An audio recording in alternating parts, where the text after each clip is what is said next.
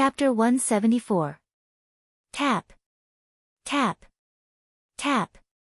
Tap. In the cold corridor, the sound of footsteps lingered in the air. It was only after a long time that it stopped and was replaced by new footsteps. Under Noah's lead, Mugino and Rentaro's expressions were tense. They followed Noah forward while quietly observing their surroundings. This was the underground area under the main building of Fairy Tale. Here, the surrounding walls are all made of metal that doesn't seem to be cheap. Some wires and instruments are faintly installed inside the walls. At first glance, it looks like the interior of a spaceship. It's full of sci-fi vibes. Mugeng and Rintaro really didn't expect that there would be such a place under Fairy Tale. Since entering this place, they haven't seen a fourth person.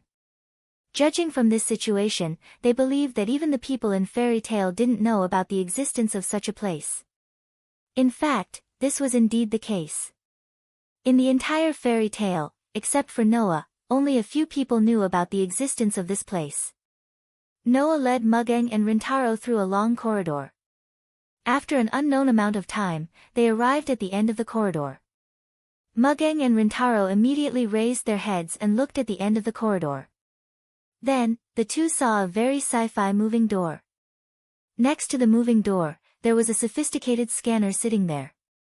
Noah came in front of the scanner and put his hand on the scanner under the watchful eyes of Mugeng and Rintaro.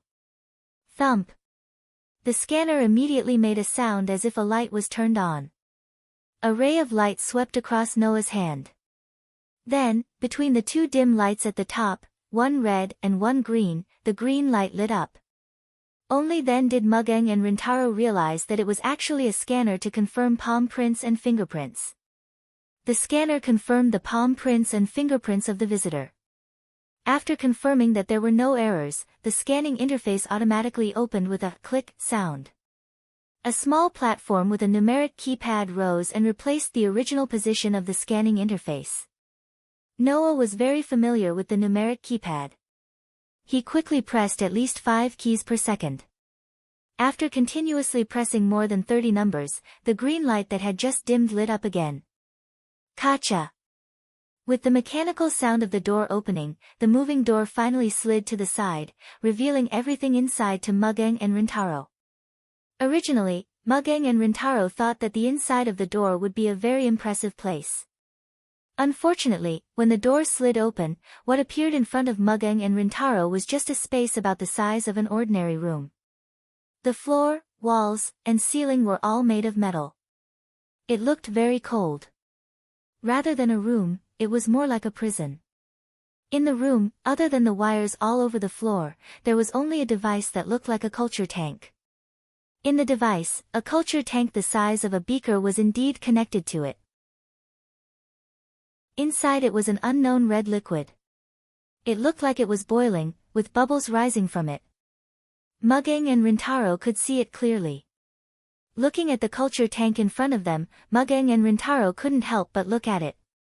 After a while, they looked at each other and looked at Noah. Noah. The impatient Rintaro hesitated for a moment before calling out, Noah. You said that the method to suppress the protozoan virus in the cursed child's body without increasing the rate of infection is this thing? Noah shrugged and brought Mugeng and Rintaro into the room. When he arrived in front of the culture tank, he looked at the liquid inside and said softly. The liquid inside is the blood that once flowed in my body. Blood? Mugeng and Rintaro widened their eyes at the same time. Noah ignored their shocked expressions and nodded. Then, he looked at Rintaro. Rintaro, you are a product of the new human creation plan. Your right hand is a prosthetic arm made from supermecha. Not only does it have powerful attack power, but it can also increase the power of the hidden ammo. That's an incredible power. Is that so? Rintaro smiled bitterly. But didn't you easily block my attack and defeat me? That's right. Noah shrugged. Then, have you never doubted why an ordinary human like me can fight head-on with you who has the power of a mechanical soldier? It's not that I never doubted it, but I've always doubted it, Rintaro said in a deep voice. Your strength is too abnormal. It would be one thing if you had extraordinary martial arts skills like Mugen-san, but you once fought me head-on in terms of strength. That's not something a normal human body can have. You're right. This time, it was Noah's turn to smile bitterly. That's why I'm starting to doubt if I'm even human. After saying this, Noah shook his head and explained. Actually, my body is very special. Not only am I immune to the invasion of the protozoa virus, but I can also absorb the protozoa virus to strengthen the human body and increase my strength. Mugen-san and Rintaro were shocked. Really? Mugen-san stepped forward and asked quickly. Why? I also want to know the answer, but I only know that my body is special. I don't understand why. Noah sighed. So, don't ask me. All you need to know is that the protozoa virus has no effect on my body. Instead, it will strengthen my strength. After saying this, Noah seemed to be unwilling to talk about this and corrected the topic. After realizing that the protozoa virus has no effect on my body and knowing that the protozoa virus in the cursed child's body is corrosive, I began to use my body as a sample and let some of the senior researchers in Fairy Tail draw blood from my body for research. After research, we found that my blood is basically no different from the blood of a normal person. However, if we encounter the protozoa virus will be broken down by my blood. Noah revealed this secret that he had never revealed to outsiders before. After realizing that my blood can break down the protozoa virus, the researchers in Fairy Tail and I began to imagine that if my blood was injected into the cursed child's body, would it be able to break down the protozoa virus in the cursed child's body and turn the children back into normal people? Hearing this, Mugen-san and Rintaro's heartbeat began to accelerate. If Noah's idea was feasible, then the cursed child might really be able to turn back into a normal person and live a normal life. Unfortunately, soon, Mugen-san and Rintaro saw Noah's regretful expression. Unfortunately, after leaving my body, the activity of my blood seems to have decreased a lot. It may not be a problem to break down a small amount of the protozoa virus, but it won't work if you want to break down the protozoa virus in the cursed child's body. Noah looked at Mugen-san and Rintaro. However, although I can't break down the protozoan virus in the cursed child's body, if the cursed child is injected with my blood, the invasion rate of the protozoan virus in the cursed child's body will be greatly reduced. Together with the preparation, the protozoan virus in the cursed child's body will no longer cause any invasion to the children's bodies. As soon as he finished speaking, Noah turned around and faced the culture tank. And what you see now is the serum developed using my blood as a sample. Mugen-san and Rintaro were immersed in the information that Noah revealed. They did not hide the shock in their hearts and showed it on their faces. Completely breaking down the protozoa virus. This was the result that people all over the world had been researching for 10 years, but they had never been able to find anything. Now, this result was displayed in front of them. How could Mugen-san and Rintaro not be shocked? Chapter 175. The protozoan virus in the cursed child's body was the same as the protozoan virus in the cursed child's body. Therefore, both Mugen and Rintaro knew that the serum sample in front of them could not only prevent the infection rate of the cursed child from increasing, but also prevent the protozoan virus from mutating. It was a serum that could completely suppress the protozoan virus. If used well, the serum sample before them could even be made into a biochemical weapon specifically used against protozoans. Like the Qi and the Qi, it could reduce the activity of the protozoan virus and become the key to humanity's victory over the protozoan virus. In addition, if the serum was provided to humans who were injected with body fluids by protozoans and were in danger of mutating into protozoans, then if used in time, it might be able to eliminate the protozoan virus that had not completely spread out in the human body, saving humans from the danger of mutating into protozoans. It was precisely because of such important reasons that humans had been researching ways to suppress the protozoan virus for the past 10 years, but until now, they had not succeeded. Perhaps no one knew that the protozoan virus serum that could drive humans all over the world crazy was right under this little fairy tale. Phew, after a while, Mugeng and Rintaro heaved a heavy sigh of relief, as if they had digested all the information that Noah had revealed. With this, Yanzhu, Xiashi, and Hina won't be in danger of mutating into protozoans anymore, right? Rintaro realized that his voice was trembling. Also, humans won't be in danger of mutating into protozoans anymore, right? That has nothing to do with me, Noah replied coldly. I'm researching the serum for the children, not for the selfish and ugly people in this world. Although Noah already knew that not all humans in this world had a dirty side, most people still could not escape from the dark side of humanity. Therefore, Noah still did not have a good impression of the people in this world. Rintaro understood this and immediately shut up. But Mugeng looked at Noah and asked bluntly, "What does this have to do with you wanting us to join Fairy Tale?" Hearing this, Noah reached out his hand and gently stroked the surface of the culture tank, staring at the liquid inside. After a while, he said with shocking words, "I want to hand this over to you, and I also want to hand Fairy Tale over to you to manage." "What did you say?" Both Mugeng and Ryotaro gasped at the same time. "Here, Mugeng, Rintaro." Before the two of them had time to react, Noah's dark pupils flashed with a strange light as he spoke. "I want Tokyo's fairy tale to become the world's fairy tale." This short sentence not only jolted Mugeng and Rintaro out of their stupor, it also instantly made them understand Noah's plan. He wants Tokyo's fairy tale to become the world's fairy tale.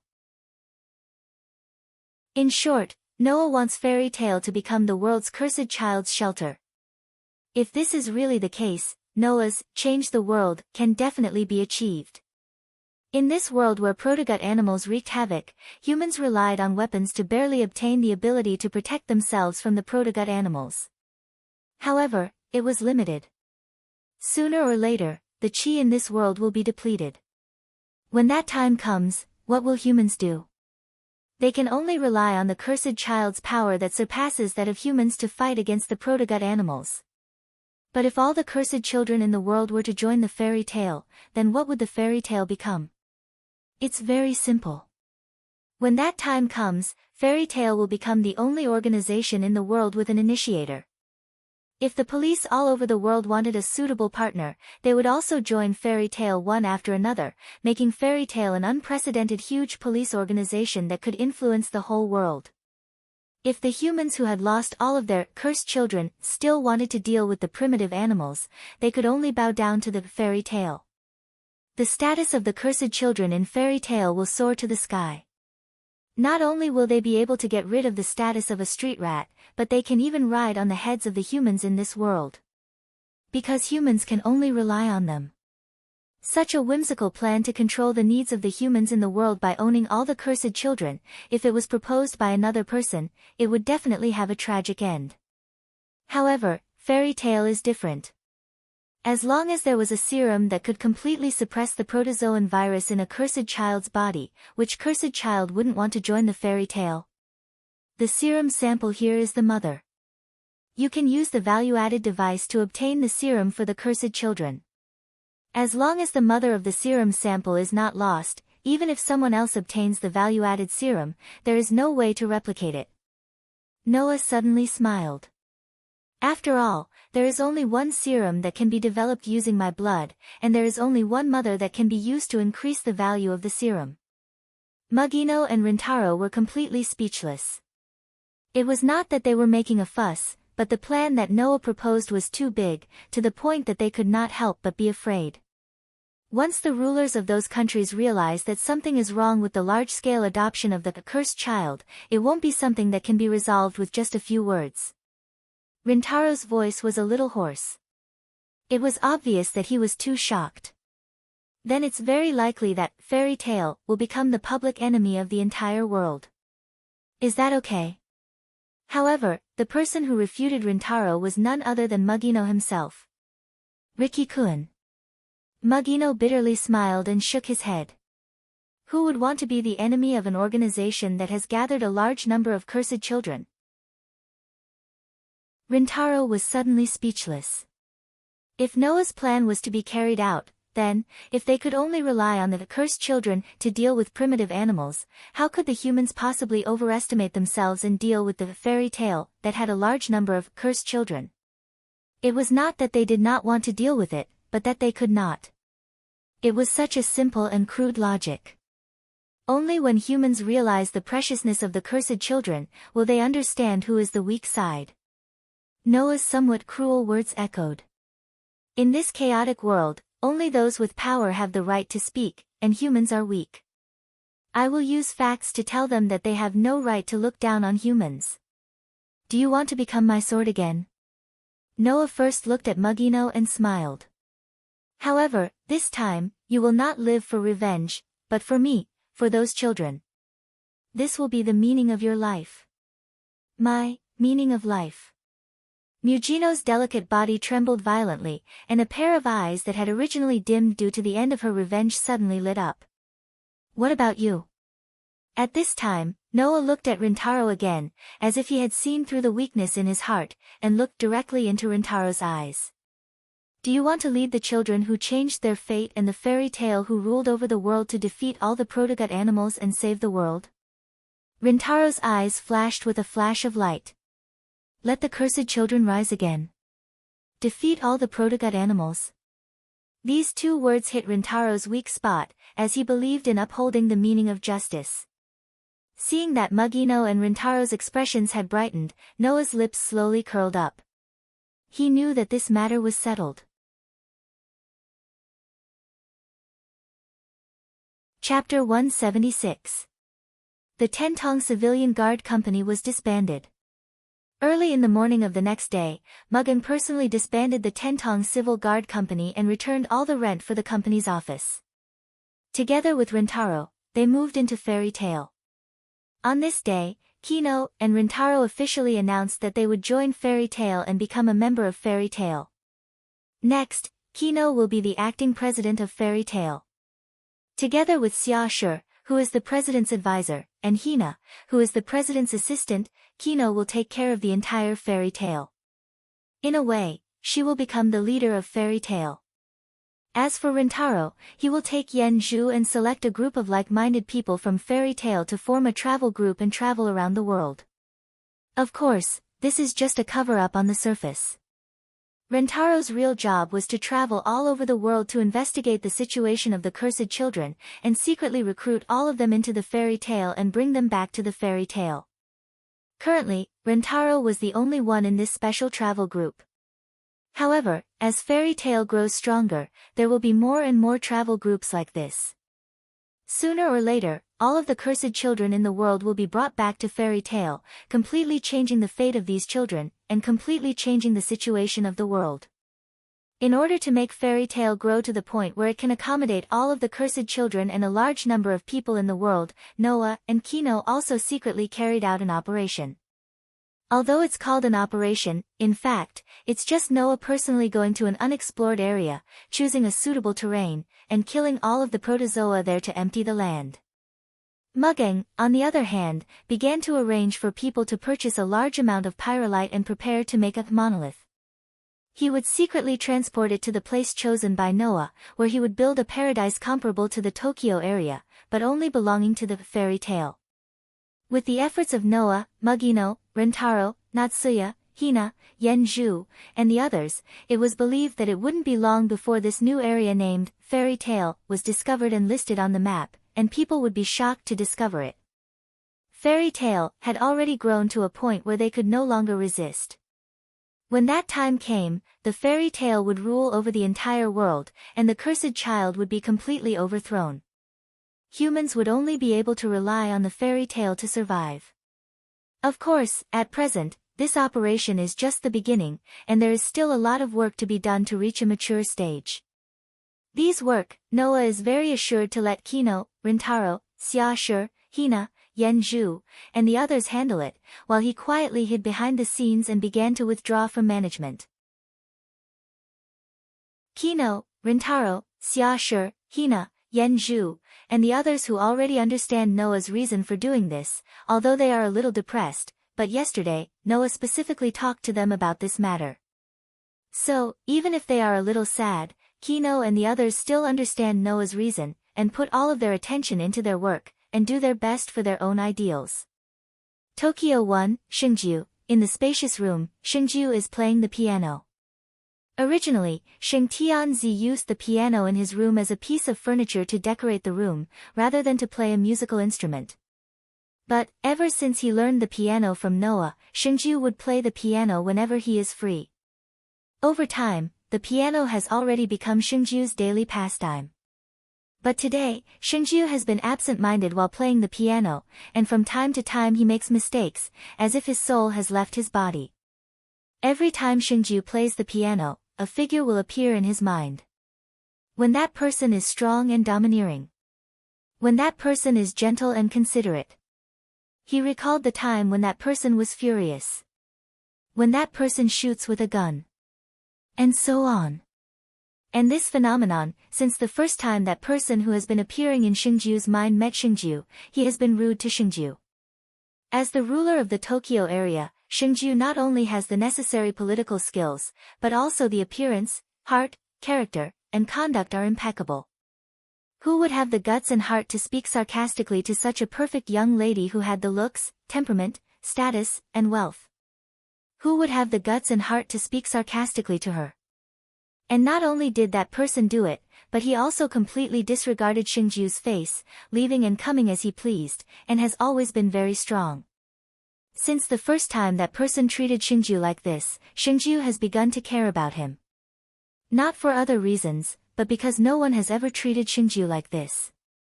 Later, that person also showed all kinds of performance in front of Shingju. Strong side. Domineering side. Gentle side. Considerate side.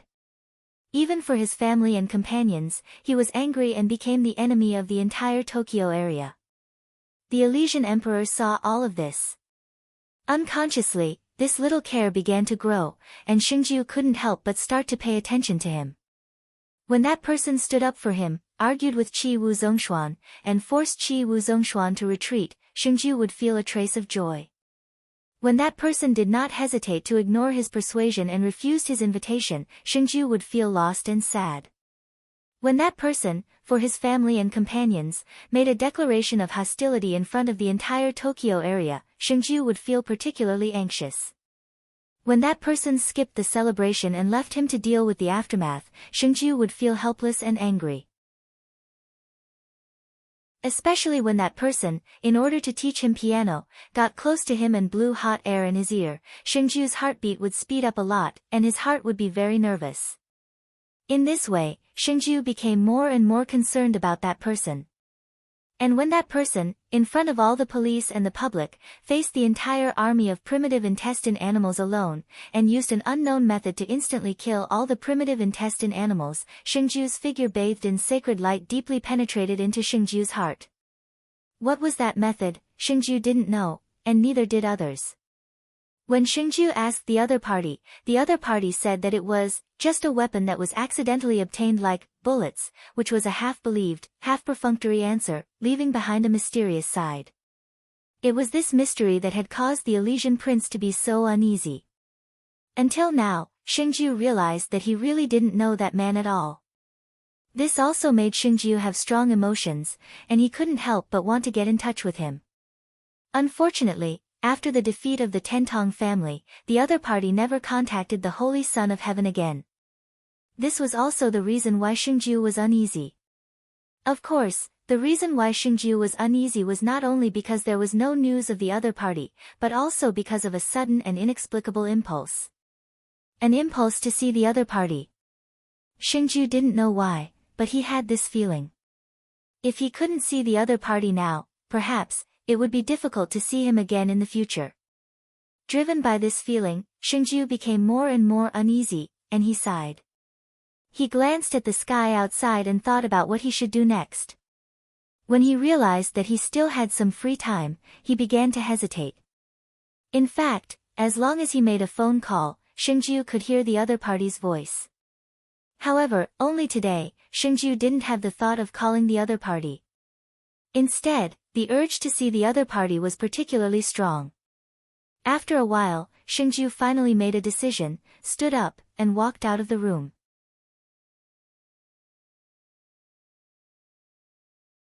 Chapter 177.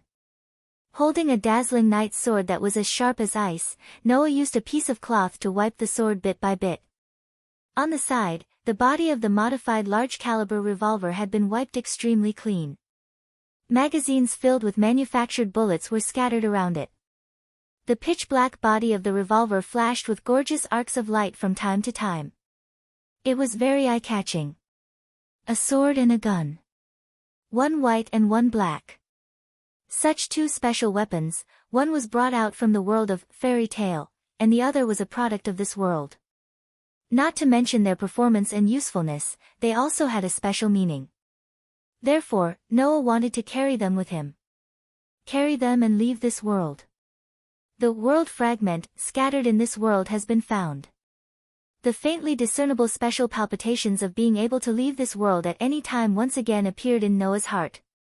Noah, who had already experienced it once, knew that as long as he grasped the throbbing feeling in his heart, then with the help of this world, he would be able to leave this world and return to between worlds. However, before that, Noah must ensure that fairy tale is absolutely safe and that nothing will happen to it. Only then can he leave this world with peace of mind. This was also the reason why Noah exposed the serum sample of the protozoan virus at this time and proposed the plan to make fairy tale a shelter for the world's cursed children. Similarly, this was also the reason why Noah let Mugang and Rentaro join fairy tale and handed over fairy tale to Mugang, Xiaoshi, Hina, and others to manage fairy tale. Don't think that Mugang didn't have management skills just because she ran Tentong Civilian Guard Company. As the daughter of the former Tentong family, Mugang's management skills were definitely not worse than Noah's. She even surpassed him in some aspects. Otherwise, Moji wouldn't have put Mugang in her eyes and treated her as a sworn enemy.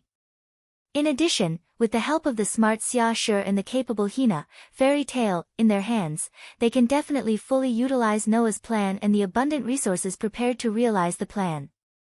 Perhaps, when Noah has the opportunity to return to this world again, fairy tale would have become an existence that the world can't ignore, and those poor children would have completely turned over. Cha! In the subtle friction sound, Noah slowly put the knight's sword in his hand back into the scabbard, then put the scabbard with the sword into the side bag, put it aside, and picked up a magazine on the table in front of him. It was an XD series automatic pistol magazine. Taking a closer look, the bullets loaded in the XD series automatic pistols magazine were all made of crystal. If it was the world of fairy tale, the sorcerers would definitely be able to recognize these crystals. Magic crystals. Those were magic crystals used to store magic. However, it was a one-time use item. These magic crystals were forced into Noah's luggage by Lisana when he left fairy tale. Originally, there were some very convenient magic stored inside, such as magic that allowed one to breathe in water, magic that allowed one to automatically find their way, magic that allowed one to emit light and heat, and even magic that allowed one to isolate themselves from the heat of magma and move about freely like swimming. Now, all the magic inside had been cleared out by Noah and stored in his shatter magic, and made into 12 bullets. Due to the fact that the magic crystals themselves did not contain much magic, the power of the shatter magic stored in the magic crystal bullets was much weaker than that of Noah's own magic. However, it was still enough to deal with a Stage V protozoan. After all, no matter how strong a Stage V protozoan was, or how hard its skin was, as long as it was hit by the shatter magic, there was only one outcome to be crushed. Therefore, unless the opponent had a terrifying level of regeneration that allowed them to recover even if their bones were crushed, these magic crystal bullets were no match for them. Carrying the magazine, Noah put his gun and magazine into the holster, then put it on his waist. After covering them with his jacket, he picked up the side bag and walked to the door. Just as he opened the door and walked out of his house, a group of figures standing side by side in front of him entered Noah's eyes. Noah. Chairman. Brother. Seeing Noah walk out of his house, the group of people standing side by side could not help but call out to him. The group was led by Mugeng, Xiashi, Hina, Yanzhu, Rentaro, and the others. Chairman. Yanzhu said with a face full of reluctance. Are you really leaving? Noah's gaze swept across the faces of Yanzhu, Xiashi, Hina, Mugeng, Rentaro, and the others. After discovering that there was more or less a hint of reluctance in their eyes, he smiled bitterly, stepped forward, and reached out his hand to pat Yanzhu and Hina's little heads. Didn't I already tell you yesterday? You still can't accept it today. But, as expected, Yanzhu and Tina were still unable to let go of their emotions. Even Xiashi was staring intently at Noah with an uncontrollable sense of despondency in his eyes.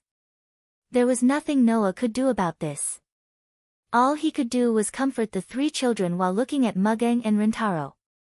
At least tell us where you're going, Mugeng said with a grumbling expression, as if she had been wanting to say this for a long time. In that case, we'll be able to contact you at any time. I have my reasons as well. Please forgive me. Noah sighed. Then, he took out the magazine containing the magic crystal bullets and tossed it to Rentaro. There are only 12 bullets, but if there's one, Scorpio will have to die again. Rentaro, who reflexively caught the magazine, nearly threw it out of his hands. Mugeng, who was standing beside him, exclaimed in shock. Could this be the bullet you're going to use to kill Scorpio? That's why you'd better use it well. Noah said teasingly. Then, he walked to Mugeng, took one of her hands, and rolled up the sleeve on her hand. Before Mugeng could react, Noah reached out and placed his palm on Mugeng's arm. Then, he closed his eyes, and the magic power in his body surged. Hum! A burst of dazzling light suddenly surged from Noah's palm that was pressed on Mugeng's arm, shocking everyone present and causing them to close their eyes subconsciously. After a while, the strong light faded, and everyone opened their eyes. Then, they were all stunned. This was because a golden pattern had appeared on Mugeng's arm. What's this? Mugeng couldn't react in time. However, Noah casually said, it's not a big deal. It's not a big deal, but you should be able to feel that there is a switch in your heart. If you press that switch, it will work. Although it can only be used 3 times, if there is a third Kanto war, the person who will save Tokyo will not be me, but you. Hearing this, everyone immediately looked at the golden pattern on Mugeng's arm in shock. Could it be that this was the weapon that Noah had accidentally obtained, like the bullet that had wiped out an army of more than 2,000 protozoa? Alright. Noah took a step back and smiled in a relaxed manner.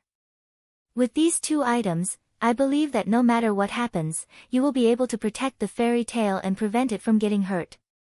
After saying this, Noah casually walked past everyone and walked outside. Noah. President. Brother. Mugeng, Rentaro, Yanzhu, Xiashi, and Hina couldn't help but call out. The next moment, a similarly carefree voice entered everyone's ears. There will be a time when we meet again. The group suddenly stopped and looked at Noah's figure as he walked away. After a long time, a long time.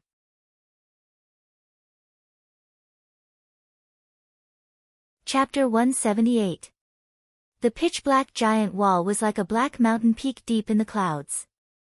It had a deeper color than the darkness, giving people an invisible pressure. However, the transport planes and helicopters that came and went still used strengthened nets to hang pieces of metal cubes.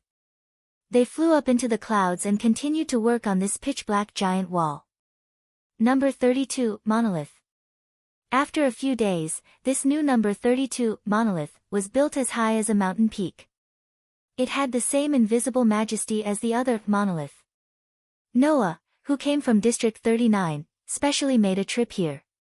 He looked up at the majestic monolith surrounded by a large number of transport planes and helicopters and fell into his memories. In this world, Noah stayed for a relatively heavy year compared to the time in the fairy tale world. Looking back at the beginning, Noah realized that he had exhausted all his efforts to establish fairy tale, which was now famous throughout the entire Tokyo area and destined to rule the entire world in the future. The original intention of establishing fairy tale was just to let a group of ostracized children live a better life. That is to say, the reason why the fairy tale was born today was because of Noah's sympathy and pity for the cursed child. Noah, who couldn't bear to see a group of innocent children being treated like that, decided to establish the fairy tale, a shelter for the cursed children. Later on, because of this, he was baptized by the plundered generation, similar to the celestial child's chrysanthemum, and understood the ugliness of this world. Since then, it could not be said that Noah was unhappy, but he was a little suffocated by the dark side that spread in this world. As a result, in order to resist, he learned social skills, political skills, and how to treat his enemies cruelly. He even learned how to kill. This was something he didn't learn in the fairy tale. Now, Noah, who learned these things, said that he had matured and his heart had undergone a transformation, but was this transformation really good? If it was just to live in the fairy tale world, these things shouldn't be necessary, right? Thinking of this, Noah couldn't help but miss the noisy magic guide guild. Now, Noah understood why people who left their hometown missed their homes so much. Because, only after leaving their hometown, outside, would they know how wonderful the life they had lived there was. Noah was the same. After coming to this world, he knew how precious the unrestrained life in another world was. However, Noah didn't regret leaving the fairy tale and coming to this world. As for the reason, it was very similar to the original intention of establishing the fairy tale in this world. It was just because Noah wanted to help those worlds that were like children.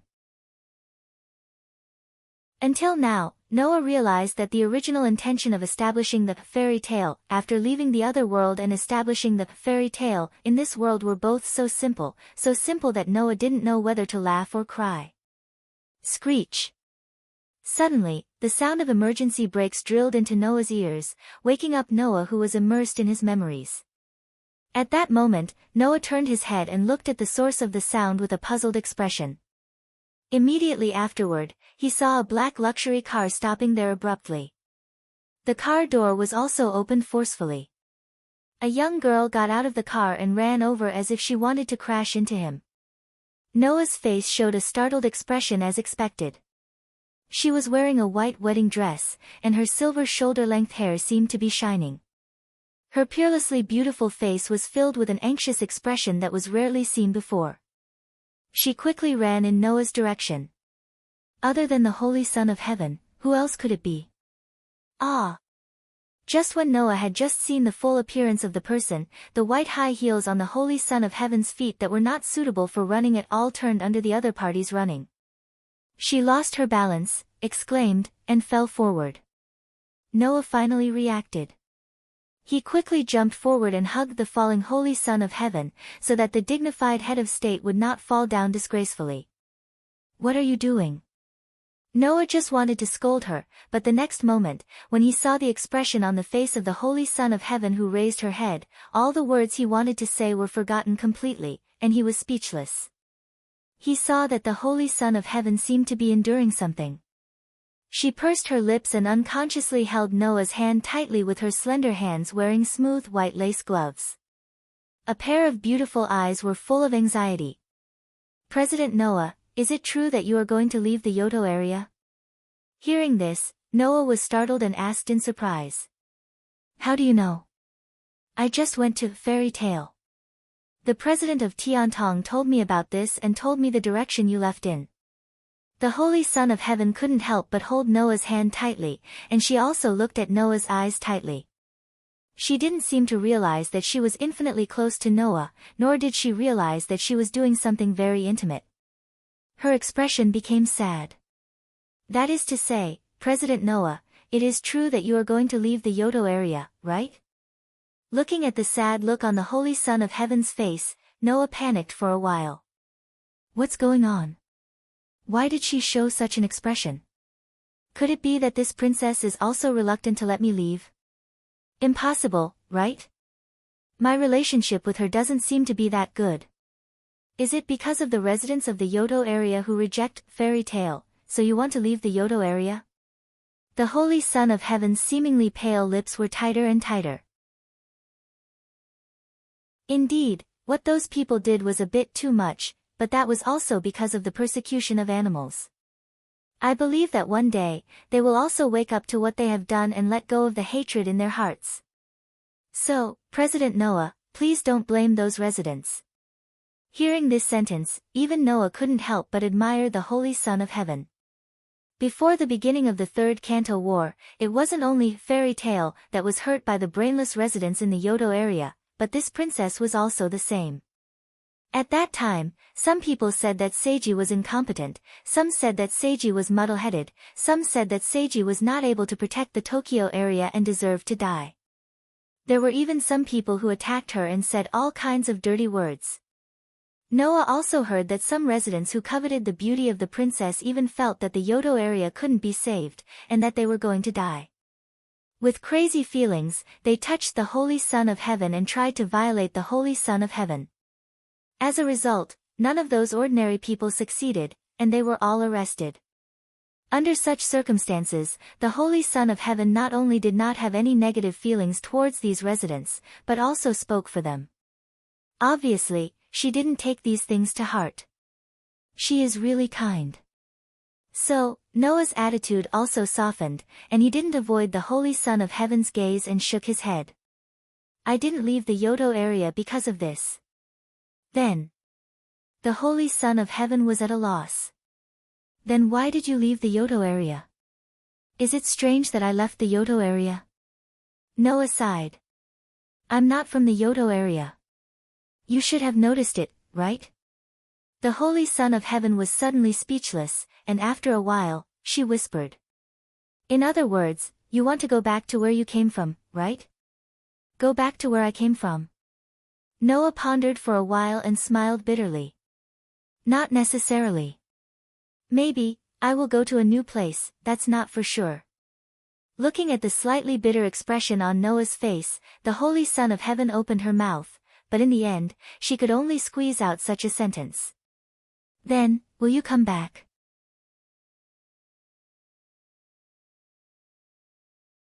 Chapter 179. Then, will you come back? The question from Xingzi made Noah fall into a state of silence. Will I come back? If Noah's answer was accurate, then he wouldn't have to find the world fragment and return to the world fragment. He didn't have to first eliminate the Tentong family that was a threat to Fairy Tale, and then abruptly invite Makoto and Rintaro to join Fairy Tale and propose a plan to change the degree of the world. It was precisely because Noah himself didn't know if he would come back in the future that he needed to do all the things he needed to do in this world and arrange them properly before he could leave with peace of mind. Of course, even if Noah didn't like the dark side of this world, in this world, Noah also had ties. If possible, he certainly didn't want to abandon these ties. Whether it was Fairy Tale or this world, both worlds had Noah's ties. Could Noah choose a world and never leave? That was already an impossible matter. Therefore, Noah could only choose to believe that he would come back in the future. However, seeing Noah fall into silence, Xingzi, who didn't get a definite answer, thought that Noah would never come back. His heart seemed to be empty in an instant, leaving nothing behind. From a young age, the people around the Holy Sun, from the family tutor to the celestial chrysanthemum minister, were all respectful to the Holy Sun. Because of this, when Noah appeared beside the Elysian Emperor naturally took notice of such an anomaly.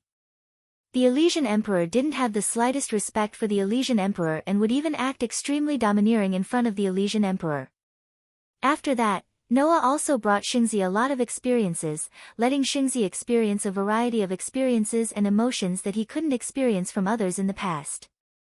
And this time, Xingzi finally experienced the most essential experience of a young girl because of Noah.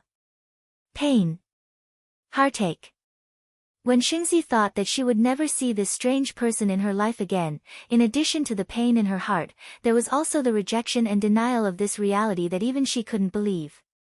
Therefore, the Elysian sun slowly let go of Noah's hand, and his clear and beautiful eyes became cloudy. He had never experienced this before, and he didn't know why he was feeling this way. The Elysian sun slowly let go of Noah's hand, and his clear and beautiful eyes became cloudy. What about Fairy Tale? Xingzi found that she was using a very tactful and useless method to persuade him to stay. Aren't you worried that fairy tale will have problems without you? If I wasn't worried, I wouldn't have stayed until now. Noah closed his eyes, turned around, and turned his back to Xingzi. Mugino, Rentaro, Yenju, Natsuya, and Hina are all very capable people. Fairy tale will definitely be fine in their hands. Is that so? Xingzi lowered her head, one hand clenched in front of her chest, and forcefully grabbed the collar of her dress. I thought, if it was you, you would definitely protect those children forever. It's not that I don't have such thoughts. Noah's voice echoed. Unfortunately, children who have been living under the protection of others will never grow up. Sooner or later, those children who have grown up will no longer be protected by fairy tale, but they will be the ones to protect fairy tale. Xingzi was silent, and her voice was getting lower and lower. President Noah is really much better than me. I can't win against you every time. I'm not as smart as you. I don't have the big picture as you. Tokyo also left you with such a memory. It's natural that you would leave. Noah was speechless when he heard the Elysian Emperor's words. He looked at the princess speechlessly. These words, no matter how you listen to it, it sounds like she's giving up on herself. But Xingzi didn't seem to realize that her current state was a bit too obvious compared to before. She held her stomach and suddenly said, I already have the conditions to have children. The sudden abnormal words made Noah directly stunned. Actually, the trusted aides of the sacred chamber have been urging me to leave behind an heir as soon as possible. Xingzi's tone was slightly depressed. The previous Xingzi only reigned for a year before suddenly passing away, so I, who was not mature at the time, had no choice but to inherit the throne and become the Xingzi of Tokyo. Now, I am the only direct descendant of the sacred chamber, so the trusted aides are worried that I will suddenly die like the previous Xingzi, so it is necessary to leave behind an heir to inherit the throne. Noah, who didn't expect Xingzi to reveal the secrets of the sacred chamber, could only remain silent and quietly listen to Xingzi. In order to leave behind an heir with excellent genes, the trusted aides of the sacred chamber have already screened out a lot of candidates, and they want me to choose my husband. Xingzi raised her head and looked straight at Noah. However, compared to a child born in order to leave behind excellent genes, I want a crystallization of love more. Noah wasn't surprised at all by her words. Long ago, Noah already had the feeling that the high and mighty Xingzi was just a young girl in the prime of her youth. For a young girl in the prime of her youth, of course, compared to an excellent husband, of course, she would want a husband who would love her wholeheartedly, and whom she would be able to give her sincere feelings for. Even Xingzi was the same. No one can understand me. Those who walk around me, who constantly want to prove themselves, mostly value my identity and status. There is more than one existence like a bodyguard around me. Xing Tianzi clasped his hands together, as if he was waiting for something, and placed them in front of him. Although I have never regretted doing my part for the Tokyo region as the Holy Son of Heaven, sometimes I feel very tired. It is very hard. President Noah, I wish for a person of the opposite sex who can stay by my side and share my burden. This was normal for a young girl in the prime of her youth. Noah wasn't surprised at all. However, what Xingzi said next really surprised Noah. And he was very surprised. In fact, he was shocked. I know, compared to you, I am very immature, but I still hope that you can stay by my side. The Elysian son's cheeks began to turn pink, but he still stared at Noah and said these impactful words nervously. As a man of the opposite sex. Noah almost didn't show the wavering in his heart on his face. What does this mean? What does this mean? What does this mean? Under the gaze of Xingzi, Noah actually had the urge to run away for the first time in his life. Is this a confession? I understand now, Mr. Noah. Xingzi clenched her hands so hard that they turned white, but she still bravely expressed her feelings. So, unknowingly, I have already started to treat you as a man of the opposite sex, and I love you. If Noah still couldn't understand what Xingzi meant, then he would have lived for so many years in vain. Noah could only suppress the inexplicable anxiety in his heart and forced a smile. I don't think I have done anything to deserve your love. It's just that you didn't realize it. Even I almost didn't realize it. But when I realized it, I was already saying it. Elysian's son looked at Noah with a passionate gaze that had never been seen before. So, can you stay for me? After saying this, Xingzi looked like she was about to faint, and her delicate body began to sway. Clearly, even the Elysian son of heaven had reached his limit at this point. Noah was completely speechless, and his heart began to beat faster as he looked at Xingzi, who was desperately trying not to look away from him.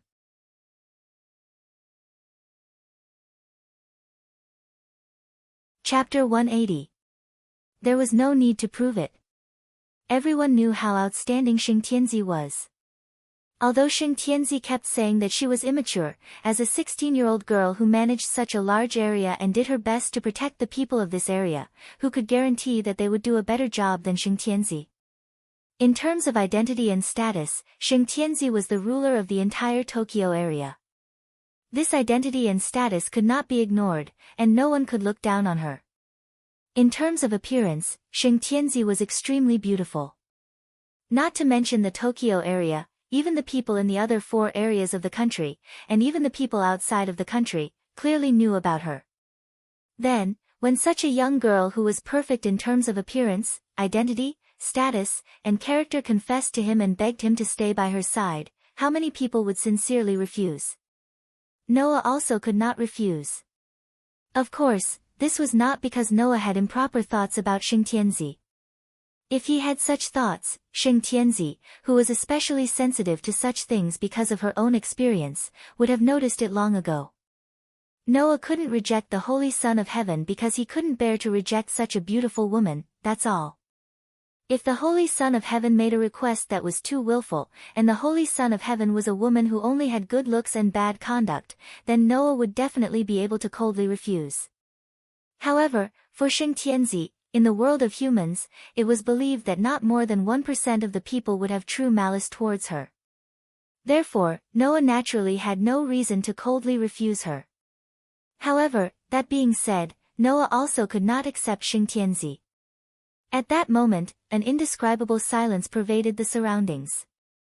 As the indescribable silence filled the air, Xing Tianzi's originally rosy face gradually turned white, and even transitioned to paleness. Seeing that Noah was silent, one could imagine the nervousness in her heart. Xing Tianzi could only bite her lips and speak with some apprehension. I am not able to attract your attention.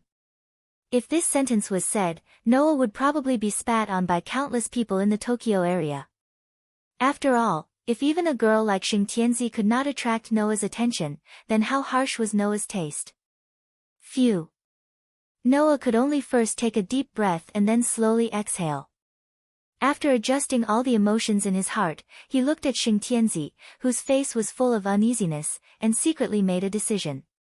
He did not expect that other than Lisanna, he would use the same method on others. With that thought in mind, Noah stretched out his hand and showed 3 fingers. 3 years. 3 years? Xing Tianzi was stunned. I have a reason to leave here, and I cannot agree to your request. Without giving Xing Tianzi a chance to react, Noah said decision made. So, 3 years, 3 years, 3 years, if you still have the same feelings for me, then, at that time, I will definitely come back. Once again, Noah said something without any basis.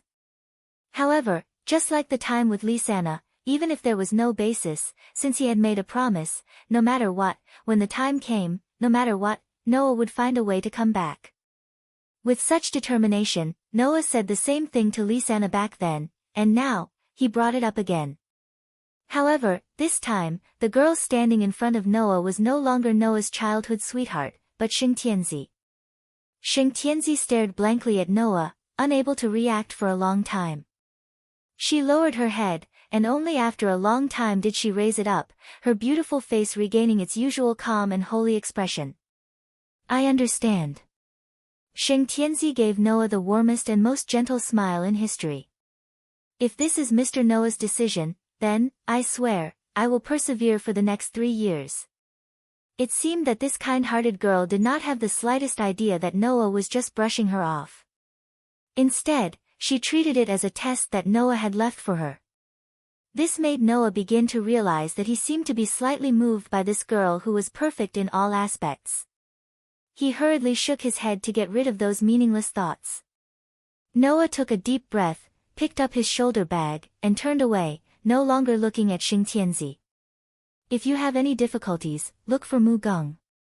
She can solve any problems that Chrysanthemum of the Celestial Child can solve for you. After saying this, Noah seemed to be afraid that he would be reluctant to part with her. He lifted his feet and walked towards the unexplored territory without looking back. Sheng Tianzi kept looking at Noah's back, as if praying for him. She clasped her hands together in front of her forehead and closed her eyes. I wish you all the best. In the desolate forest, Noah, who was walking aimlessly, turned back and looked at the Tokyo area surrounded by the monolith. I didn't expect that before leaving, I would encounter such a thing. Noah didn't know whether to laugh or cry, and let out a long sigh. But, there is one more promise that needs to be fulfilled. After saying this, Noah closed his eyes, pressed one hand on his heart, and began to search for that faint throbbing feeling. He stretched out his hand and grasped it tightly. Wang! In the next second, Noah seemed to have turned into a phantom. His figure dissipated with the wind and disappeared in place. Between the worlds, Wang Wang Wang. As Noah opened his eyes, the familiar pure white world in front of him entered his field of vision. The surrounding space immediately emitted waves of joy. He saw that the feathers floating in the crystal ball like crystals danced in joy, and came to Noah's side. It was as if they were welcoming Noah's return, and they circled back and forth like a dance. Looking at the feathers around him that were like children exuding pure joy, and feeling the comfort as if he had returned to his mother's body, Noah's heart almost melted. Returning to Between the Worlds, Noah felt that the darkness he experienced in the Black Bullet world for a year had all turned into the past, and even his heart had been purified. This feeling was inconceivable, but also very wonderful. At least, with this feeling, Noah felt that everything he experienced in the Black Bullet was worth it. Wang! Then, the feathers all began to retreat, and the broken feathers took the place of these feathers to surround Noah's side. Then, a broken feather floated from Noah's body, and came to the group of broken feathers around him. After circling around for a while, it suddenly touched one of the broken feathers. Ding! After a crisp sound, the two broken feathers perfectly fit together, and returned to a complete feather. Its body emitted a soft white light, and it returned to its original state. Noah's heart relaxed, and he looked around at the feathers and broken feathers that were dancing around him. After a while, he came to the front of one of the feathers. This feather in front of him was the world of fairy tale. With some nervousness, Noah reached out his hand and touched the feather that belonged to the world of fairy tale. In the next moment, a feeling of being sucked in appeared in Noah's senses. Noah immediately released his hand from the feather, and his face revealed an expression of ecstasy. This feeling of being sucked in was exactly the feeling of being able to enter the world of the feather. Noah, who had already experienced it once, knew that as long as he followed this feeling, he would be able to enter the world of the feather. Back to fairy tale.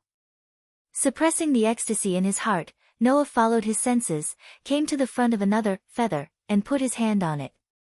Ha ha ha ha. The strong feeling appeared once again, and Noah clenched his fist. He finally couldn't help but laugh out loud.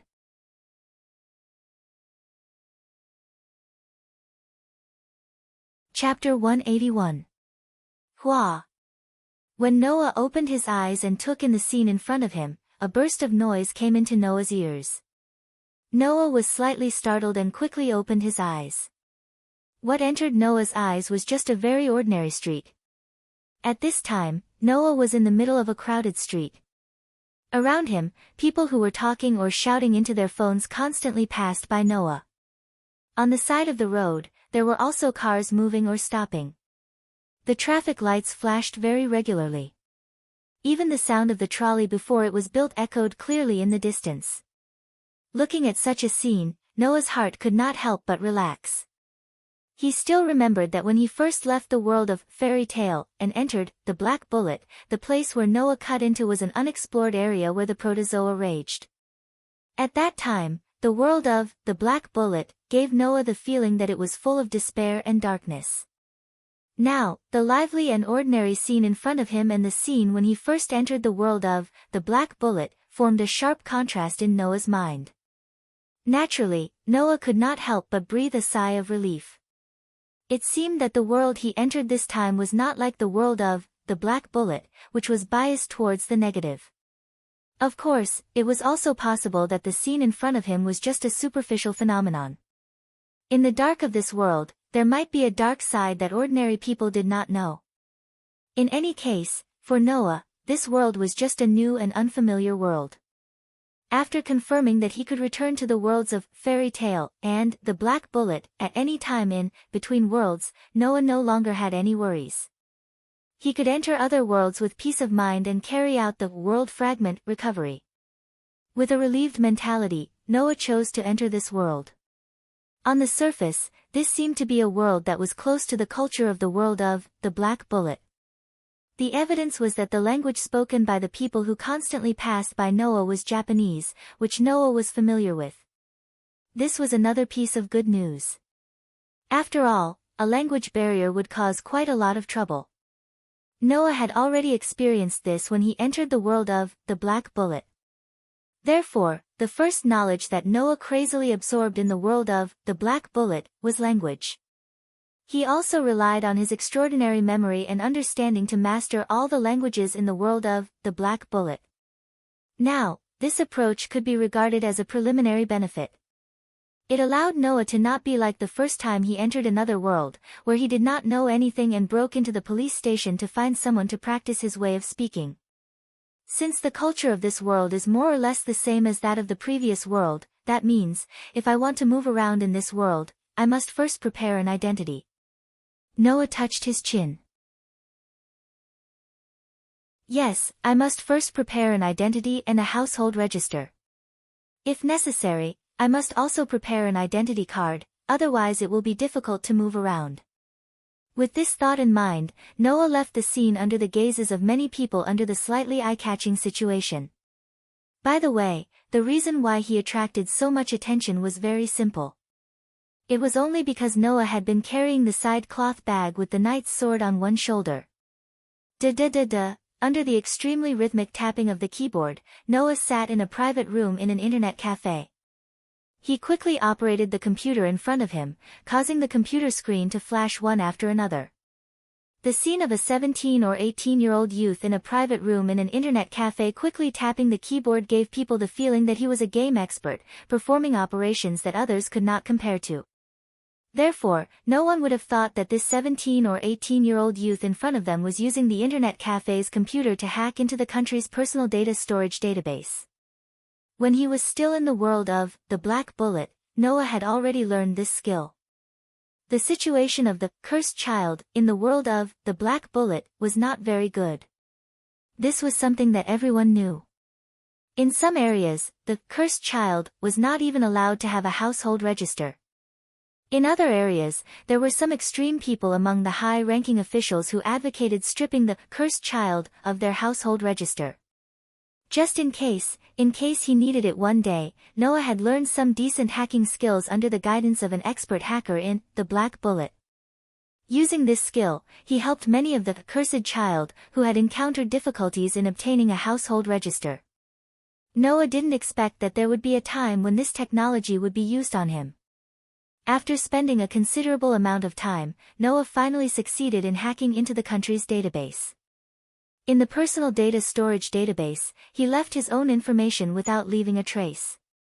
Now there's no problem.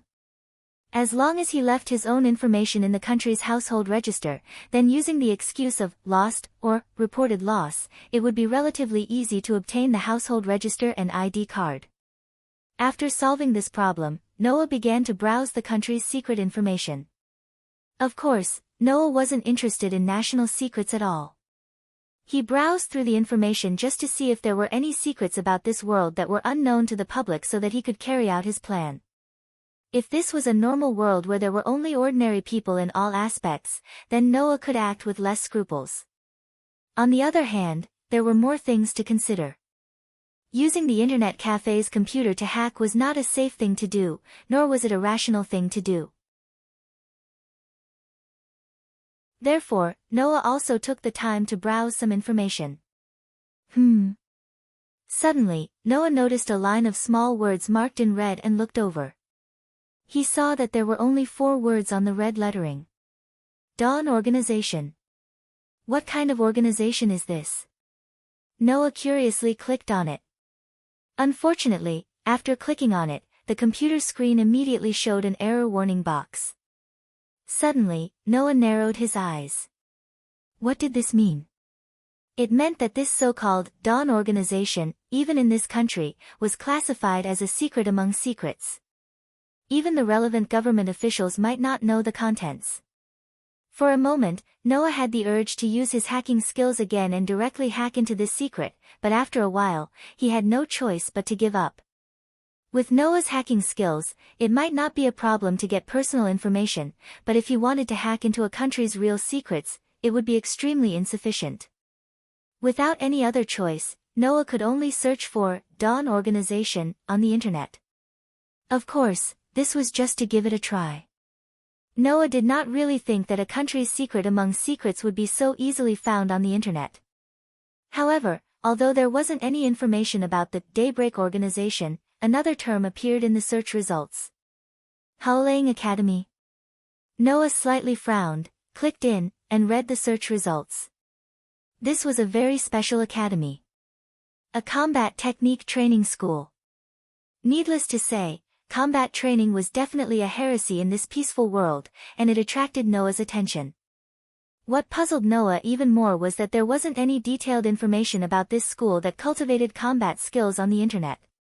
There were only a few pieces of information that would be strange to anyone with a discerning eye. First of all, students were exempted from tuition, accommodation, and food expenses. In addition, students' living expenses were provided. In addition, the founder of this academy was a research institution that he had never heard of. There was even less information about it than Howling Academy. That's right, it was the Dawn organization. In addition to these, there was no information about the specific curriculum, background, and training purpose of Howling Academy. The information about the Dawn organization only indicated that it was a research institution, but there was no record of what it was researching. This was a bit strange, no matter how he looked at it. Noah suddenly thought for a while, then stood up, turned off the computer in front of him, picked up the shoulder bag, and walked out of the room.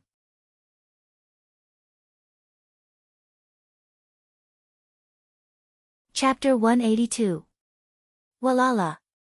The calming sound of running water rose and fell slightly on the lukewarm surface of the water. Woo!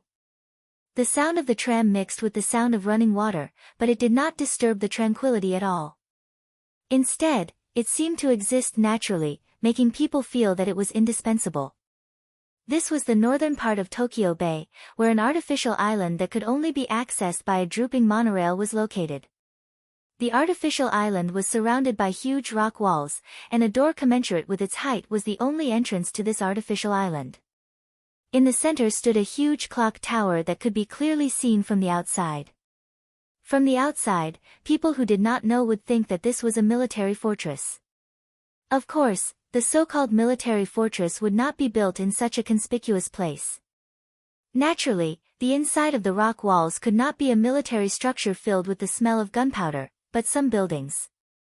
Although these buildings were extremely out of place with the buildings outside the island, they still didn't fit in. At this time, Noah was walking on a path that was specially beautified with beautiful cherry trees. Not far away, Several buildings that were not small, in terms of height and scale, entered Noah's eyes. The style of the buildings was probably closer to the Western style, but also had the flavor of the church. From the appearance, it was not an ordinary high-end building. Therefore, who would have thought that this was a school in the first place? Even Noah felt a little out of place. He tightened the strap of the side bag he was carrying on one side of his shoulder and could not help but sigh. This was the location of Haolang School. Originally, Noah thought that the location of this mysterious school would be gloomy and shameful. Who would have thought that it was actually such a high-end and beautiful place? Fortunately, Noah was not the kind of person who would judge the nature of a thing based on its appearance. Otherwise, he would really think that this was just the location of an ordinary aristocratic school. In fact, such a high-end place had many mysterious places. Although it was very unbelievable, everything on this artificial island operated with Haolang School as the center. That was to say, the location of the huge clock tower that could be seen even from the outside was the specific location of Haolang School. Noah was not the only one. Many students around were amazed by this high-end place. That's right. There were many students around Noah. These students were all here to participate in the entrance examination. Noah had only recently found out that Haolang Academy would be accepting applications from junior high school students from various schools today, allowing these students who were about to enter senior high school to enroll. As long as they could pass the school's admission examination today, then these students from various schools would be able to enter this school and enjoy the super high treatment of free tuition, accommodation, food, and monthly living expenses. It could be said that about 10 to 20% of the students who came here to register today were here for this reason. As for the remaining 80 to 90%, they seem to have been brought here by the staff of Haolang Academy who came to the school for an inspection. In other words, Haolang Academy had specially sent people to various schools to poach people. However, that was not strange. After all, Haolang Academy was really too mysterious. Even most people outside did not know of its existence.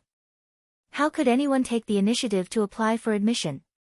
This made the school seem even stranger. Undoubtedly, it looked so high-end, but why could it remain so mysterious outside? Even the students were specially sent to bring them here. Why did they do something superfluous? As long as this place was leaked as a publicity stunt, then the environment alone would make this place famous and attract many students, right? Unless, this school wasn't really just for people to study at all. Noah, who felt that this place was becoming more and more mysterious, deliberately found a school that the staff of Haolang Academy was inspecting and applied for admission. Then, he accepted a physical examination from the staff of Haolang Academy with the other students. As a result, this morning, Noah received a notice from the staff that he was qualified to participate in the entrance examination and was brought to this artificial island. After that, Noah found out that he was the only one who was qualified to participate in the entrance examination in the school he specially found. What criteria did they use to determine whether a person was qualified to participate in the entrance examination? Noah had no idea about this at all. Therefore, Noah came here. But this was also necessary.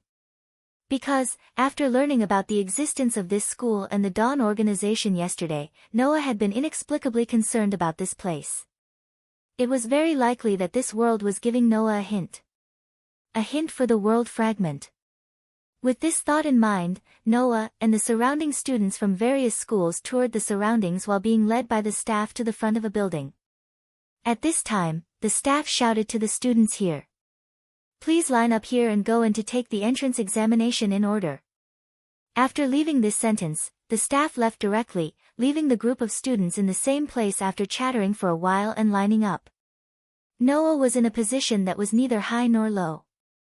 There were not many students who came here to take the examination, so, if Noah was in the position, he could still clearly see the situation in front of him.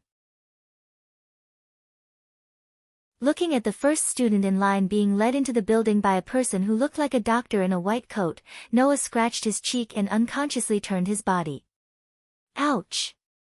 As a result, In the next second, Noah felt that the end of the side cloth bag on his right shoulder seemed to have touched the person behind him as he turned his body sideways. The other person also let out a slight cry of pain. Noah hurriedly turned his head and looked behind him. Then, he was stunned. He saw a young girl with bright brown waist-length hair tied into a ponytail that hung behind her waist. She had a pretty face that was both cute and beautiful, and she was gradually transforming from a young girl into an adult. She was standing behind Noah and holding her head. She seemed to be in pain with one eye open and the other closed. Noah, who did not expect to have such a cute and beautiful girl standing behind him, was subconsciously stunned. When he saw the other person holding her head, he realized that the person his side cloth bag touched was this girl. "Sorry, I didn't mean to." Noah touched his head, slightly bent down, and apologized. "Are you okay?" I'm fine." The girl held her head with one hand, while the other hand hurriedly waved, revealing a cheerful smile to Noah. "It's just a touch, it's not that painful. It's my fault for moving my head closer, otherwise I wouldn't have touched it." Moving closer? Noah tilted his head in confusion, and with some suspicion, took off the side cloth bag on his right shoulder, holding it in his hand, and raised it in front of the girl. "Moving closer to this?" "Ah."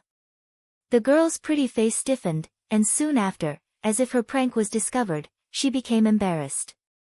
"Sorry, because I was very concerned about the things inside, I unknowingly moved closer." Speaking until here, the girl simply put her hands behind her back, leaned forward, and put her pretty face in front of Noah, meeting Noah's eyes. "There should be something like a bamboo sword inside, right?" Hearing this, Noah was a bit surprised. Although it was not a bamboo sword, a knight's sword was still a sword, so the answer was quite close. Hee. The girl seemed to think that she had guessed correctly, so she closed her eyes and laughed lightly. "Because I have also learned a bit of the way of the sword, and like you, I always carried a cloth bag with a bamboo sword, so I followed behind you out of curiosity. You don't mind, right?" Hearing this, Noah did not know whether to laugh or cry. So it was because of this that she was behind him? Noah thought that it was purely a coincidence. "Right, introduce yourself." The girl seemed to have just thought of something, and smiled, as if she was very familiar with him, and said this sentence. "My name is Yongsang Avanli. Please enlighten me." "Miss Yongsang." Noah also smiled. "I am Noah. Noah Dole. Please enlighten me."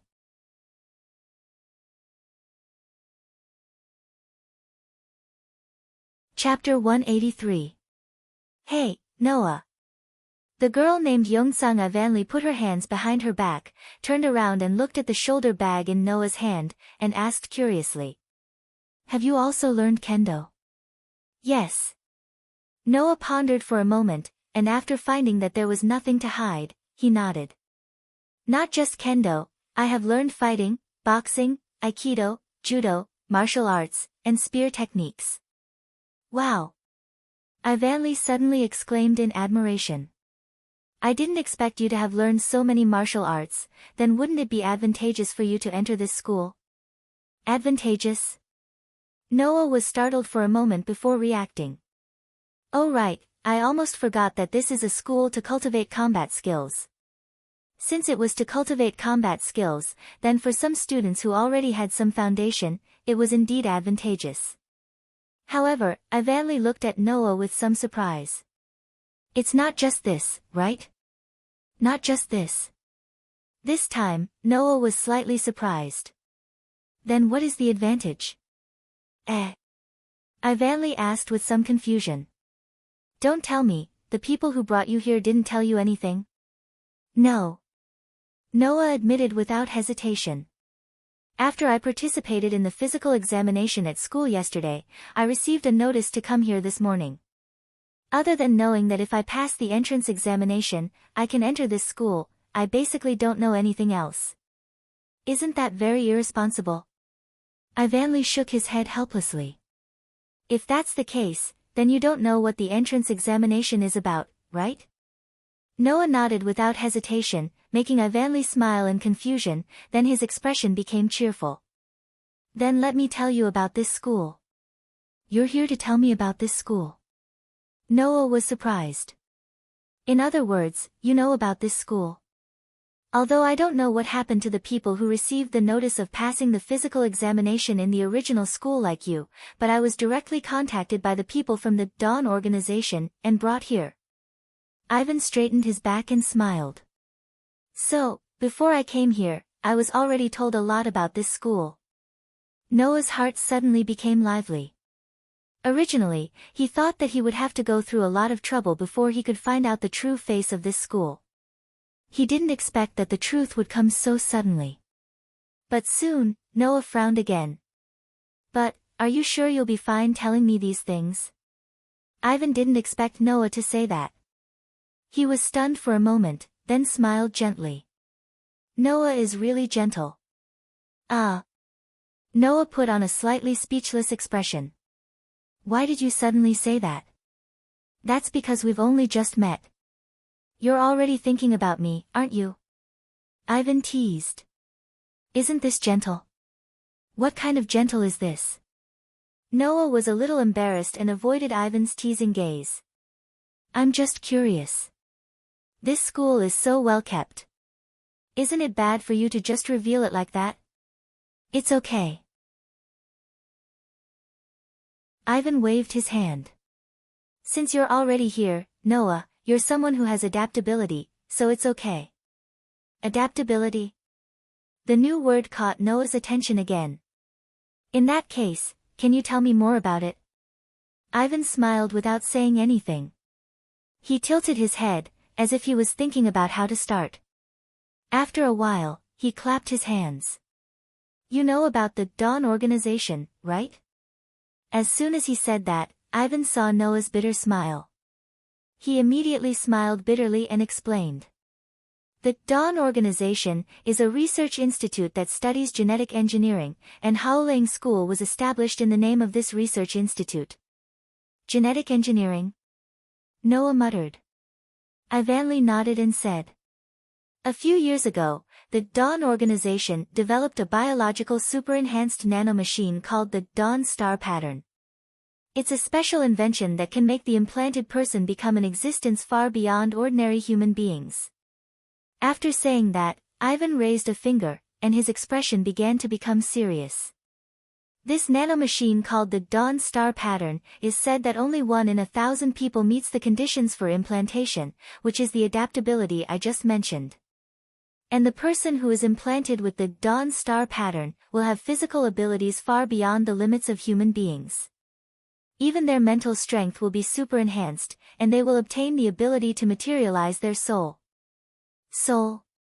Noah looked at Ivan in surprise. Of course, Noah knew what a soul was. Materialization of the soul. There was actually such a miracle in this world. Its official name is Blaze. It's a simple weapon that materializes from the soul of the person who is implanted with the Dawn Star Pattern.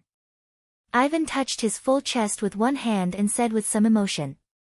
And the person who is implanted with the Dawn Star Pattern and has the Blaze, and can exert power far beyond human beings will be called surpassers, which is also our next identity. Hearing this, Noah understood the true face of this school.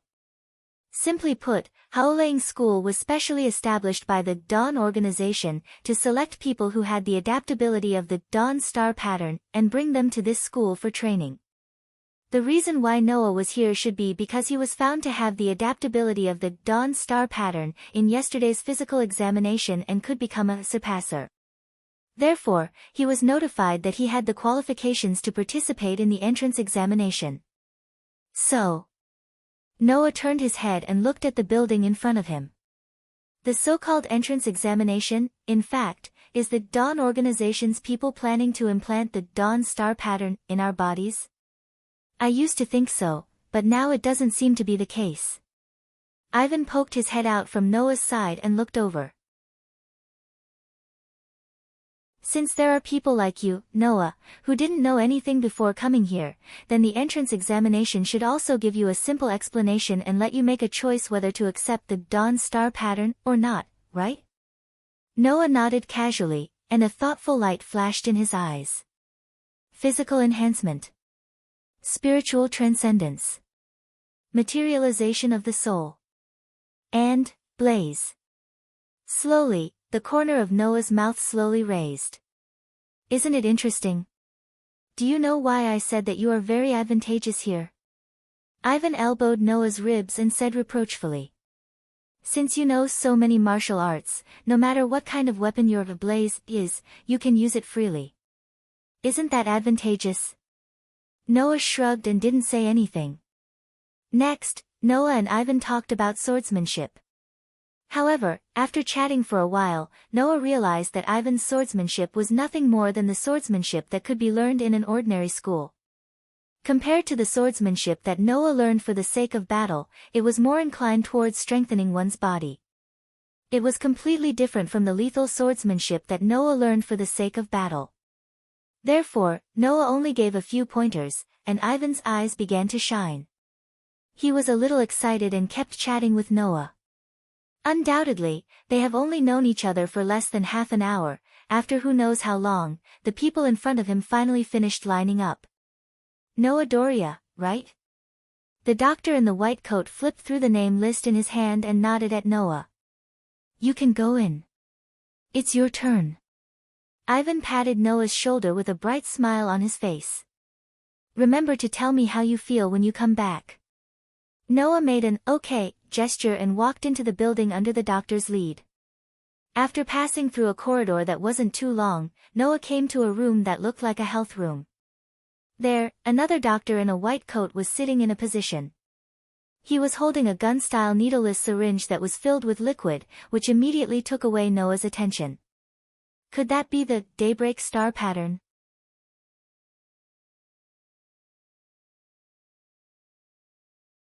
Chapter 184. Please take a seat here. The doctor with the syringe patted the seat in front of him. Noah took off the cloth bag on his shoulder and placed it on the wall. He walked over and sat down. After Noah sat down, the doctor said to Noah. What I'm going to say next may sound unbelievable to you, but it's the truth. Please be mentally prepared. After you explain everything to me, you'll have to make a choice whether you want to stay here or not. After he finished speaking, the doctor did not give Noah a chance to reply and continued to explain. Moreover, the explanation was much more concise than Ivan's. There were only the simple explanations of daybreak star pattern, surpasser, and blaze. Although it was enough to let people understand what was going on, it was lacking compared to Ivan's explanation. Obviously, this doctor had repeated the explanation many times and was getting impatient. That was why he had such a reaction. However, if he had to repeat the same explanation every time he met another person, he believed that anyone would get tired of it. Noah quietly waited for the doctor to finish what he had to say. He then compared it with what Ivan had said. When he was sure that even though the degree of explanation was different, the content was similar, he nodded. I understand. I'm willing to accept the daybreak star pattern and become a surpasser. Very good. Only then did the doctor reveal a satisfied expression. He picked up the syringe in his hand and said, the process will be a bit difficult. You have to bear with it. Otherwise, even if you have the ability to adapt, you may not be able to obtain blaze and become a surpasser. After he finished speaking, the doctor rolled up Noah's left sleeve and pressed the syringe against Noah's arm. He pulled the trigger. Poochie, with a soft sound, the liquid in the syringe was reduced at a speed visible to the naked eye and was injected into Noah's body. Noah felt as if a large lump of something was stuffed into his body. It instantly spread throughout his body. Immediately, the thing that spread out suddenly swelled and supported Noah's body. Wang! Noah felt a pain in his chest, and a geometric pattern called star tattoo that was as exquisite as a star suddenly spread out from Noah's chest and exuded intense heat. Goo! The heat spread throughout Noah's body in a short period of time, causing Noah's breathing to become sluggish. He subconsciously let out a muffled groan. Bang! Almost at the same time, with the star mark as the center, a scorching flame fiercely ignited, enveloping Noah's entire body. Chi-chi. Amidst the burning sound, a searing pain spread throughout Noah's body, causing Noah to involuntarily clench his fists. If it wasn't for the fact that he had been strengthened by the protozoa virus in the world of the Black Bullet, at this moment, even if the intense pain didn't make Noah cry out, it would make Noah's tightly clenched fists burst out with veins that represented his great forbearance. Unbeknownst to him, the doctor who was watching this scene was even more shocked. Those who had previously experienced the baptism of the Dawn Star tattoo either directly screamed out or simply fainted. A situation like Noah's, where even his expression did not change, was something that the doctors had never seen before. Not to mention this time, even in the previous implantation of the Daybreak Star tattoo, the doctors had never seen such a case. On the other side, Noah, who was under the baptism of the Dawn Star tattoo, clearly felt the changes in his body. First of all, the changes in his physical strength were minimal. Obviously, even the Dawn Star tattoo, which claimed to be able to make a person become a surpasser and possess a physical strength that far exceeded the limits of a human, had no way to make Noah's body, which had been tempered thousands of times and strengthened to an inhuman level by the protozoa virus, have any obvious strengthening. However, the Dawn Star tattoo could not only strengthen a person's body, it could also strengthen a person's spirit. This was something that even the protozoa virus couldn't do. Therefore, Noah clearly felt it. The vast magic power that was sleeping in his body seemed to have been awakened, boiling all of a sudden. Under Noah's perception, it rapidly rose by a large margin. This made Noah's heart startled at first, but then it was followed by joy. He didn't expect that the strengthening of his mental strength would also affect his magic power, causing his magic power to increase. That wasn't strange. Magic was also the power of the heart.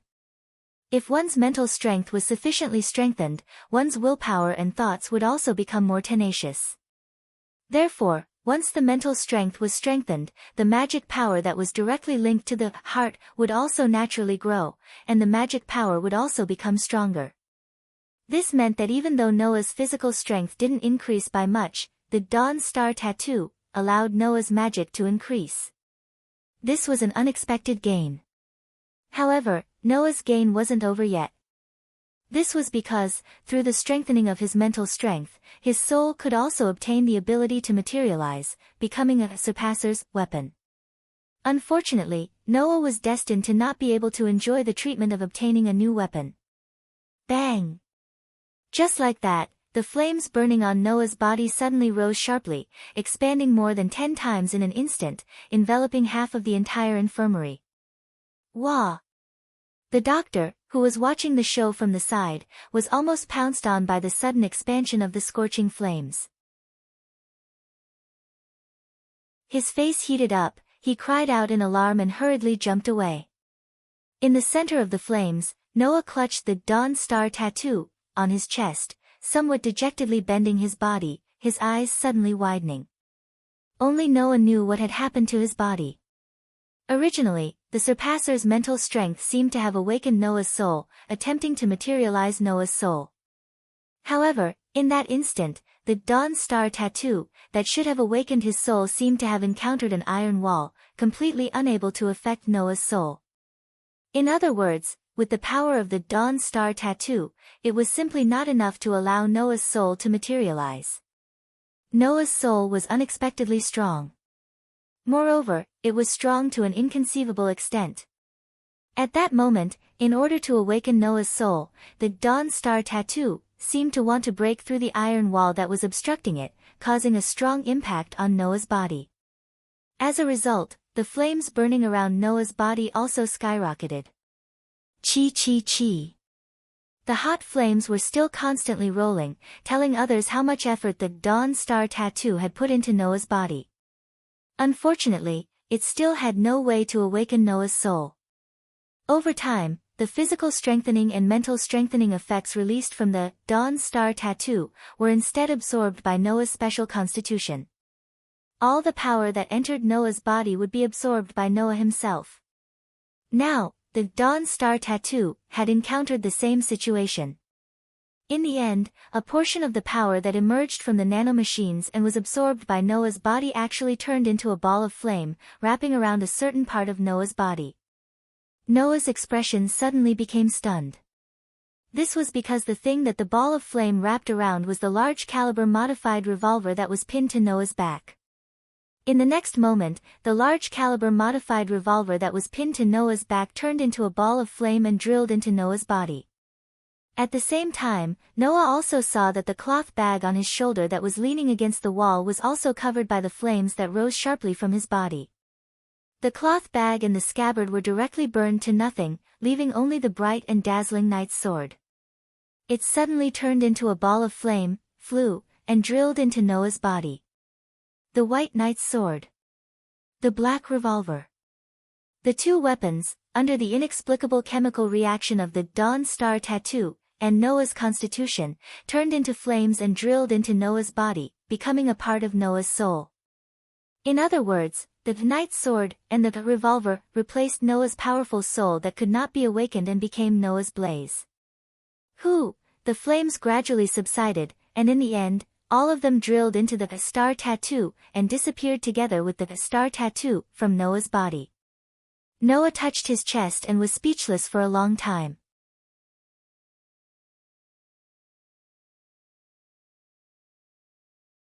Chapter 185. At this time, Avonlea was bored out of his mind. His hands were clasped behind his back as he tapped the ground with the tip of his foot.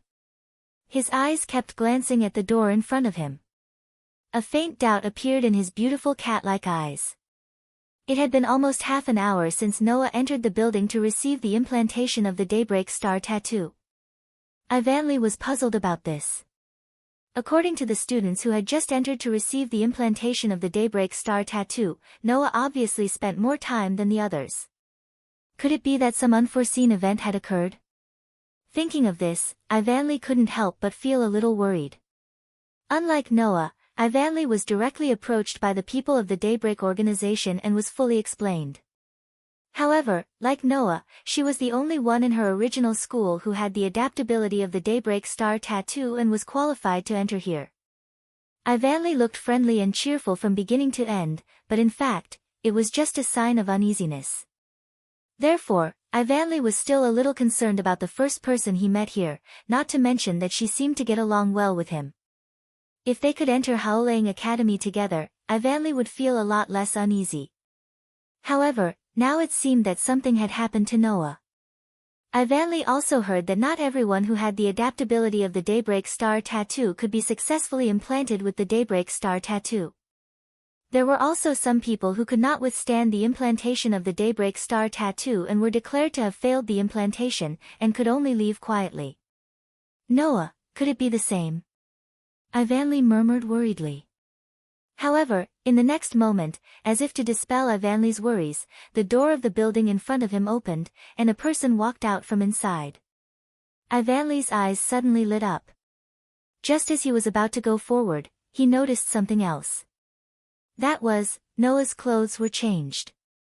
He was wearing a white student shirt and a blue tie. He was wearing a pair of blue trousers and a black uniform jacket.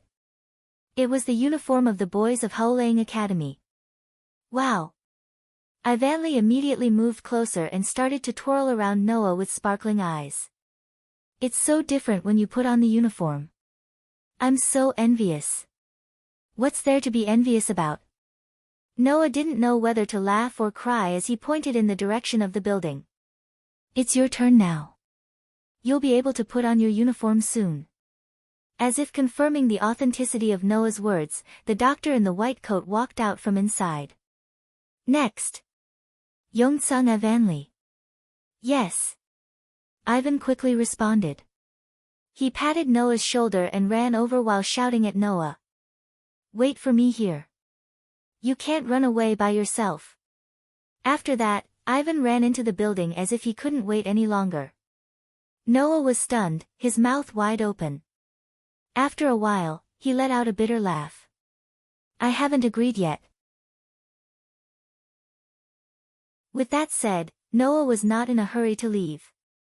While the students who were still in line were whispering and pointing at him, he walked to the side and leaned against the trunk of a tree. He closed his eyes and his consciousness sank into his body.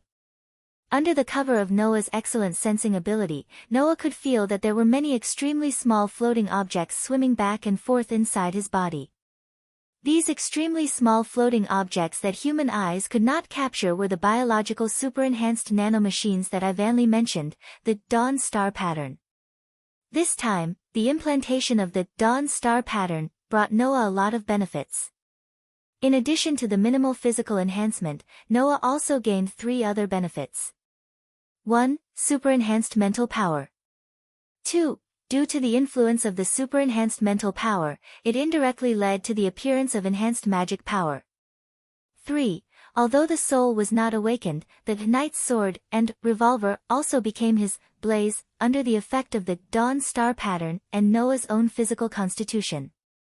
Noah also did not expect that his physical constitution that could absorb all the power that entered his body would actually produce a chemical reaction with the Dawn Star pattern, resulting in the result of his 2 personal weapons becoming part of his soul. However, Noah could roughly guess the reason for such a change. The so-called surpasser referred to an individual who had been implanted with the Dawn Star pattern and had a physical ability and mental power that far exceeded that of a human. They also obtained the ability to materialize their soul into a weapon, thus obtaining the ability Blaze. The Dawn Star pattern that was implanted into people's bodies was a biological super-enhanced nanomachines that were so small that they could not be seen.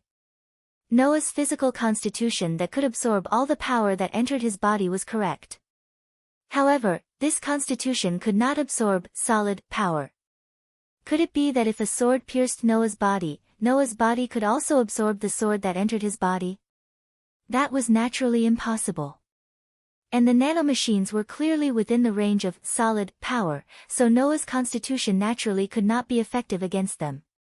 However, just because it could not be effective against the nanomachines themselves, it did not mean that it could not be effective against the nanomachines themselves. The Dawn Star pattern explained clearly that it used these nanomachines to strengthen a person's physical body, super-enhance their mental power, and let a person's soul obtain the ability to materialize. Once the Dawn Star pattern was removed, all the nanomachines in the body would be expelled from the body, and the surpasser would once again become an ordinary person. However, Noah's constitution tyrannically absorbed all the nanomachines that entered his body and produced super-enhanced effects. In other words, even if the Dawn Star pattern was removed, Noah's enhancement would still exist. These nanomachines were no longer able to affect Noah. Therefore, in the process of Noah's constitution tyrannically seizing the effects of the Dawn Star pattern, the nanomachines were still producing effects. In addition, it seemed that there was no way for Noah's overly powerful soul to materialize, resulting in some conflicts and unexpected changes. The specific manifestation of this change was the effect of materializing the soul into a weapon had been reversed, and it became the effect of the weapon being spiritualized. The knight's sword and revolver thus became Noah's blaze. Therefore, in addition to strengthening his body, mental power, and magical power, Noah also obtained 2 abilities from the Dawn Star pattern. One was to materialize the blaze that had become part of Noah's soul. The other was a kind of limited ability. Therefore, Noah was particularly puzzled. The reason why the knight's sword and revolver became the blaze was because the ability to materialize the soul was reversed. This was excusable. But where did this inexplicable, limited ability come from? Noah, just when Noah was still puzzled, a weak voice woke Noah, who was immersed in his thoughts, causing Noah to open his eyes. Ivanli appeared in front of Noah at an unknown time, and she had changed her clothes. It was a girl's uniform with blue shoulder guards and a white frilly collar on top of a white shirt. The part below the chest was wrapped in a black vest, and the lower half of the body was a blue pleated skirt. Originally, Ivanli was a very beautiful and cute girl, and with this uniform, she looked more youthful and lively, causing people to be unable to help but look askance. However, Ivanli's expression looked very tired, which gave Noah a fright. "What's wrong? Why do you look so tired?" Of course I'm tired, Ivanli said as if she wanted to cry but had no tears. Although there were instructions before implanting the dawn star pattern, who knew that the process would be so painful, I almost thought that I was going to be burned to death. Only then did Noah understand. He couldn't help but laugh out loud. Ah! Ivanli suddenly pointed at Noah with a face full of anger. I'm going through so much trouble, and you're making fun of me. After saying that, Ivanli raised her fist and pretended to hit, causing Noah to laugh out loud. He dodged Ivanli's fist and ran away. Don't run. A man and a woman, one running and one chasing, left the scene and disappeared at the end of the road under the backdrop of cherry blossoms.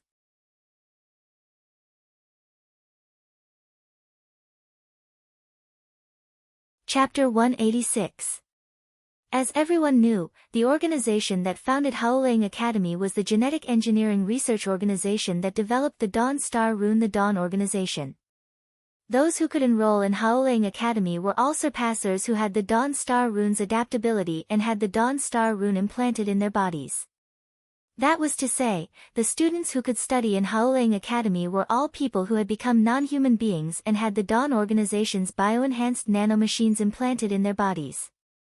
To put it bluntly, the students studying in Howling Academy could basically be considered as the research subjects of the Dawn Organization. Therefore, if there was no mistake, the Dawn Star Rune's supernaturalization of the body and mind should be the result of manipulating the genetic inheritance of the surpasser through the nanomachines in the surpasser's body. In any case, the Dawn Organization was a research organization that studied genetic engineering. This was what many people had guessed as well, including Ivan. Therefore, the students who come to Howling Academy to study usually have a reason for coming here. Walking on the road full of cherry blossom trees on both sides and surrounded by cherry blossoms, Ivan sighed and told Noah, who was reading the entrance guide. Although there are some students who came because of the extremely generous treatment of Howling Academy, such as free tuition, accommodation, food, and even living expenses, after those people realize that they would become the research subjects of the Dawn Organization, they should seriously consider whether to stay or not, right? Noah, who was reading the entrance guide, had some noncommittal thoughts about Ivan's words. Indeed, no one liked to be a lab rat for research. Therefore, the students who came to Howling Academy to study generally had a reason to do so. Noah also agreed with this point. However, humans were also a kind of existence that would worship strength in the depths of their hearts. In order to obtain the unparalleled power of others, there was nothing unusual about degenerating oneself. The students who leave this academy will have the Dawn Star Rune removed and become ordinary people again. Therefore, Howling Academy is not worried that someone will quit halfway through and take away their research results. Ivan stretched and jumped in front of Noah. Facing Noah, he walked backward along with Noah's footsteps, and his eyes met with Noah's eyes. So, Noah, if you don't have a reason to stay here, it's not embarrassing to go back on your word now. Hearing this, Noah shrugged. Indeed, Noah did not have a reason to stay in Howling Academy. The only reason Noah came to Howling Academy was because he relied on his incomparably trusted intuition. He felt that if he came here, he would be able to get closer to the world fragment that was lost in this world. He came here with the mentality of giving it a try. Although Noah trusted his intuition very much, if it was necessary, he would not stay here no matter what. At most, he would look for other ways to obtain the world fragment. Of course, Noah was not worried that he would become some experimental animal. Even if he was thrown into an experiment, Noah's body that could repel all negative forces and influences would ensure his safety. At that moment, Noah asked Ivanli in a perfunctory manner. What about you? You have a reason to stay here, don't you? Who knows? Ivan smiled slyly, but if one looked closely, they would find that her eyes were particularly serious. Maybe, I'm here for the super good treatment of free tuition, accommodation, food, and living expenses. Is that so? Noah, who had been focusing on the entrance guide in his hand, did not notice Ivan's strange behavior and responded indifferently. Well, since this academy wants to use us as lab rats, it's not a bad idea to let them raise us, right? Right? Ivan laughed and played along with Noah's joke. She turned around and walked back to Noah's side. Together with Noah, they walked forward. Today was not only the day of the Dawn Star Rune implantation, but it was also the day of the entrance ceremony for the students who became surpassers. That was to say, every batch of Howling Academy students would end in just one day. Then, the official classes would begin tomorrow. Following the entrance guide, Noah and Ivan found the place where the entrance ceremony was held. They entered the place that was much more luxurious than an ordinary school's auditorium. They found 2 seats and sat down. As soon as he sat down, Ivan looked around and saw the students sitting in their seats. He exclaimed in amazement. There are quite a lot of people here. Noah also looked around. There were about 100 students in the auditorium. For such a luxurious school's entrance ceremony, it was a bit unreasonable to say that there were a lot of people. However, if one thought about it carefully, 100 people was actually a lot. There was only one person who could use the Dawn Star Rune in 1,000 people. In other words, the 100 people here had to be chosen from at least 100,000 students to reach such a number. If there were more than 100 people under such a probability, it was indeed a lot. Ding-ling. At this time, from the direction of the entrance, a crisp sound of a bell echoed, attracting the attention of many people. When the people who heard the sound looked in the direction of the entrance, all the sounds in the auditorium receded like a tide and disappeared. Ivan also widened his eyes slightly, and even Noah subconsciously turned his gaze to the source of the sound, unable to speak. Because, there was a girl who would never disappear from one's memory. She left a deep impression in everyone's mind as she slowly walked in from the entrance and entered everyone's sight. It was a petite girl with long silver hair that reached her waist. Her skin was abnormally fair, and her eyes were an extremely eye-catching deep red. It was as if she came from a foreign country. She looked to be around 13 or 14 years old, and her figure was rather petite. The girl had an appearance that seemed to only exist in a dream, but under the gazes of so many people present, there was nothing called expression on her face that still had a little bit of childishness. Her silver hair was tied with a hair band with bells on both sides, and accompanied by the sound of the bells swaying, she walked forward. Just like that, the silver-haired girl directly crossed the aisle, came to an empty seat, sat down, and then like a statue, she stopped moving. Only then did the silent atmosphere in the auditorium quietly disperse. Everyone began to discuss spiritedly as they looked in the direction of the silver-haired beauty. It was as if they were admiring the beauty of the young lady as they chatted. She's like a doll. Ivan also made the same exclamation. That child, is she from a foreign country? Noah didn't answer, he just stared in the direction of the silver-haired girl. Looking at the other party's expressionless face, he didn't move. Compared to the other party's beauty, Noah was more concerned about the other party's expressionless face. Of course, Noah's action, in Ivan's eyes, was as if he was absent-minded. At that moment, Ivan nudged Noah with his elbow in a teasing manner. Well, I can understand, but if you stare at her like that, it will give people the feeling of, that's why boys are like this. What's with that? Noah didn't know whether to laugh or cry, he retracted his gaze and started to chat with the teasing Ivan. Not knowing how much time had passed, until the seats in the auditorium were almost full, on the podium in front, the sound of the loudspeaker was turned on. Hearing this sound, in the auditorium, all the sounds disappeared again, replaced by another sound. Tap, tap, tap, tap, that was the sound of high heels on the floor. Then, another figure, who once again stole the attention of the students, walked out from the curtains at the side of the auditorium and walked up to the podium. Everyone looked at each other in dismay. Some of them began to doubt their own eyes. The person who walked up to the podium had long black hair tied into 2 ponytails, her body was wrapped in a pitch-black Gothic lowly dress. Her height was less than 1.5 meters, but on her doll-like face, there was a sense of intelligence and magic that others didn't have. That was a petite girl who didn't even look 10 years old.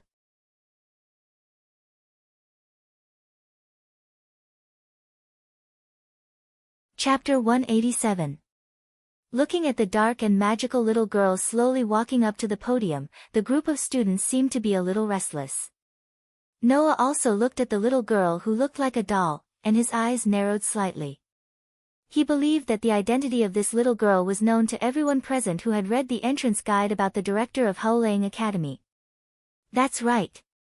The little girl in front of him, who looked like she was not even 10 years old, was the director of Haolang Academy. She was a genetic engineering research expert who belonged to the Dawn organization, 99 Lunar Nights. In other words, if the students studying in Haolang Academy were all lab rats for research, then this little girl named 99 Lunar Nights was the person who wanted to use all the lab rats here for experiments. In front of everyone present, the director stood on the podium and looked at the many students below. A slightly evil smile gradually appeared on her delicate doll-like face. Welcome, freshmen, to Haolang Academy. I am the director of this academy, 99 Lunar Nights. Just when everyone thought that the director was going to start the boring entrance ceremony without any nutrition, unexpectedly, the director tilted her head and said this. Although I would like to thank everyone who came from different places, that will have to wait until everyone has experienced the traditional activity of this academy, the ceremony of qualification. Below, Noah was slightly stunned.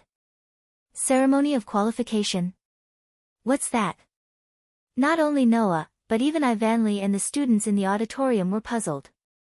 The director seemed to ignore everyone's puzzlement and continued to explain. First, please confirm the person sitting next to you. Next to us? Noah and Ivanli immediately looked at each other. Needless to say, the person sitting next to Noah and Ivanli was each other. Then, the director, who was full of evil, smiled, and her smile became more and more evil. The next sentence directly changed the atmosphere of the entire auditorium. Then, I would like to invite all new students to immediately battle with the person you have confirmed. Wadash! The entire auditorium suddenly burst into an uproar, and astonished voices continuously rang out from all directions. Duel? Noah and Ivanli, who were still looking at each other, narrowed their eyes at the same time. Ivanli turned his head abruptly to look at the podium, his face full of disbelief. Noah slowly raised his head and looked at 99 Lunar Nights, who was full of evil, with his dark eyes flickering. The director, on the other hand, seemed to not have noticed the commotion and began to explain cruelly. In the following duels, the winner will be able to obtain the Academy's recognition and become a student of the Academy. The loser will have his Daybreak Star rune removed after the duel. There are no restrictions on the specific rules. Everyone can use the miracle that they have obtained today, Blaze. If the victor isn't decided within 10 minutes, then both parties will be expelled from the academy. At this point, the petite director seemed to be amused by her own words, and the corners of her mouth curled up. Of course, you can also choose not to use Blaze, but it must be mentioned here that the so-called Blaze is actually a weapon that materializes the soul through the spiritual power strengthened by the Daybreak Star tattoo. Therefore, Blaze can only cause fatigue and pain to the attacking opponent's spiritual power, and will not cause harm to the person's body. However, if you don't use Blaze, then the damage caused will be directly reflected on the opponent's body. However, this sentence was not able to make the crowd of students feel relieved at all. Instead, it aroused their indignation. What do you mean it won't cause harm? Didn't you say that as long as you have adaptability, you can enter the academy? Are you lying to us? Facing the anger of the crowd of students, the girl in black standing on the podium smiled indifferently. Don't forget, this is a school that cultivates combat skills. Everything is to filter out students with strength. If you can't understand this school's way of doing things, then give up on the Daybreak Star tattoo, and leave Haolang Academy. The air in the auditorium suddenly froze. Silence dominated the entire auditorium. Ivan clenched his fists tightly, as if he could not comply with this cruel rule. Just as he was about to stand up and say something, the sound of a chair being pushed aside sounded. Everyone's gaze, including 99th lunar night, the surrounding teachers, and all the students, all gathered on the youth who stood up. Noah glanced at 99th lunar night, turned around, and walked towards the door without hesitation. Seeing this, everyone present understood. Noah had chosen to leave. Seeing Noah leave so decisively, the smile on 99th lunar night's face disappeared. She looked at Noah's back and remained silent. Wait. Ivan, on the other hand, hurriedly stepped forward and grabbed the hem of Noah's clothes, and asked anxiously. You. What are you doing? Ivan. Noah turned sideways and looked at Ivan, who was grabbing the hem of his clothes, with a puzzled expression on his face. Shouldn't I be the one asking this question? What are you doing? You. Are you planning to leave? Ivan ignored Noah. His grip on Noah's arm tightened as he stared at Noah without letting go. Is it okay if I don't stay here? Isn't it obvious? Noah sighed. The chairman already said that I can leave whenever I want. This shouldn't be strange, right? But you'll have the daybreak star tattoo removed. Ivan's face was filled with disbelief. Even if that's the case, it's okay. Ivan. Noah shook his head with a smile, reached out, and patted Ivan's head. I don't know why you have to stay here, but I want to tell you that if you simply want to become stronger, it's okay if you don't rely on the daybreak star tattoo. This sentence caused all the students to widen their eyes in shock. It's okay if you don't rely on the daybreak star tattoo. Isn't that something that can make the human body stronger than humans? On the podium, the chairman also looked at Noah, and chose to speak at this time. You mean, you want to rely on your own strength to surpass the surpasser? Noah raised his head and looked at 99th lunar night. What's so strange about it? The daybreak star tattoo can give a person a body and spirit that far surpasses a human's. It can also bring a soul weapon, the blaze. That's why it's called a surpasser, which means surpassing humans. 99th lunar night shook her head as if she was mocking Noah's naivety. Normal humans can't have stronger strength than this. Oh. Noah raised his eyebrows, glanced at the expressionless 99th lunar night, and then looked at the surrounding students who were looking at each other. He closed his eyes for a moment, and then suddenly opened them. In that case, why don't we carry out another qualification ceremony? As soon as this sentence came out, not to mention the surrounding students, even 99th lunar night was stunned. Another qualification ceremony? Noah curled his lips into a smile, pressed down on Ivan's hand that was tightly grabbing his clothes, walked past Ivan, who was looking at him, and took 2 steps forward, casting his gaze on the teachers standing on both sides of 99th lunar night. Everyone, the teachers of Haolang Academy should also be surpassers, people who have obtained the qualifications to graduate from this academy, and are much stronger than normal surpassers, right? The group of teachers who didn't understand what Noah meant had a strange expression on their faces. However, Noah's next sentence made the strange expressions on these teachers' faces freeze. I won't use strength that surpasses a human's level. Noah suddenly smiled.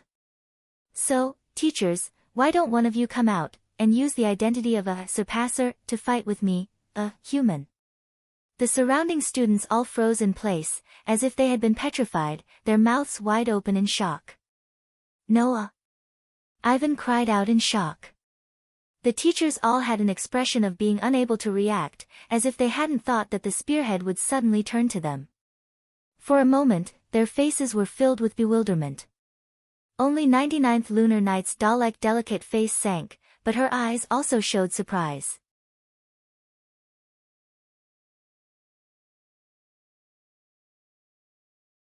Chapter 188. Bearing the astonished gazes from all directions, Noah, who had a calm expression on his face, sighed in his heart. It was a pity. In fact, Noah was very curious about this school. Surpassers. The people hidden in this ordinary world. If this was the mysterious side of this world, then Noah didn't mind seeing with his own eyes what kind of power the surpassers in this world had. Unfortunately, 99 lunar nights' words dispelled Noah's idea. As mentioned before, although he felt that he could more or less get closer to the world fragment in Howling Academy, Noah had no reason to stay here. If it was another unknown student sitting next to him today, then not only would Noah not leave, but he would also be happy to see the power of these new surpassers. However, the person sitting next to Noah was not a stranger, but the first real friend he made in this world. Although they had only known each other for less than half a day, Ivan had a personality and charisma that others couldn't hate, which made Noah spend a rather pleasant time with him. Let Noah fight with Ivan. For such a dispensable reason like staying in Howling Academy? Then, if he won, Noah would be kicking away the first friend he made in this world. If he lost, with Ivan's personality, he would definitely feel guilty, and he would still have to leave. Since that was the case, why not just leave and have a good time? Anyway, Noah didn't have any reason to stay here, right? As for removing the daybreak star pattern, Noah didn't care at all. All the effects of the daybreak star pattern had been absorbed by Noah's special constitution. Even if the daybreak star pattern was removed from Noah's body, Noah's enhancement would still exist, and the blaze, and the limit ability would also not disappear. Therefore, even if the other party didn't remove the daybreak star pattern from his body, afterwards, Noah would definitely use magic to expel all the nanomachines in his body at the right time. Of course, before that, it didn't matter if he let these people who thought that they had the power to surpass human experience a little bit of true strength. The ability Noah obtained from the daybreak star pattern, in addition to the blaze, there was also an inexplicable limit that appeared. By using this ability, Noah could freely adjust the strength of his various aspects of power. At first glance, this ability seemed useless, but Noah found that it was like a spring, the tighter the restriction, the higher it would bounce. This limit ability could make Noah's restricted power self-increase bit by bit. Hence, on the way to the auditorium, Noah had already restricted all of his mana and allowed it to enter a state of automatic enhancement. Now, Noah activated the limit ability to limit his own strength. All of a sudden, Noah's strength, stamina, endurance, speed, agility, and other physical attributes began to decline at a clear rate. It didn't disappear. Instead, it was as if he was wearing a limit device, and was forced to a standard. In other words, these powers that exceeded the standard were all sealed in Noah's body, making Noah reach a state where he could only use the strength of an ordinary person. Shaking his arm strength that had decreased to a frightening degree after the limit, Noah looked straight at 99 lunar nights on the podium, and the corner of his mouth hooked up. How about it? Miss Chairman? Do you want to see if the power that you said ordinary people can't have can do anything to me? Noah. Ivan quickly stepped forward. What are you talking about? How can ordinary people? Before Ivan could finish his words, 99 lunar nights suddenly laughed and interrupted Ivan's words. Since it's like this, there's no harm in giving it a try. After saying that, 99 lunar nights turned her head and looked at a middle-aged teacher. Teacher Daisuke, can I trouble you? Understood, Chairman. The teacher named Daisuke nodded and walked towards Noah, arriving in front of Noah. First, he sized up Noah, then his eyes showed an indifferent expression. You really decided to only use the strength of an ordinary person to fight with me? Noah raised his hand and stopped Ivan, who still wanted to say something. Ignoring Ivan's worried face, he took a step forward. You also came from an ordinary person, right? You should be able to clearly distinguish whether or not I will use the strength of an ordinary person, right? Your opponent is not an ordinary surpasser, but an existence that can guide surpassers. On the podium, 99 lunar nights said. It doesn't matter if you use the strength you obtained, you can also use blaze, I can give you special permission. Noah didn't answer, but looked at Daisuke, silently expressing his disdain. Looking at Noah, who casually stood in front of him, Daisuke stretched out his hand and pressed his chest. Blaze. With the sound of the incantation to summon the soul, a gorgeous star pattern rotated from Daisuke's chest, bringing a hot flame, covering Daisuke's hands. After the flame dissipated, a pair of pitch-black iron weapons with lines on the surface appeared in Daisuke's hands. It was a simple weapon called brass knuckles. "I won't be merciful," Daisuke said indifferently. "What kind of power do surpassers have? Look carefully." After saying that, Daisuke fiercely clenched his fists, and the brass knuckles collided with each other. After a clang sound, Daisuke's feet stepped on the ground, and his body directly rushed toward Noah, clenching his fists, and the sharp part of the brass knuckles on his fists immediately flashed with some cold light. Shio! When he was only half a meter away from Noah, Daisuke's figure suddenly stopped, and his right hand drew a tricky angle, and in the sharp sound of the air exploding, he directly aimed at Noah's head.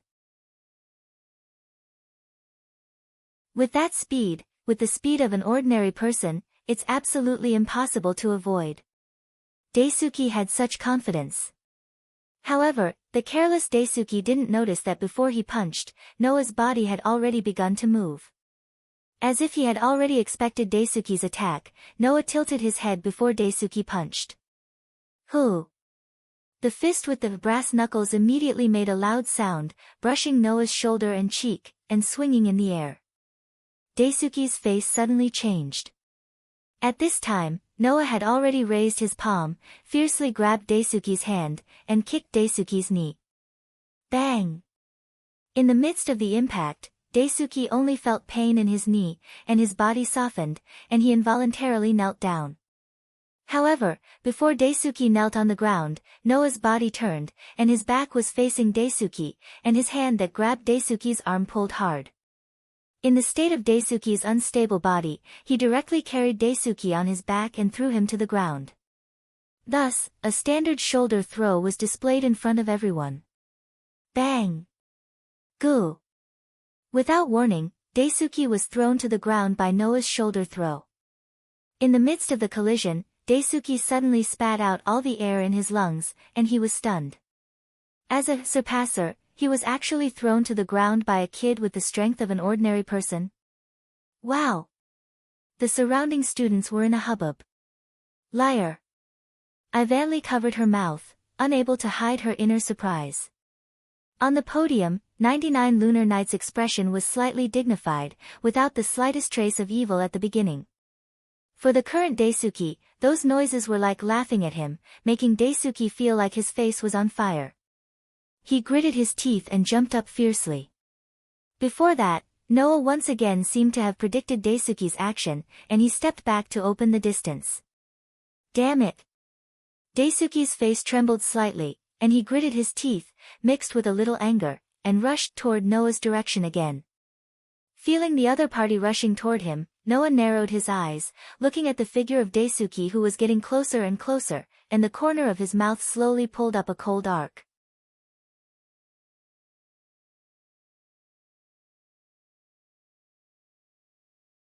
Chapter 189. Bang! With a muffled sound, one of the chairs in the auditorium was violently hit by a fist wearing brass knuckles, and burst into pieces. Woo! Around them, a group of students screamed and moved away from the area where the two sides were located. Along with the rest of the students, they looked at the confrontation in the center of the field, and for a moment, they were completely dumbfounded. Who? Who? Who? Who? They saw that Dasuk wearing brass knuckles was like a large meat grinder, while rushing forward, with an overwhelming momentum, he waved his fists like a storm, making the fist with brass knuckles carry bursts of wind, shrouding the front. Duh! Duh! Duh! Duh! In front of the storm-like attacks, Noah's eyes were tightly shut. However, it was as though he had a mind of his own. His footsteps were extremely nimble as he stepped left and right. Amidst a series of clear sounds, he actually dodged all of the fierce attacks that were coming at him one by one. If someone observed carefully, they would be able to notice it.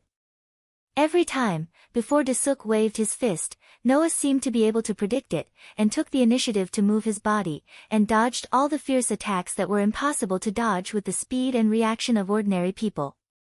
Such a predictive ability can be described as terrifying. Perhaps, in this world, only Noah, who has extraordinary sensing ability and combat experience, can do such a miraculous thing. And Dasuk seemed to have noticed that the reason why Noah, who only exerted the strength of an ordinary person, could deal with him for so long was because of his terrifying predictive ability, and his face couldn't help but show a touch of anxiety, and his offensive became a bit more urgent.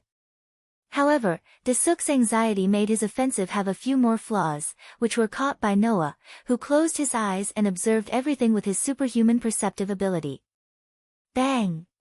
Suddenly, Noah, who was like a willow blown by the breeze, who was perfectly dodging Dasuk's offensive, fiercely stepped on the ground and drilled into Dasuk's arms. Dasuk was shocked, and quickly wanted to respond. With the power of a surpasser, it was easy for him to react in time and react to it. If Daisuke didn't punch at this time. Who? As if it had been calculated from the beginning, when Noah drilled into Daisuke's arms, Daisuke had already swung his fist. As a result, his fist fell into the air, and because he was leaning forward while swinging his fist, it was impossible for him to do anything else. Seizing this moment, Noah drilled into Daisuke's arms, spread out his hand, and suddenly clenched it, grabbing Daisuke's arm that had just punched out. Seeing Noah grab his arm again, Daisuke, who thought that Noah wanted to throw him over his shoulder again, subconsciously grabbed the ground. However, this time, Noah didn't throw Daisuke over his shoulder. Instead, he clasped Daisuke's arm with his fingers and twisted Daisuke's joints. In an instant, the fist that Daisuke had just swung seemed to want to return to where it came from. Following the trend of Noah's twisting joints, it bent and punched back at Daisuke's own chest. Bang! The fist with brass knuckles fell heavily on Daisuke's own chest. Goo! A huge force acted on Daisuke's chest, making Daisuke groan and retreat a few steps. His chest was in pain. It was different from the throw that Noah used just now. As a surpasser who had strengthened all aspects of physical fitness, even if he was hit by Noah's throw, Daisuke would only feel a little pain at most. His strengthened physical resistance would not let him be hurt by such an attack. However, it was different this time. It was Daisuke's own fist that hit him. That was equivalent to letting Daisuke eat the attack of a surpasser who had the same strength as him. Therefore, this time, the pain inflicted on Daisuke's chest really hurt him. He almost couldn't breathe, which made Daisuke angry. Do you only know how to play these little tricks? With a roar, Daisuke clenched his fists tightly and rushed forward. He raised his fist, and with a sharp wind-breaking force, he viciously smashed it down on Noah's shoulder with a muffled sound in the air. Could it be that you want me, a human, to go head-to-head with you, a surpasser? Noah sneered, but his body moved in advance again. He didn't retreat but moved forward. He leaned his body and pushed up. As the target of Daisuke's attack, his shoulder suddenly jumped up from under Daisuke's body and slammed into him. Bang! Because of the punch, even if Daisuke reacted, his body couldn't keep up with the reaction. He was hit by Noah's shoulder. Of course, with the strength of an ordinary person, even if he was hit by Noah's attack, the damage that Noah could do to Daisuke was very limited. But under this hit, Daisuke's body was slightly floating, and his feet were also off the ground. In the next second, Noah turned sideways, rotated his leg, and threw out a kick, kicking Daisuke's heel heavily. Daisuke, who was floating in the air, suddenly lost his balance. Pa! Thus, Daisuke fell to the ground and made a painful sound. Bastard! The furious Daisuke straightened his body and wanted to get up from the ground. Ah! However, at this moment, the surrounding students suddenly exclaimed in unison. Before Daisuke realized what these exclamations meant, behind Daisuke, a hand bent up, revealing a slightly sharp elbow, and heavily hit Daisuke below. Bang! With a blunt sound, the elbow mercilessly fell on the back of Daisuke's neck. Daisuke's eyes bulged, and his body fell back to the ground again. His vision was all blurred, and even his consciousness was in chaos.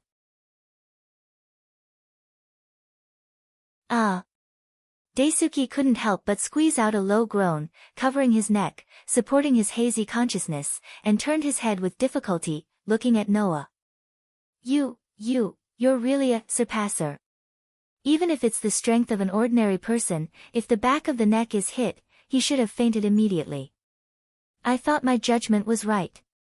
Noah looked condescendingly at Daisuke, who was paralyzed on the ground, and pretended to be surprised. Then he narrowed his eyes and suddenly lifted his foot. Of course, if you didn't faint, you'll faint if I hit you again, right? After saying that, Noah's heel was like a heavy iron hammer, bringing along a wind, and fell on the back of Daisuke's neck. Bang! Goo! Daisuke's pair of eyes bulged again, and his face turned white. His vision finally turned from blurred to darkness, and he completely lost consciousness. Chi! The brass knuckles on Daisuke's fist made a soft sound, turned into a flame, and dissipated in the air. Dong! Daisuke collapsed on the ground, his eyes closed, and he was completely unable to move. The entire place fell silent. Looking at Daisuke, who had completely lost consciousness on the ground, the pupils of the surrounding students slowly widened, and after a while, the sound of inhaling cold air constantly echoed. 99 lunar nights had closed her eyes, and no one knew what she was thinking. Her face was completely expressionless. Noah! Ivanli could only squeeze out such a call from his throat, but he didn't know what words to use to express the surprise in his heart, so he froze there. In front of everyone present, Noah patted the dust on his uniform, glanced at 99 lunar nights, who closed her eyes, and didn't say any words of victory, turned around, and walked towards the door. Wait! At this time, a suppressed roar sounded from behind Noah. I haven't lost yet. Covering his neck, Daisuke, who climbed up from the ground, grabbed a chair next to him, like a mad wild bear, rushed towards Noah, and threw the chair in his hand at Noah. Ah! The screams of some of the female students rang out. Noah fiercely turned his body, swung his foot, and kicked Daisuke's hand that was holding the chair. Daisuke screamed in pain, his hand loosened, and the chair suddenly flew out. In front of the spinning chair, Ivanli stood there sluggishly.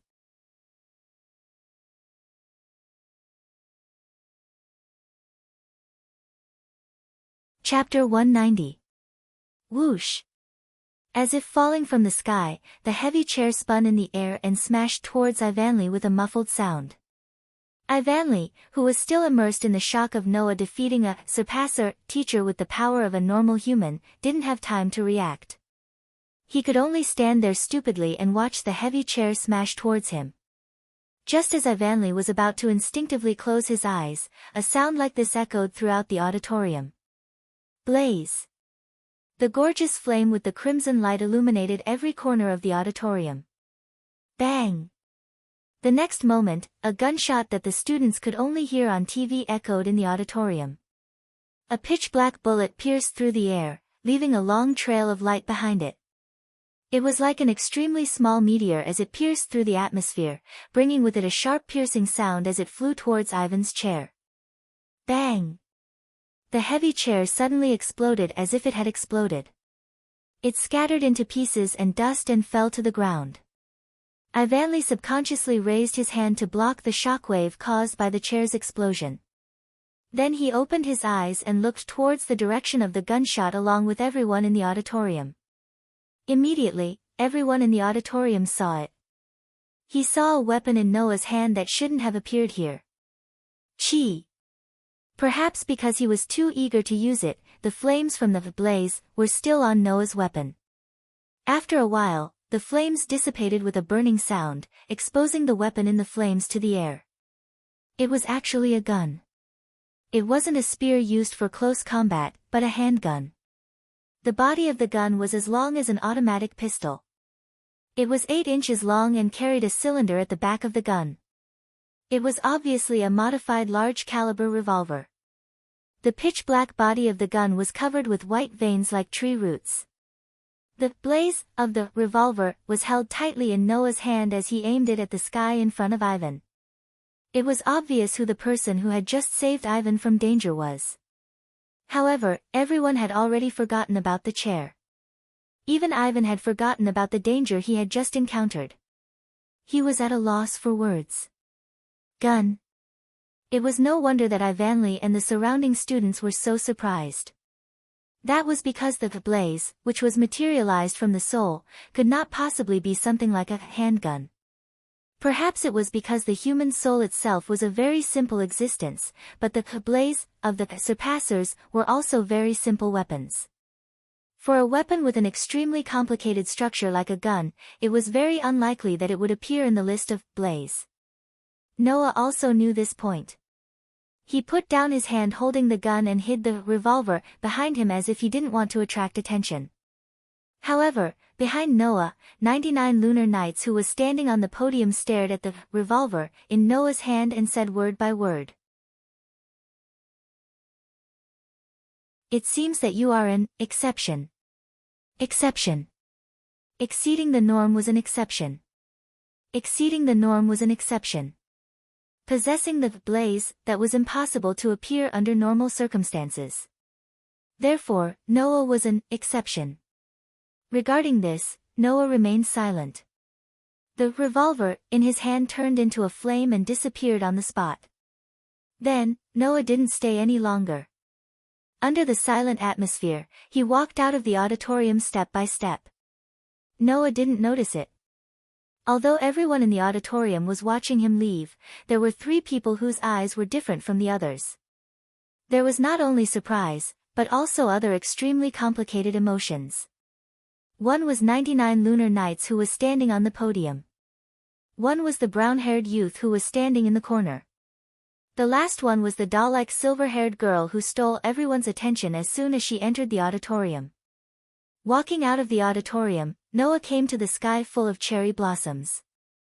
He raised his hand and looked at his hand, frowning deeply. 99 lunar knights said that the blaze was a weapon of the soul.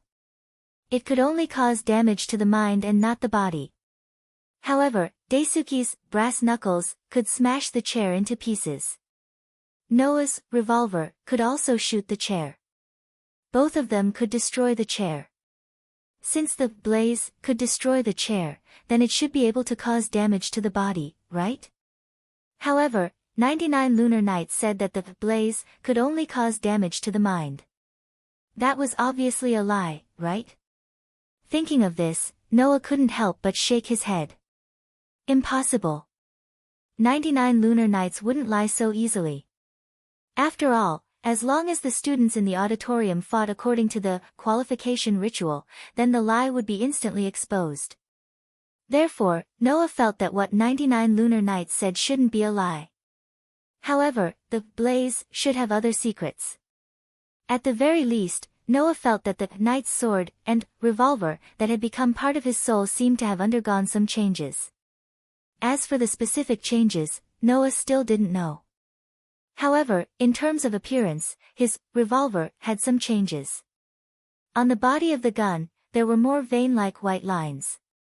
Moreover, Noah's revolver didn't need to be loaded with bullets. As long as he turned his mental power into bullets and filled the revolver formed by his soul, Noah's revolver would be able to shoot continuously.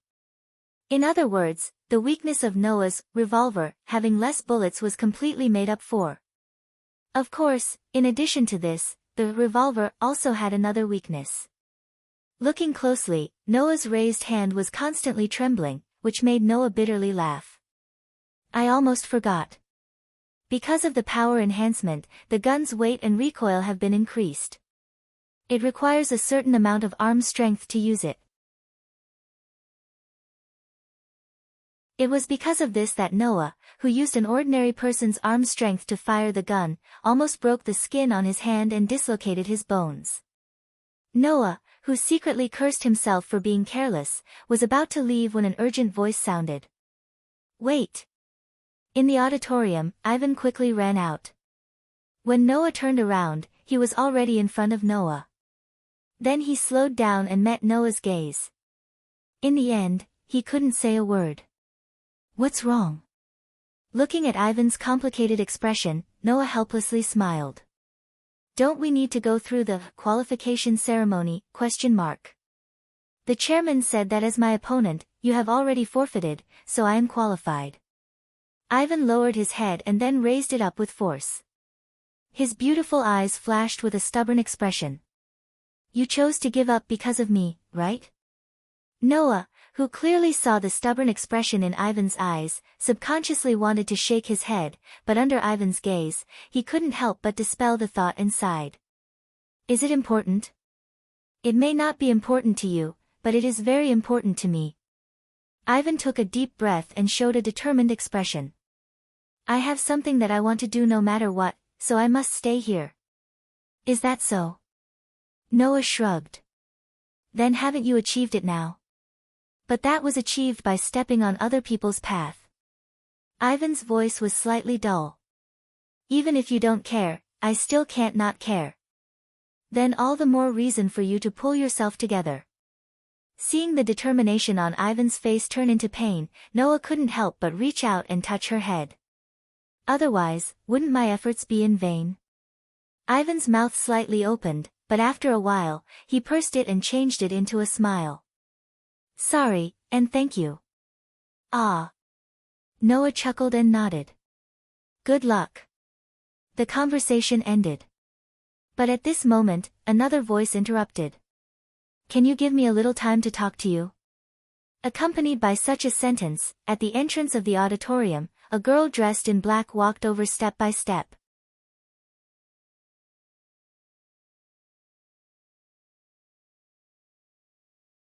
Chapter 191. Haoleing Academy, First Grade Classroom.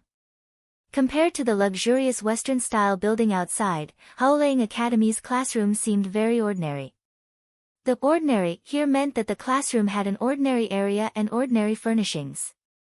However, the tables arranged in the classroom were not the single tables used in primary and middle schools. Instead, they were long tables for 2 people, and were quite wide. At this time, the new students who passed the qualification ceremony gathered in this classroom one by one, each looking for a seat and sitting down. There were about 30 or 40 new students in this classroom, the rest were still being treated because they were injured during the qualification ceremony. Blaze was a weapon formed from the soul, so it could cause damage to the soul. This point had already been confirmed. The proof was that the new students here had more or less received a direct attack from the blaze of their dual opponent, but their bodies had not received any damage, only feeling a bit mentally tired.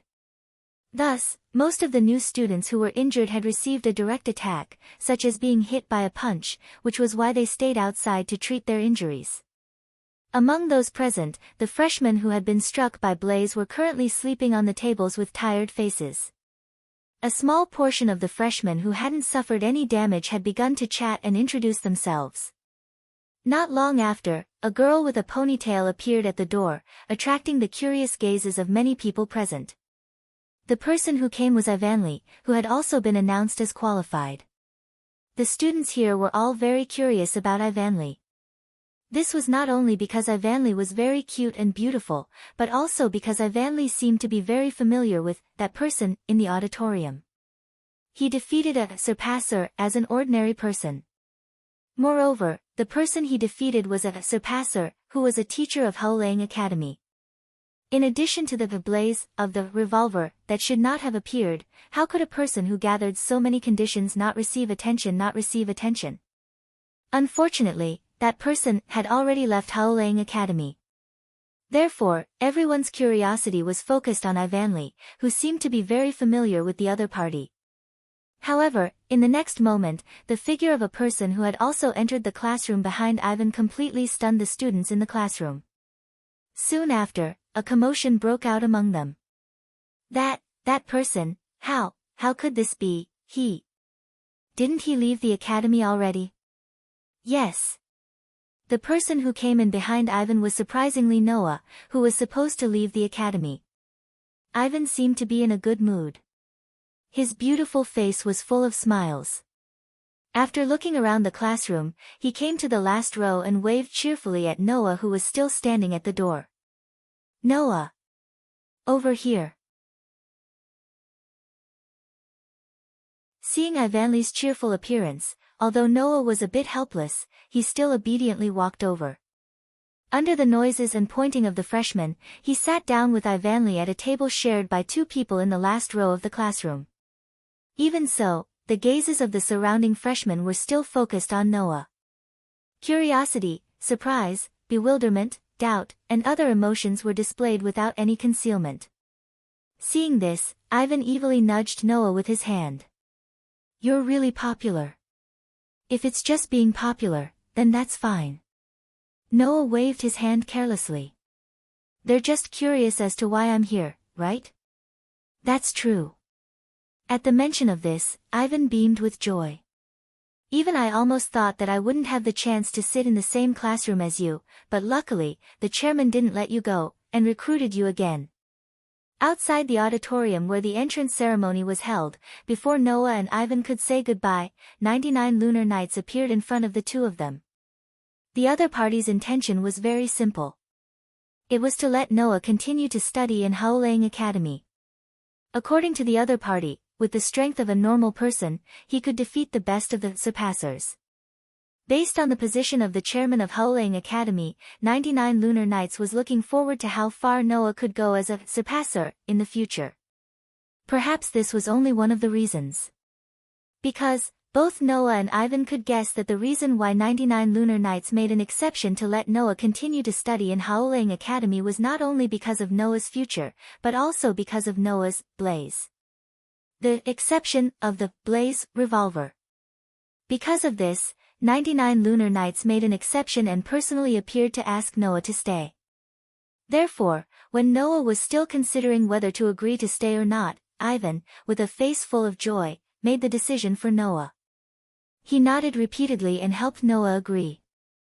Noah knew that Ivan was still feeling guilty for leaving, which was why he acted so rudely when he knew that he could stay, but he didn't say anything and let Ivan be happy. After all, although there was no reason for him to stay, at the same time, Noah didn't have any reason to leave either. Originally, Noah chose to leave because of Ivan. Since both of them could stay, then Noah naturally didn't have to leave. Therefore, Noah and Ivan came to the classroom together. Sigh. Noah heaved a sigh. "I feel that just entering the school is very tiring." "That's true." Even Ivan showed a weak smile. The implantation of the Daybreak Star tattoo, at the beginning was already very tiring, and then there's the qualification ceremony. "If it wasn't for you, I would still have to fight. The first day is already so tiring, I'm scared just thinking about the future." "Don't tell me something unexpected will happen later," Noah said with a smile that wasn't a smile. "For example, between you and your desk mate, only the one with better final exam results can stay, the one with worse results has to drop out, or something like that." It can't be." Ivanley's expression froze, and his smile became forced. "No matter what, it can't be to that extent, right?" As he said this, Ivan began to fidget, but in the next second, he saw Noah's smile and suddenly woke up. "Are you trying to make fun of me?" Ivanley raised her fist angrily. Well, just kidding, just kidding." Noah laughed, then smiled at Ivan and said this very casually. "Don't worry, if that kind of thing really happens again, I will still choose to let Ivan stay." Looking at the relaxed smile on Noah's face, listening to the seemingly casual words from Noah, Ivan's heartbeat suddenly sped up, his face blushed, and he quickly turned his head away. "What's wrong?" "No. Nothing, really. But your face is so red." "Then you're mistaken." But you look wrong. Right. Law. Okay. I'm mistaken. Why are you so angry and hitting people?" Just as Noah and Ivan were fooling around, at the door, a ding-ling sound entered everyone's ears. Then, the classroom suddenly became silent. When Noah and Ivan also looked at the direction of the door, the next moment, a beautiful figure was imprinted in everyone's eyes. Silver waist-length hair, deep red eyes, and hair with bells on both sides of her hair. Her figure was petite, and as beautiful as a doll. It was the silver-haired girl with stunning looks. Eh. On the side, Ivan made a sound of surprise. Did that child also pass the qualification ceremony? It was natural that Ivan would be surprised. After all, such a soft and beautiful girl, no matter how you looked at it, did not look like she was good at fighting. Just like in the auditorium, she did not care about the gazes of the people around her. After entering the classroom, she looked around. In the next second, a pair of crimson eyes were fixed in a certain direction. In that direction, Noah's gaze just so happened to meet with that person's.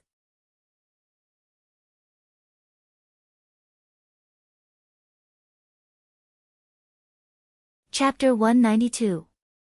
Separated by a classroom, Noah and the young lady's eyes met. Just when Noah thought that she was about to shift her gaze away, who knew that the young lady would continue to stare at him. Noah was startled. Eh. Ivan blinked and looked at Noah strangely. That child seems to be looking at you, right? Is that so? Although Noah had the same thought, he still replied with a question that he didn't mean. It should be a coincidence, right?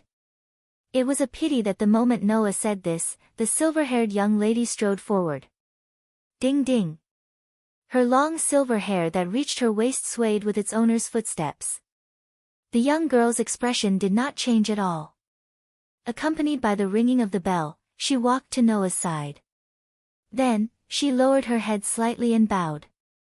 Noah and Ivanli looked at each other, then nodded and saluted with strange expressions. At this moment, the silver-haired young lady lifted her head and moved a chair from the seat beside her to the other side of Noah and sat down. Thus, with a beautiful girl with tea-colored hair on his left and a beautiful girl with silver-colored hair on his right, Noah received strange looks from all the students present in this situation where it was as if he was hugging two girls in each arm. The corner of Noah's mouth twitched. Undoubtedly, there were a lot of empty seats around. Furthermore, he was already sitting with Ivan, so why did she purposely sit beside him? Furthermore, he wasn't sure if it was just Noah's imagination. Noah had a feeling that the other party was secretly observing him. On the side, Ivanli's eyes moved back and forth between Noah and the silver-haired girl's face. After a while, he looked at Noah with a subtle expression. Do you know this child? Ha! Noah laughed dryly and didn't answer. Do I look like I know her? But... Ivan whispered to Noah. No matter how you look at it, she looks like she's secretly looking at you, right? That seems to be the case. Noah could naturally sense that someone was looking at him. He immediately turned his head and looked over. The silver-haired young lady was startled as if she was afraid that her secret observation of Noah would be discovered. She didn't even know that her attention had already been discovered and turned her head away. Noah's mouth twitched again. Ahem. It was as if Ivan was trying to smooth things over for Noah. With a kind smile on his face, he leaned over and faced the silver-haired girl. Hello, I'm Ivan Youngsang. The bell on the silver-haired young lady's head shook slightly, and at the same time, she slowly turned her head and stole a glance at Noah before lowering her head to Ivan. My name is Julie Sigtuna. Please take care of me. Is her name Julie? The name is as cute as the person. Ivan seemed to have completely forgotten about Noah's existence, and his body slowly moved closer to the young lady named Julie. I'll call you Julie, is that okay? Yeah, Julie expressionlessly moved her lips. That's fine. However, Ivan cared about another word from Julie's mouth. Yeah? It means yes. Oh. You have a habit of saying things. So cute. Thank you for the compliment. You're also cute when you're expressionless and modest. Really? Ivan, who was chatting with Julie, didn't notice that because he unconsciously moved closer to Julie, Ivan's soft breasts under his uniform were tightly pressed against Noah's arm. Noah's expression had completely turned into a resentful expression. While Ivan and Julie were chatting, in fact, it was just Ivan talking as if they were close, and Julie only responded, he was under the gaze from all directions, and he felt his head start to hurt. Sure enough, staying in this school was a wrong decision. When Noah started to feel uncomfortable, the students who finished the treatment slowly walked into the classroom with exhausted expressions. Almost at the same time, as if they had anticipated the arrival of all the freshmen, the window at the side suddenly opened with a creaking sound. Hello. Hello. A coquettish voice, accompanied by the sound of the window being opened, echoed together. Immediately, a young girl suddenly appeared on the window. With a perfect somersault, she jumped from the window to the podium, entering everyone's sight. She was a girl who was cute in all aspects, but also strange in all aspects. The reason why she was cute was very simple. Because she looked like she was only 17 or 18 years old, with a head of beautiful black hair, and a delicate face. Coupled with her vitality, she was very cute no matter how you looked at her. The reason why she was strange was even simpler. She was wearing a maid's outfit, and on her head was a pair of rabbit ears. Such a cute and strange girl stood on the podium. She didn't care about the fact that she might be exposed under her dress, and straightforwardly struck a pose. Nice to meet you. I'm Moonlight Glass Rabbit. I'm everyone's class teacher. Please affectionately call me Teacher Little Rabbit. The coquettish and cheerful voice unsurprisingly made everyone, including Noah and Ivan, except for the expressionless Julie, who couldn't tell what was on her mind, stunned. They didn't know how to react. No matter who it was, they would be stunned, right? A girl who was at most 17 or 18 years old suddenly popped out and said she was the class teacher. Not to mention, her unique entrance, unique coquettish voice, and unique clothing would make people subconsciously stunned. Not to mention, all the girls who called themselves Moonlight Glass Rabbit were gathered here. Oh. Then, Teacher Little Rabbit's, still self-proclaimed, gaze swept over Noah, and let out an extremely exaggerated sound of surprise. Full of vitality, she reached out her hand and pointed at Noah. Found it. You're the exception, right? After saying that, Teacher Little Rabbit made a thump, jump, sound effect, fiercely jumped into the air, and landed on the table in front of Noah. Lying down, she said with a smile. Teacher Little Rabbit, I also saw the battle where you defeated Daisuke-sensei. How should I say it? You're really amazing. Although Daisuke-sensei is only at the level of rank 3. But you can use the strength of a normal person to defeat a rank 3. Teacher Little Rabbit, I almost fell for you. Ivanli and Julie had completely shut down and were unable to react. The corner of Noah's mouth twitched, and when he felt that even his head was starting to hurt, he faintly sighed, and asked Teacher Little Rabbit who was close by. What's rank 3? You don't know. Teacher Little Rabbit's eyes widened in surprise, but in the next second, as if it was a play, she giggled. It's the Daybreak Star rune implanted in your body. It's also divided into levels. Teacher Little Rabbit said as she put her hand in front of Noah, and stretched out a finger, making a 1 gesture. The Surpasser, who has just been implanted with the Daybreak Star rune, is rank I, which is your current level. The Surpasser can also continuously train themselves, so that their body and spirit can be strengthened faster than ordinary people. At the end of the semester, the school will arrange a ceremony called Sublimation Ritual, to let you upgrade your level. If your body and mind are fully trained, you can successfully upgrade, and your body and spirit will once again be strengthened beyond imagination. Noah's eyes couldn't help but light up. He can continue to be strengthened. Then wouldn't his body, spirit, and magic be strengthened again? Well, because you're super excellent, the news that the chairman made an exception and allowed you to enter the school has already spread.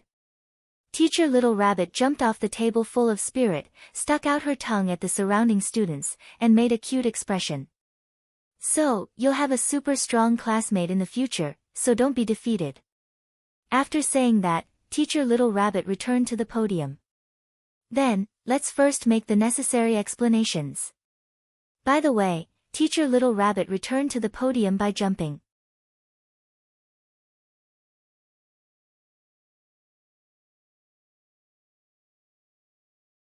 Chapter 193. Then. Has everyone received it? With a tone so sweet that it gave people goosebumps, Teacher Little Bunny ran back and forth in the classroom like a real rabbit.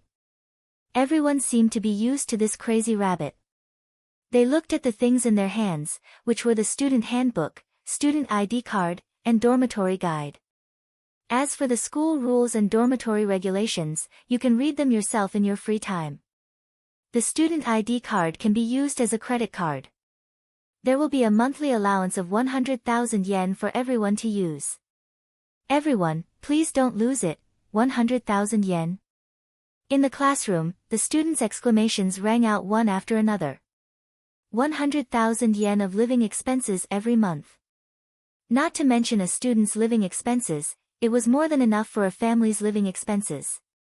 Noah, who didn't pay much attention to this, clearly saw that when Ivanli heard that there would be 100,000 yen of living expenses every month in the student ID card, his hand holding the student ID card tightened.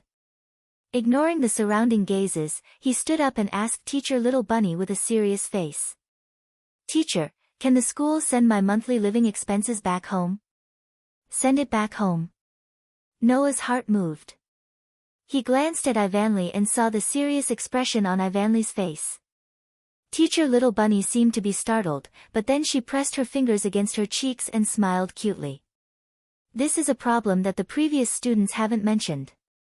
You can apply to the school yourself. There shouldn't be any problem. The serious expression on Ivanli's face suddenly melted. He sat down with joy from the bottom of his heart. He held the student ID card and solemnly put it into his arms as if it was a treasure. Then, please listen to me carefully. Teacher Suki clapped his hands and gathered the attention of all the students in the classroom. In our academy, there is a so-called tripping double blade partnership system. That is a system where two people are paired up to carry out various types of training and development. Therefore, the academy has a requirement. Until the end of this week, everyone has to work hard to decide on an official partner. Of course, if everyone is unable to make a decision by then, we will arbitrarily let the remaining people partner up. At that time, you won't be able to make your own choice. By the way, don't casually choose your partner just because you look down on the tripping double blade system. Teacher Little Bunny blinked. In order to deepen the understanding between tripping double blade, the school hopes to let a group of tripping double blade spend all the time together as much as possible. That is to say, people who become tripping double blade will not have the opportunity to act separately in the school life in the future, even the dormitory. Hearing Teacher Little Bunny's words, in the classroom, many of the students who were still thinking that it was not essential suddenly became serious. This is a very serious matter. Ivanli also seemed to be seriously thinking about it. Even the dormitory is the same. It's best if it's someone who can get along well. Otherwise, life here will really become very difficult. Noah, on the other hand, rubbed his temples in distress, feeling more or less put in a difficult position. It was not that Noah was dissatisfied with having to have a daily and non-daily partner, nor was it that Noah wanted to be a lone ranger. In fact, Noah was not without experience in this aspect. When he was a child, when he was still in fairy tale, Noah went on missions with Alusha, Mira, and Lisanna more than once. In the world of the Black Bullet, the police also acted as partners in pairs. Although Noah had never seriously chosen a partner, in order to let the cursed child in fairy tale cooperate better with his partner in battle, this topic was added to the usual training by Noah. While teaching the children, he also learned a lot. Therefore, for the two of them to act as partners, Noah did not have any difficulties. However, this world was still a completely foreign world to Noah. Other than Ivanli, Noah did not even have a friend that he could talk to. Just like Ivanli said, if they didn't get along well with each other, they would definitely have a hard time if they formed a partnership. If possible, Noah also hoped that he could have a partner that he could get along with. In that case, just the aspect of living together would be a lot better. In a week's time, in such an environment where he basically did not know anyone, would he be able to find a partner that he liked? Noah was distressed in this aspect. In the next moment, this distress was immediately shattered by Teacher Little Rabbit's words, and it reorganized and changed into another distress. The official, double-tripping blade, will be determined on the weekend. At that time, the dormitory will also be adjusted so that the two people who are double-tripping blade will live together. Before the weekend, everyone will form a temporary, double-tripping blade, and live together for a week. Teacher Little Rabbit said with a mischievous smile. Moreover, that smile was directed at Noah. Seeing this smile, Noah's heart suddenly filled with an ominous premonition. It turned out that this premonition was completely correct. So then, since it is a temporary, double-tripping blade, I will decide who you should be temporary partners with. Teacher Little Rabbit jumped up and said such a sentence word by word. Until the official, double-tripping blade, is decided, everyone will temporarily form a temporary, double-tripping blade, with your desk mate. When these words came out, Noah did not know how others would react. Noah only knew that at this moment, his face completely stiffened and became very ugly. My desk mate. At the same time, Ivan also reflexively turned his head and looked to his side. When he saw Noah's stiff face, his delicate face suddenly became very interesting. Hey hey hey hey hey hey. Screams, very quickly, resounded throughout the classroom. Ivan jumped up with a red face and shouted in Teacher Little Rabbit's direction. Wait! Teacher Little Rabbit. This is not right. Oh hey hey hey. What's wrong? Teacher Little Rabbit still had a smile on her face. What's wrong, isn't it obvious? Ivan's voice involuntarily increased, and his face became redder and redder. My desk mate is Noah, do you want us to live together? That's great, isn't it? Teacher Little Rabbit spread out her hands, with a "you're lucky" look. The guy living together is not only very handsome, but also very strong. If you cultivate a good relationship, then won't you feel very safe? Indeed. Noah is very handsome, and very strong, he makes people feel very safe. Ivan wavered for a moment, but then immediately shook his head desperately. No, no. That's not the problem. Teacher, we have 3 people here. Noah was the first to regain his composure, and stood up. Since the school's dormitory arrangement is based on the double-tripping blade arrangement, then we should live in a dormitory with 2 people, right? Ivan immediately nodded, but in the end, it only made Teacher Little Rabbit laugh as usual. It's okay, there's always a way. Anyway, it's only for a week, you guys can endure it, okay? You just wanted to enjoy it, right? Noah was so agitated that he raised his voice, and then looked at Julie, who had been silent and secretly sizing him up. Julie, classmate, you think so too, right? 3 people living together will cause all kinds of problems, right? Julie tilted her head, as if thinking about something, and after a while, she said with an expressionless face. I'm fine with it. Noah and Ivan were petrified on the spot. Ha ha ha ha.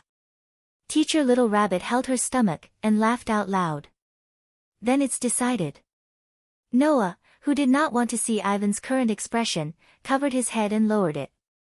Now, Noah was incomparably certain. Staying in this school was definitely a wrong decision.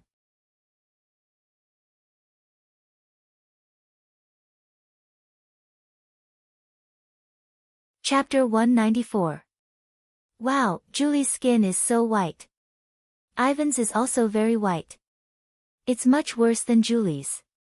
But Ivan's here is bigger than mine. Really? Ah. Don't touch. Listening to the unsettling sounds coming from the bathroom, Noah, who was sitting at the small round table, held a cup of tea with a bitter expression. Undoubtedly, it's a double room, why did I have to squeeze in? What's going on with this school? At this time, Noah returned to the dormitory room assigned to him, Ivan, and Julie. It was already dark outside. The fluorescent lights in the dormitory released light, illuminating the room that was supposed to be 2 people, but now 3 people were squeezed in. The dormitory in the school was not bad. Not to mention the relatively large area, the room was not only equipped with a bathroom, a hot water cooker, a TV, and a small round table, but also standard dormitory beds. Without looking at the bunk beds, it was not a problem for 3 people to squeeze into such a room. But if there were 1 boy and 2 girls among the 3 people, it would be a big problem. Of course, this was not the most important thing. The most important thing was that except for Noah, the other 2 girls were not only extremely beautiful girls, but also, although one was shy, because of her cheerful and talkative personality, she quickly forgot to guard against him. The other one was even more exaggerated, she did not have the slightest intention of guarding against him. The evidence was that Noah was clearly in this room. In the bathroom, Evanli and Julie were still having a great time. Their voices that made one think of fluttering in the wind were not suppressed at all. It was obvious that they either did not care about what they heard, or had completely forgotten that they were also here. How am I going to spend this week? Noah could only sigh. He began to divert his attention and began to immerse his mind in the information revealed by Teacher Little Rabbit during the day. Rank? Daybreak star pattern also has ranks. This was something that Noah only found out today. Not only Noah, but also the new students in the school did not seem to know until today. Noah couldn't help but become very interested in this. If the daybreak star pattern also had a level, and he was currently only at rank I, then, if he had the opportunity to obtain the sublimation instrument, to increase its level, wouldn't he be able to obtain a certain level of enhancement? Noah didn't care much about the strengthening of his body. After all, Noah's body had already been strengthened by the protozoan virus. In terms of his body, it was unlikely that the strengthening that Noah could obtain would increase his strength significantly. What Noah really cared about was the strengthening of his spirit. It was an enhancement that had never happened before. And now, the daybreak star pattern had such an effect. Not only did it strengthen Noah's spirit, but it also increased his magic power and magic power. That was a situation that couldn't get any better. I also have a general understanding of where the limit ability came from. The Daybreak Star rune had the ability to level up. Just like how soul materialization turned into weapon soul form, the ability to level up also turned into downgrade. However, first of all, Noah's Daybreak Star pattern was still at rank I, so it couldn't be downgraded. Second of all, even if it could be downgraded, Noah's physique that could eliminate all negative effects would also be immune to this negative effect on the owner. Thus, under these two contradictions, the limit ability that could allow Noah to downgrade on his own was derived. Moreover, the target of downgrade was no longer just rank, but Noah's various abilities. In addition, Noah's physique did not allow Noah to have abilities that would only have negative effects on him. Thus, the limit evolved again, with the addition of the ability to allow the restricted ability to automatically strengthen itself, becoming an ability that was also beneficial to the owner. It passed through the exclusion range of Noah's physique and was possessed by Noah. Of course, without the mutation caused by the conflict between Noah's physique and the Daybreak Star rune, the downgrade ability would not have evolved into a limit ability. The Daybreak Star rune that was just implanted were all rank I. Noah recalled the various aspects of the enhancement he received when the Daybreak Star rune was implanted and activated the limit ability. Under the effect of the limit ability, Noah's physical, mental, and other aspects of his physique were all adjusted to rank I level. Magic power, a power that a surpasser could not possess, was all restricted, allowing these restricted powers to enter a state of automatic enhancement. In any case, these powers would not be used unless it was necessary.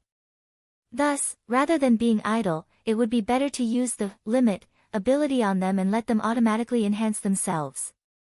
Therefore, the limit ability was still very good, and it was also very helpful to Noah. After this limit ability, Noah was really only a rank I surpasser.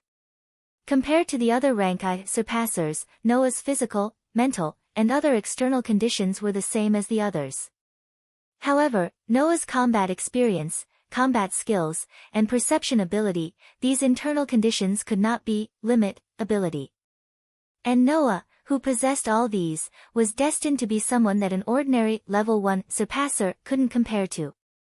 Gotcha! At this time, the sound of the bathroom door being opened sounded. Wait! Julie! Then, Ivan's voice mixed with shock and anxiety also passed into Noah's ears. Noah subconsciously turned his head and looked in the direction of the bathroom. Then, the scene that entered his eyes almost made Noah, who had unknowingly brought the teacup to his mouth, directly spit out the tea in his mouth. The first thing that entered Noah's eyes was the slender and white, jade feet and thighs that seemed to be made of pearls. Then, Julie's full appearance that appeared in front of Noah was also exposed in front of Noah's eyes. Because she had just come out of the bath, Julie's thin clothes were tightly stuck to her skin, making her slender body's curves clearly visible. Even the buttons on her clothes were buttoned in the wrong place, causing Julie to reveal a lot of her white skin. And besides these, Julie's body did not have any other concealment. Yes. Julie was actually only wearing a shirt on her upper body, the rest of her body was not wearing anything. In this state, this beautiful girl who had caused the entire school's freshmen to exclaim in admiration appeared in front of Noah. How could Noah remain calm? Moreover, behind Julie's back, Ivan seemed to want to prevent Julie from appearing in front of Noah in this state. In the end, because he couldn't make it in time, he chased out of the bathroom with only a bath towel wrapped around his body. Looking at Julie's thin shirt, the skin of her thighs and shoulders were all exposed to the air, and Ivan wrapped in a bath towel, the appearance of his arms, thighs, and shoulders were even more thoroughly exposed. Noah's brain began to crash. Julie! Ivan glanced at Noah, whose brain had crashed, and pulled Julie with a red face. Idiot, idiot, idiot. How can you come out of the bathroom like this? Julie tilted her head with a puzzled face. Is there a problem with my pajamas? There is a big problem. Ivan pulled Julie, as if to avoid Noah's sight, and hurriedly walked towards the bathroom. Quickly go back and change your clothes. Wait. Being suddenly pulled by Ivan, Julie suddenly lost her balance and fell to the ground. In a panic, Julie's hand unconsciously pulled forward and pulled the bath towel on Ivan's body. Pa! The next second, Julie fell to the ground. A bath towel floated down and covered Julie's head. Time paused. Ivan, as if frozen on the spot, was frozen on the spot, his eyes opened to the widest they had ever been. When Noah saw the large amount of white skin in front of his eyes, his heart stopped for a second or two. The whole world seemed to have lost the existence of sound at this moment, falling into an oppressive silence. After a long time, Noah stood up like a robot. His body was stiff as he walked past the fallen Julie and the petrified Ivan. He opened the door, walked out, and gently closed the door. Aw! Screams, from inside the room, resounded.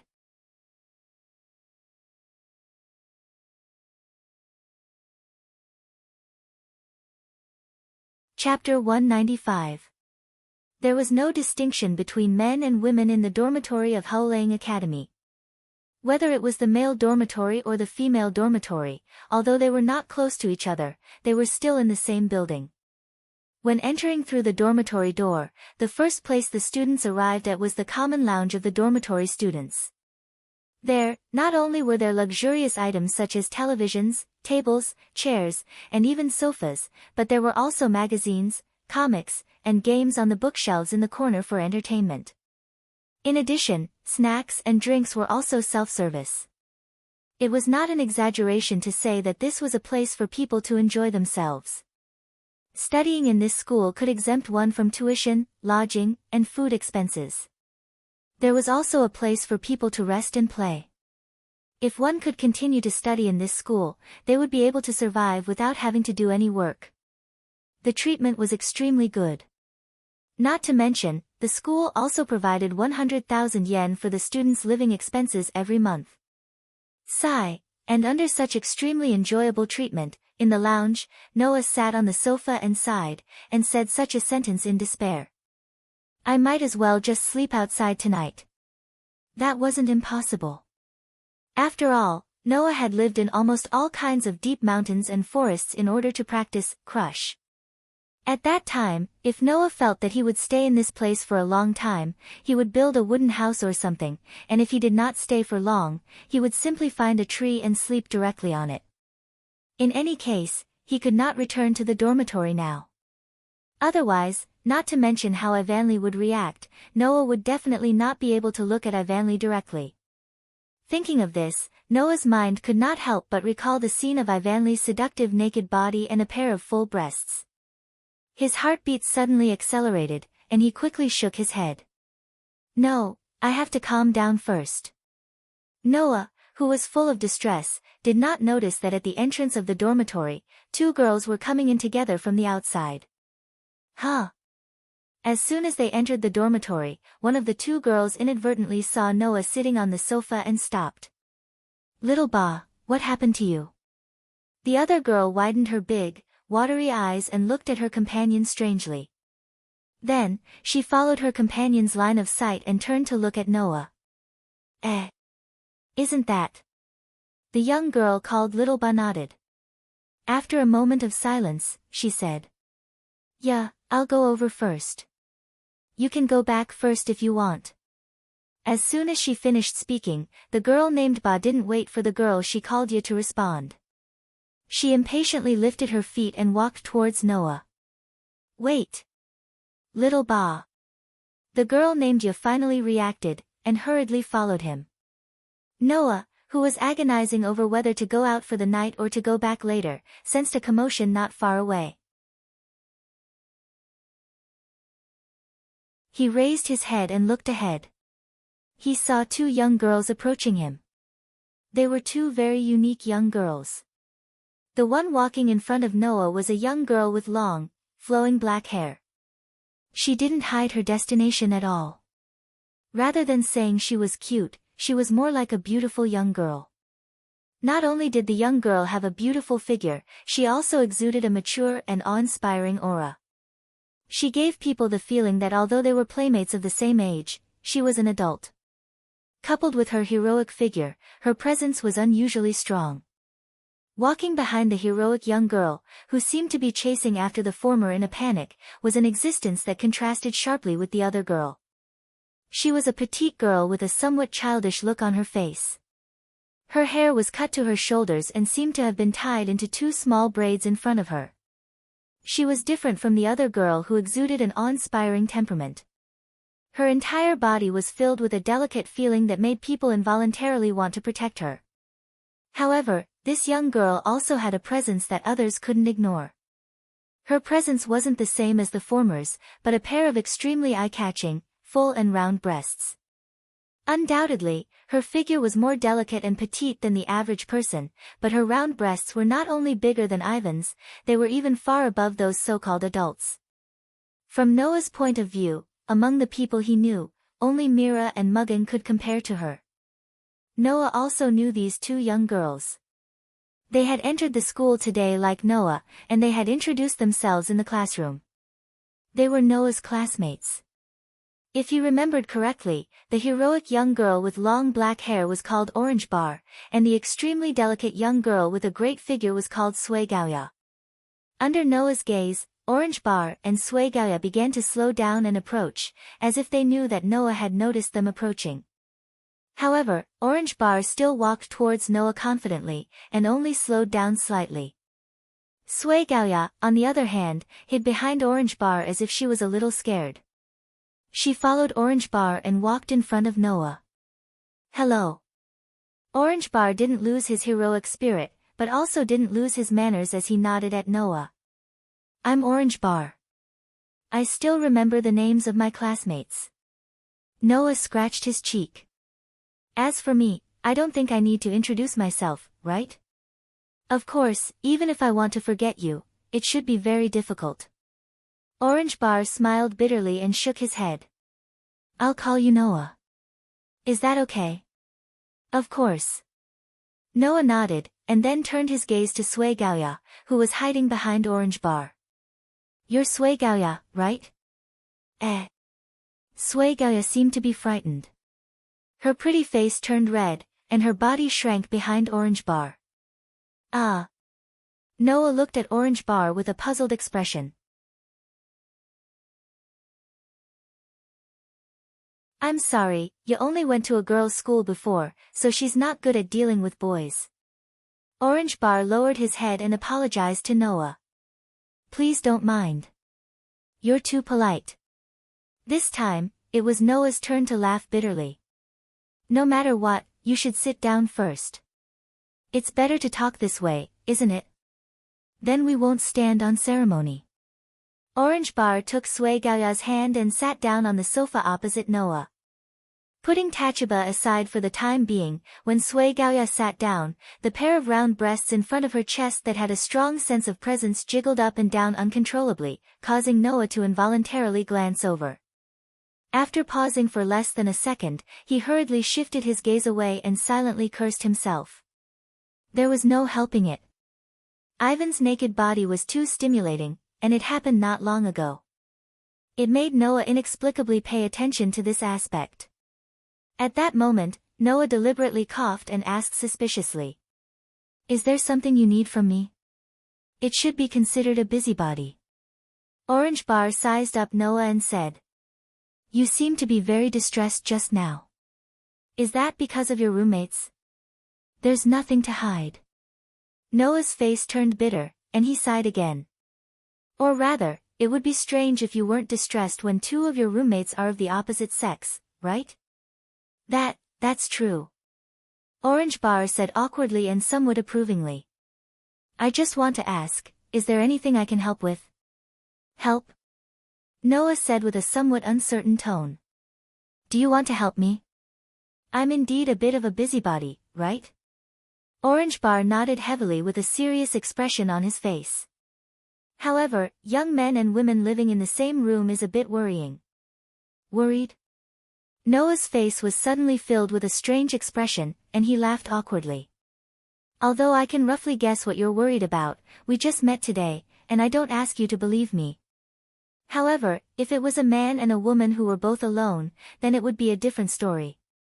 But there are two girls in my room, so it's impossible to make a move on two girls at the same time, right? That's true. Orange Bar lowered his head with an embarrassed expression. Sui Gaoya couldn't help but laugh out loud. When she realized that Noah was looking at her, her pretty face turned completely red. She hid her face in Orange Bar's arms, and after a while, she secretly raised her head and quietly sized up Noah. Seeing Sui Gaoya's performance, Noah didn't know how to react. In the morning, Julie had been secretly observing him from the side, and now it was Sui Gaoya's turn. His school life was really tough.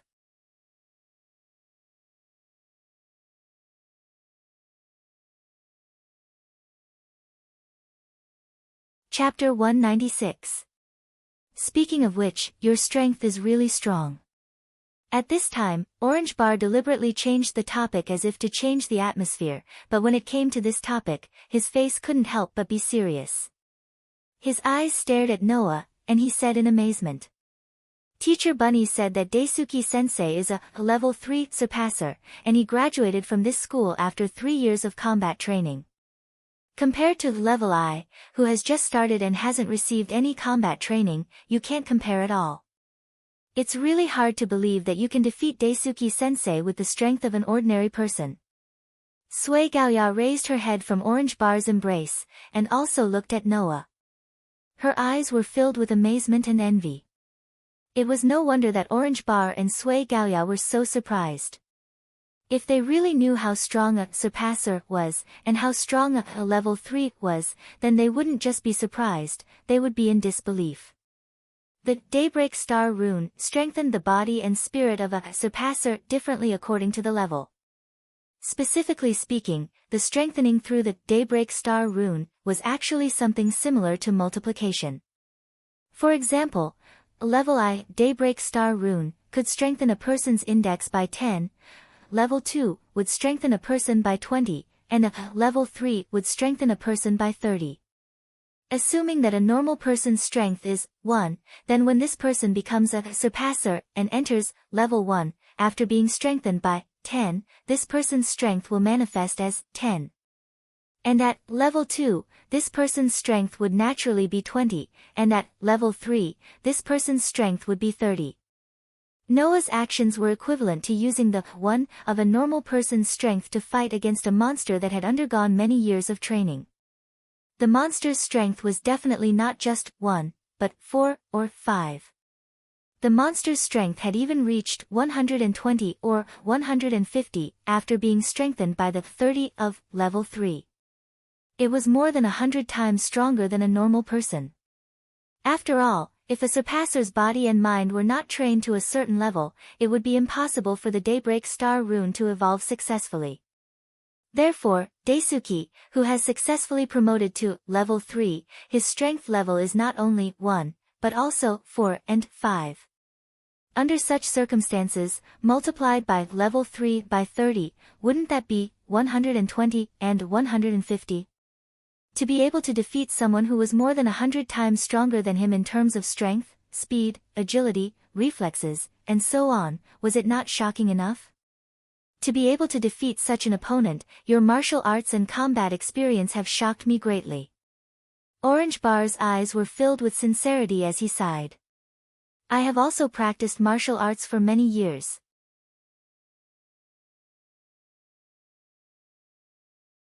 I thought that I would be considered quite strong among my peers, but compared to you, I am like a child.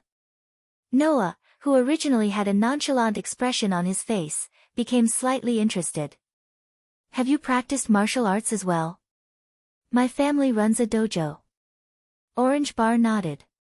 The Orange School of 18 Arts that I belong to is a famous school that focuses on ancient martial arts and incorporates various other martial arts. Therefore, I can see how shocking the skills you used in the battle that day were. If possible, I really want to spar with you. Saying so, Orange Bar's face also showed an unconvinced expression. Obviously, he was not just saying it, he really wanted to do it. Little Bar. Sui Gaoya called out worriedly. On the other hand, Noah glanced at Orange Bar, whose face was full of unconvinced and awe-inspiring, with some surprise, and then suddenly smiled. This school is a school that cultivates combat skills. I believe that there will be plenty of opportunities to spar with classmates. That's true. Orange Bar was also eager to give it a try. That's really exciting. With amazing combat skills and combat experience, and being able to defeat level 3 at the level of an ordinary person, and now with level 1 enhancement, how strong is Noah? This was something that Orange Bar especially wanted to know. He believed that this was something that the others who knew about Noah's deeds also wanted to know. However, if these people knew of Noah's true strength after the limitation was lifted, what kind of reaction would they have? Thinking of this, Noah could not help but laugh. Although the Daybreak Star Rune's enhancement to the human body existed in the form of multiplication, Noah knew that there was a limit to it. Otherwise, how could Noah's body, which had been strengthened to a frightening degree by the level 1 virus, only grow by a negligible degree after being strengthened to 10 times by the level 1 virus? Therefore, once a surpasser trained their body and spirit to the extent that even the Daybreak Star Rune could not strengthen them, then the Daybreak Star Rune would also be completely helpless, right? Of course, that was something that an ordinary person could not do. Noah could only be considered an anomaly. Next, Noah and Orange Bar began to discuss martial arts and combat. Sui Gaoya, who could only watch Noah and Orange Bar communicate, sat obediently at the side, secretly sizing up Noah's slightly determined face, her pair of watery eyes flashing slightly. Kacha, gently opening the door, Noah poked his head in from outside and looked into the room. About an hour had passed since the lights out time, so there was naturally no light in the room, but only a dim light. Noah listened carefully for a while, until he heard breathing sounds coming from inside the room, only then did he breathe a sigh of relief. He tiptoed into the room, and very carefully closed the door.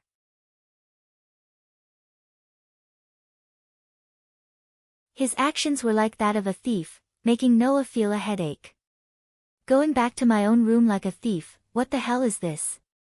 With this kind of thoughts that could easily make people feel helpless, Noah walked into the room and looked at the direction of the bed. At this time, the two girls who were Noah's roommates were already deeply asleep on the bottom bunk of the bed that was divided into two bunks. Julie was still wearing the white shirt, her white thighs were directly exposed to the air, her body was on the side, and she slept very soundly. Beside Julie, Ivanli was wearing a set of pajamas with floral patterns. The style of the pajamas was a combination of very ordinary clothes and pants. Who knows if it was because he considered that there was a girl in his roommate, so he chose such a conservative style. He hugged Julie and let out rhythmic breathing sounds. Looking at the sleeping faces of Ivanli and Julie, Noah couldn't help but smile, and took off his uniform jacket. Just when Noah wanted to climb to the top bunk to sleep, a cold voice echoed in the extremely silent room. "Don't you plan to say something?" Noah's movement froze. On the bottom bunk, Ivanli, who was hugging Julie, stared at Noah with a pair of gem-like eyes. Although her face was a little red, there was no shyness in her eyes, only anger. "I thought you were going to sleep somewhere else tonight." Hee hee. Noah laughed dryly, then immediately sighed as if he gave up, and his body relaxed. "If apologizing can solve the problem, I don't mind doing it." "I didn't ask you to apologize." Ivanli also sighed, half squinted at Noah, and her tone was more or less filled with dissatisfaction. "That's not your fault, don't worry, I won't blame you," but Ivanli's pretty face was a little redder, and she stuttered. "No matter what you saw, you have to forget it." "Forget? If I can forget, why would I be so worried?" Noah could only yell this in his mind, and made a gesture of surrender. I should be the one saying this. If Ivanli can forget what happened today and get along with me like before, I will be very grateful. That's good. Ivanli turned her head and hugged Julie. Good night. Aha, seeing that Ivanli didn't bother him anymore, Noah admired Ivanli's generosity, and at the same time, he spoke softly. Good night. Not long after, Ivanli once again breathed rhythmically. Looking at the sleeping Ivanli and Julie, who were as cute as a doll, Noah smiled after a while. I wish you all sweet dreams.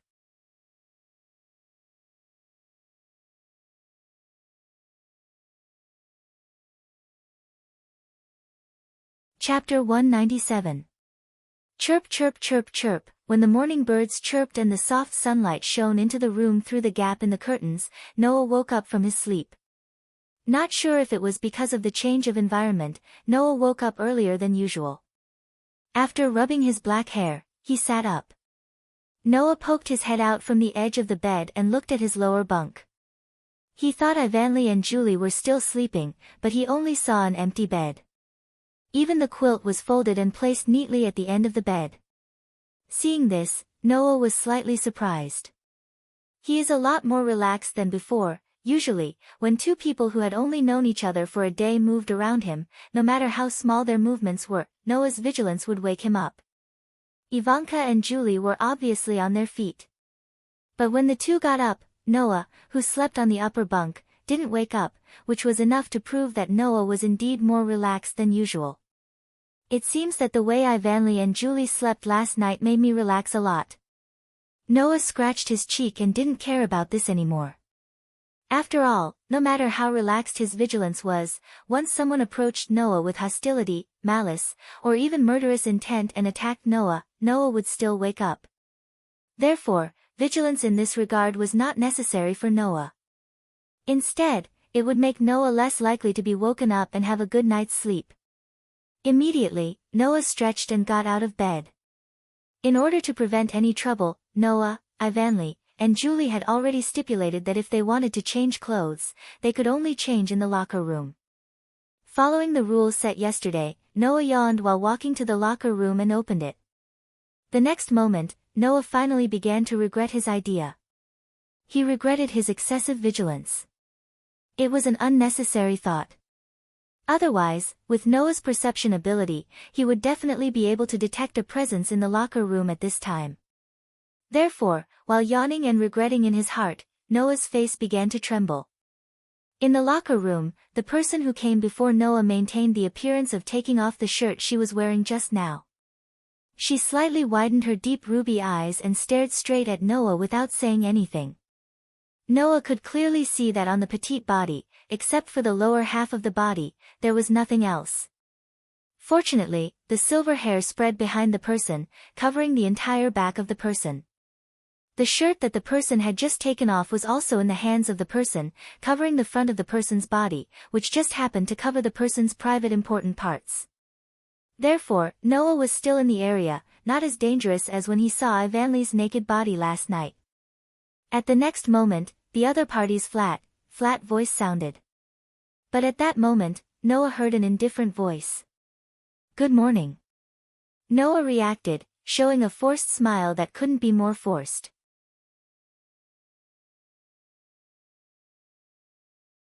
Good morning. Julie was still expressionless as she spoke. Noah also needs to change clothes. Yes. Noah was almost reflexively answering Julie's question. Then can you wait outside for a while? Not knowing if it was Noah's illusion, even Julie's expressionless face had a little bit of redness at this moment. If I change clothes in front of Noah, I will be very embarrassed. Noah, who was in a state of shutdown, finally woke up. After bitterly laughing twice, he slowly closed the door. Looking at the cold door in front of him, Noah was speechless for a long time. After a while, he covered his face with regret. When will this week end? On both sides of the small round table, Noah and Julie, who had already changed into their uniforms, sat opposite each other, and looked at each other. From Julie's mouth, Ivan seemed to have insisted on practicing swordsmanship in the morning. Today, he was like Noah, because he came to an unfamiliar environment and woke up early. Just like before, he simply went out to practice. Julie had rushed from abroad to attend the entrance ceremony yesterday, so because of the time difference, she went to bed very early last night and woke up very early today. Therefore, what happened next happened. Looking at Julie's expressionless face, because of what just happened, Noah couldn't help but feel a little uncomfortable. After taking a deep breath, he met Julie's deep red eyes. "Oh right, because Ivan was also there yesterday, I couldn't ask, but Julie, I have always wanted to ask you a question." Julie's expression didn't change at all. Only her lips moved like a real doll as she nodded her head. "Please ask." "Why did you want to sit next to me yesterday?" Noah asked straightforwardly. "You must have deliberately sat next to me, right? You have been secretly observing me, right?" For a moment, Julie's pair of beautiful eyes fluctuated, and the surrounding atmosphere also changed. Julie maintained a fixed look at Noah, seemed to be lost in thought, and after a while, she answered. "Because Noah is very strong." Noah was suddenly stunned. After hesitating, he asked in a low voice. "Is it because I am very strong, so you pay attention to me?" Yet, Julie didn't hesitate in the slightest. It was impossible to tell what she was thinking as a nostalgic expression appeared on her small and delicate face. "Dad is also very strong, like Noah, very, very strong." Noah's heart moved, and he was slightly relieved. Julie, who usually had a difficult expression, showed a touch of nostalgia. Thinking about it, Julie's father should be very important to her, right? Because I am as strong as Julie's father, so Julie pays attention to me. This is really like the behavior of a child. What Julie said next made her seem even more like a child. "Can I also be like that?" Julie lowered her head slightly and said. "Can I also become as strong as Dad and Noah?"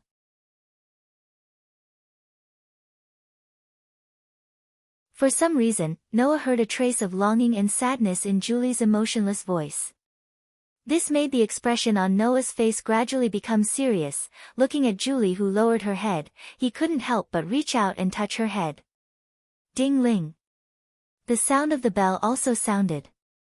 Julie raised her head and looked at Noah with a bit of disbelief, as if she didn't expect Noah to suddenly do this. A strong sense of longing can make people stronger. In front of Julie, Noah said with a smile. If Julie has such a strong sense of longing, then she can definitely become stronger. Julie's eyes rippled, and on her head, a silver ahogue swayed like a tail. After a long time, Julie spat out a word. Yeah, Haoleing Academy, first grade classroom, good morning. Good morning. While saying good morning to each other, Noah and Julie walked into the classroom together.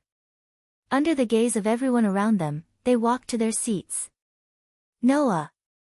Julie. There, Ivan was sitting in his seat and waving in the direction of Noah and Julie. There were also some students around him, and they seemed to have been talking until just now. Although it was only a day, Ivan's cheerful personality and good social skills seemed to have made him like a fish in water in this class, and he made a lot of friends. You guys are so slow. As soon as he sat down, Ivan complained to Noah and Julie. I thought you guys were already here, so I came directly. Do you know how lonely I was after not seeing you guys? Lonely? Noah glanced at Ivan. Weren't you chatting happily with your classmates just now? It's because I'm lonely that I want to find someone to chat with. Ivan said this as if it was a matter of fact. Just as Noah wanted to say something, at the door of the classroom, a sweet and cheerful voice came into the classroom. Good morning, he saw Teacher Little Rabbit holding a baton. She skipped in from the outside, bringing bad news. Today's first class is extracurricular training. Everyone gather at the school gate.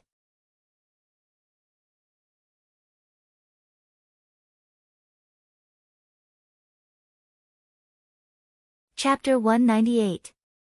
Here, here. Everyone, gather around Teacher Little Rabbit. In front of the school gate, Teacher Little Rabbit, who was still in her maid outfit with a pair of rabbit ears, waved her hands in an extremely exaggerated manner, as if she was afraid that others wouldn't see her. Those who didn't know would think that she was standing at the edge of a cliff, waving her arms with all her might as if she was about to fall. It was very comical.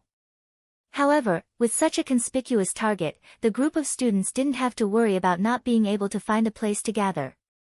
One by one, they ran over from not far away and lined up in front of Teacher Little Rabbit. At this time, whether male or female, all of them had changed into gym clothes that were convenient for exercise. Noah, who was standing at the edge of the team, was frowning because of his gymnastics attire. When he sensed the curious gazes from all directions from time to time, he couldn't help but hold his left hand with his right hand and hide his left hand behind his back. It couldn't be helped. Noah's left hand was very eye-catching. It wasn't a big deal, but Noah's entire left hand, starting from his shoulder, to his wrist, and even the back of his hand, was tightly wrapped in white bandages. Seeing Noah's left hand wrapped in white bandages, which couldn't be hidden because he was wearing a short-sleeved gymnastic suit, the surrounding students cast curious glances at Noah's hand. What happened to your hand? Standing beside Noah, Ivan also sized up Noah's bandaged left hand and asked. Did you get hurt? Standing on the other side of Noah, Julie also cast a concerned gaze. A pair of deep red eyes stared straight at Noah. Although there wasn't much emotion in them, there was a trace of doubt surging in them. Obviously, Julie was also concerned about this problem. It wasn't just Ivan and Julie. Orange Bar and Sway Galia, who he had just met last night, were also around Noah. Although studying in this kind of school means that you're already prepared to get hurt, with the enhanced recovery of a surpasser, injuries will heal faster. However, if there's a problem, it's better to ask for leave. Orange Bar came closer and suggested. How about it? Do you need me to help you ask for leave from Teacher Little Rabbit? You're all worrying too much. Noah helplessly shook his head. He didn't hide it anymore and directly raised his hand that was wrapped in bandages from the cuffs to the back of his left hand with a nostalgic smile. This is an injury from a long time ago. It's healed long ago, but because it left a scar, it doesn't look too good, so I wrapped it up. When he was young, In a conflict with the Phantom Lord during his first mission, in order to save Alusha, Noah had used his body to block the attack of the Phantom Lord's sorcerer, and was severely injured of him. That injury eventually healed, but the scar remained on Noah's arm and accompanied him for many years. For a long time, Noah appeared in people's sight wearing long-sleeved clothes and a jacket, so basically, no one noticed that Noah's hand was always wrapped in bandages to hide the scar. But this time, after changing into a gym suit, there was no way to hide it. On the side, Julie tilted her head and looked at Noah. "Are you okay?" Looking at Julie, who looked up at him like a small animal, Noah stroked her head with a relaxed expression on his face. "It's okay, don't worry." Feeling the big hand stroking her head, the ahog on Julie's head suddenly shook. Even though her face was still expressionless, her good mood was clearly felt by the people around her. Ivan glanced at Noah, then glanced at Julie, and then put his face in front of Noah with a meaningful look. "When did your relationship with Julie become so good?" "Good." The hand stroking Julie's head didn't stop, and Noah tilted his head in puzzlement. "Very good." Ivan's eyes were half closed, and he smiled lazily. "Didn't you notice it?" Noah and Julie looked at each other and shook their heads, making Ivan speechless. "Is everyone here?" At this time, Teacher Little Rabbit's refreshing voice sounded. "Then, the content of today's first lesson is physical enhancement." "Physical enhancement?" The students present were startled and looked at each other. "That's right. It's physical enhancement." Teacher Little Rabbit jumped up and down and began to explain. Everyone knows that the Daybreak Star tattoo can strengthen one's body through something similar to multiplication. Of course, the more the surpasser who has the Daybreak Star tattoo implanted in their body, the better the effects will be, right? The expressions of the students were a little relieved as they nodded. Using the previous example, all of the students who had just become surpassers were only at 1 in all aspects of their physical abilities. Some of them were even below 1 in terms of physical strength, endurance, strength, reflexes, and speed. Then, under such circumstances, even with the enhancement of level 1 multiplied by 10, at most, the physical ability in that area would only be 10, or even less than 10. However, if the student's physical abilities could be trained from level 1 to level 2 or level 3, then after multiplying by level 1 by level 10, even if the Daybreak Star rune hadn't been upgraded, it would still be able to reach level 20 or level 30. Apart from the normal lessons that the students had to go through, Howling Academy's combat training was of the utmost importance. However, physical enhancement and training were also included. Otherwise, wouldn't it be a waste of the Daybreak Star tattoo's great enhancement effect? Therefore, we first have to start with the most basic physical training. After that, we will continue to train everyone's strength, speed, agility, reflexes, and even the body's ability to resist attacks. Of course, there is also our most important combat training course. Teacher Little Rabbit nodded with a face full of joy. So, what we need to do today is the most basic physical enhancement, which is running. When they heard the word running, many of the students showed blatant rejection. However, if they wanted to increase their physical strength, the simplest, most direct, and most effective method was undoubtedly running. Noah, who had gone through many years of training his physical abilities, could attest to this point. Therefore, Noah was concerned about another aspect. "It's just running." As soon as he spoke, Noah gathered the attention of all the students around him. Oh, as expected of an exception. You asked so directly, but it's good to ask. Teacher Little Rabbit giggled and pointed the baton in her hand at Noah, throwing a flirtatious glance. No matter what, the academy was built to train your combat skills. It's the same even if it's just running. Therefore, there are special rules here. After saying this, Teacher Little Rabbit opened her hand as if to say, "Long live," and pulled open a piece of cloth that had been in her hand at some unknown time.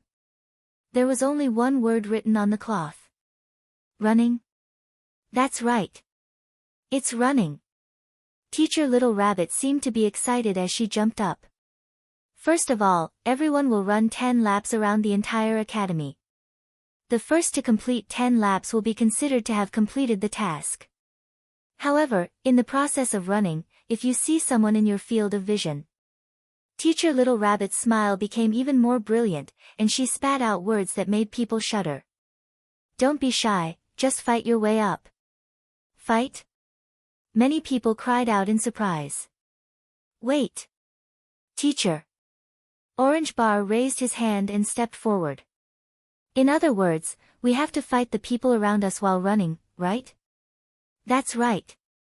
Teacher Little Rabbit smiled cutely. The rules are very simple.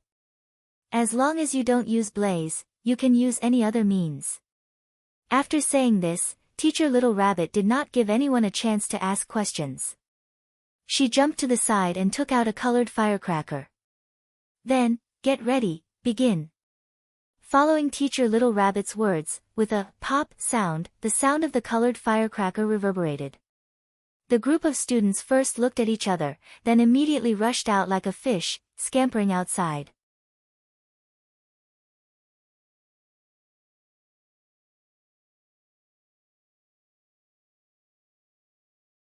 Chapter 199. Haewa Dash. Hearing the cold shouts and loud shouts of the students fighting behind him, Noah, who was running alone in a forest path, looked around and couldn't help but feel speechless. Now, there wasn't even a single person beside Noah. Because, as soon as he started running, before Noah could run too far, the students who ran out of the school gate with Noah immediately scurried away as if they had met the god of plague. Not long after, they all ran away without a trace. Obviously, no matter what, Noah's classmates were not willing to appear in Noah's field of vision and become Noah's opponents. After all, even the level 3 school teacher wasn't a match for Noah, who only displayed the strength of an ordinary person. These were only level 1 students who had just started training. How could they want to fight with Noah?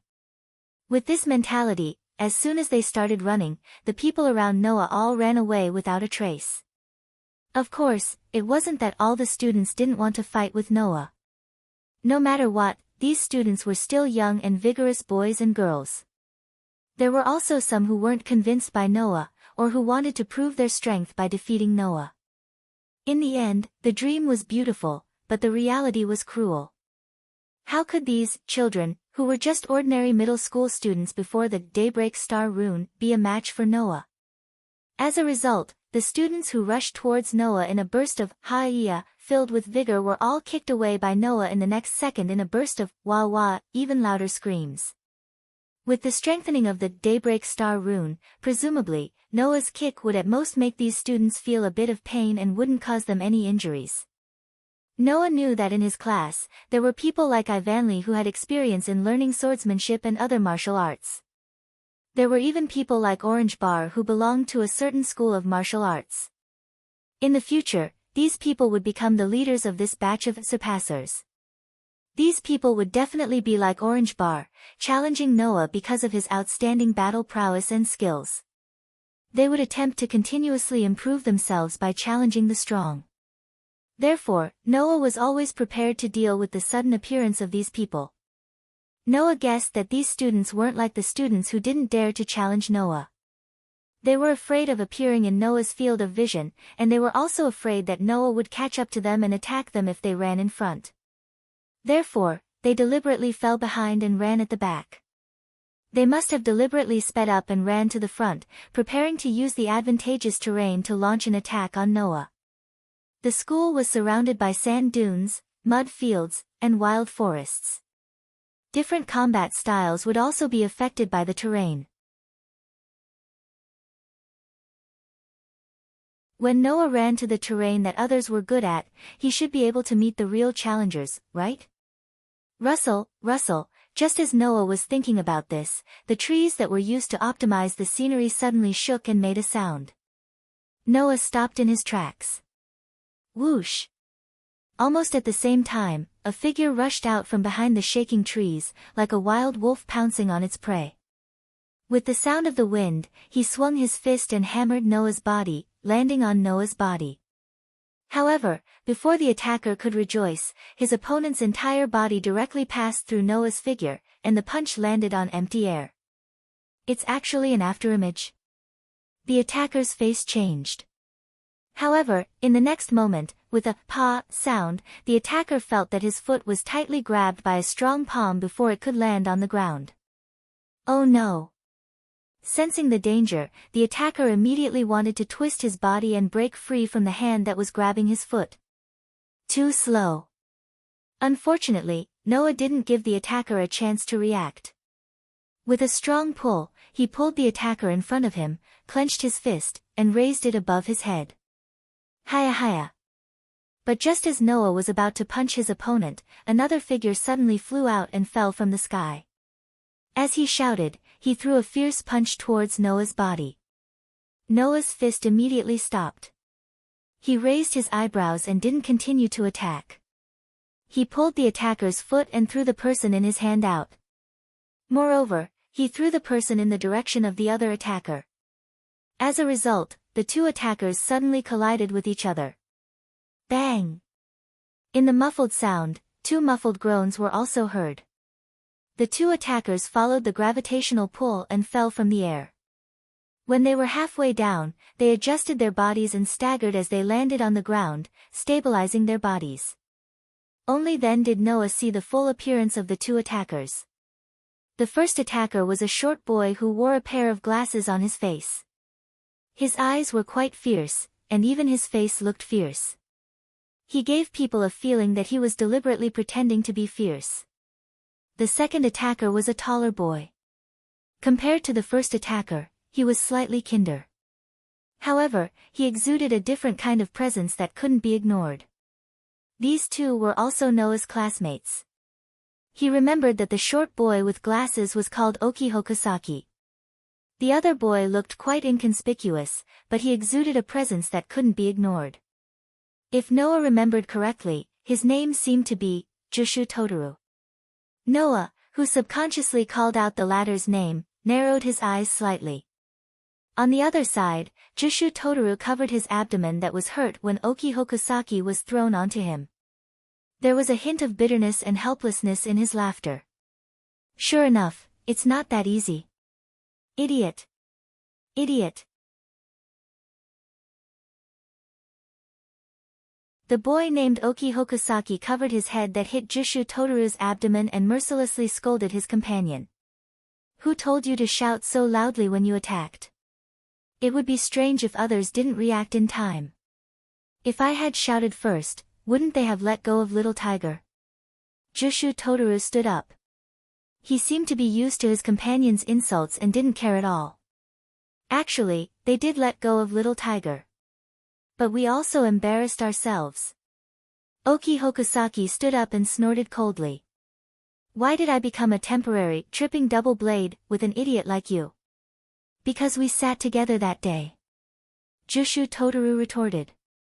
Then, a pair of bright eyes stared at Noah. If that's the case, then I won't say much. Little tiger, do you want to continue? Of course. Oki Hokusaki pushed his glasses and also stared at Noah. No matter who the opponent is, I won't lose. Despite his words, Oki Hokusaki's face was full of seriousness. Obviously, he didn't think that he was invincible. Jushu Totoro, on the other hand, looked at Noah with a different expression. It was an emotion that seemed like interest, but also like mutual appreciation. Noah, who saw Jushu Totoro's gaze, was puzzled. His face curled into a smile. Jushu Totoro, Oki Hokusaki, don't you think the way you greet each other is a little lacking? No. You're wrong. Jushu Totoro's gaze never left Noah. His body was tense and vigilant. We came here only after careful consideration. That's right. Oki Hokusaki assumed an attacking posture and stared at Noah like a tiger eyeing its prey. To defeat you here. Is that so? Compared to Jushu Totoro and Oki Hokusaki, who were extremely vigilant, Noah's posture was very casual. Even his voice sounded very relaxed. Then go ahead and try attacking me. Hearing this, Jushu Totoro and Oki Hokusaki didn't say anything, but their expressions became more and more serious. Hey, Totoro. Oki Hokusaki's body became more and more tense, and his voice trembled. Did you notice? Yes. A drop of sweat slid down Totoro's cheek, and he put on a brave smile. I can't find any flaws at all. What's wrong? Opposite him, Noah suddenly smiled. If you're not going to attack, then I'll go first. Jushu Totoro and Oki Hokusaki's expressions became tense at the same time. They glanced at each other, and in the next second, they made the same decision. Strike first and gain the upper hand. Stomp dash. With a violent stomp, Jushu Totoro and Oki Hokusaki pressed their bodies and rushed forward.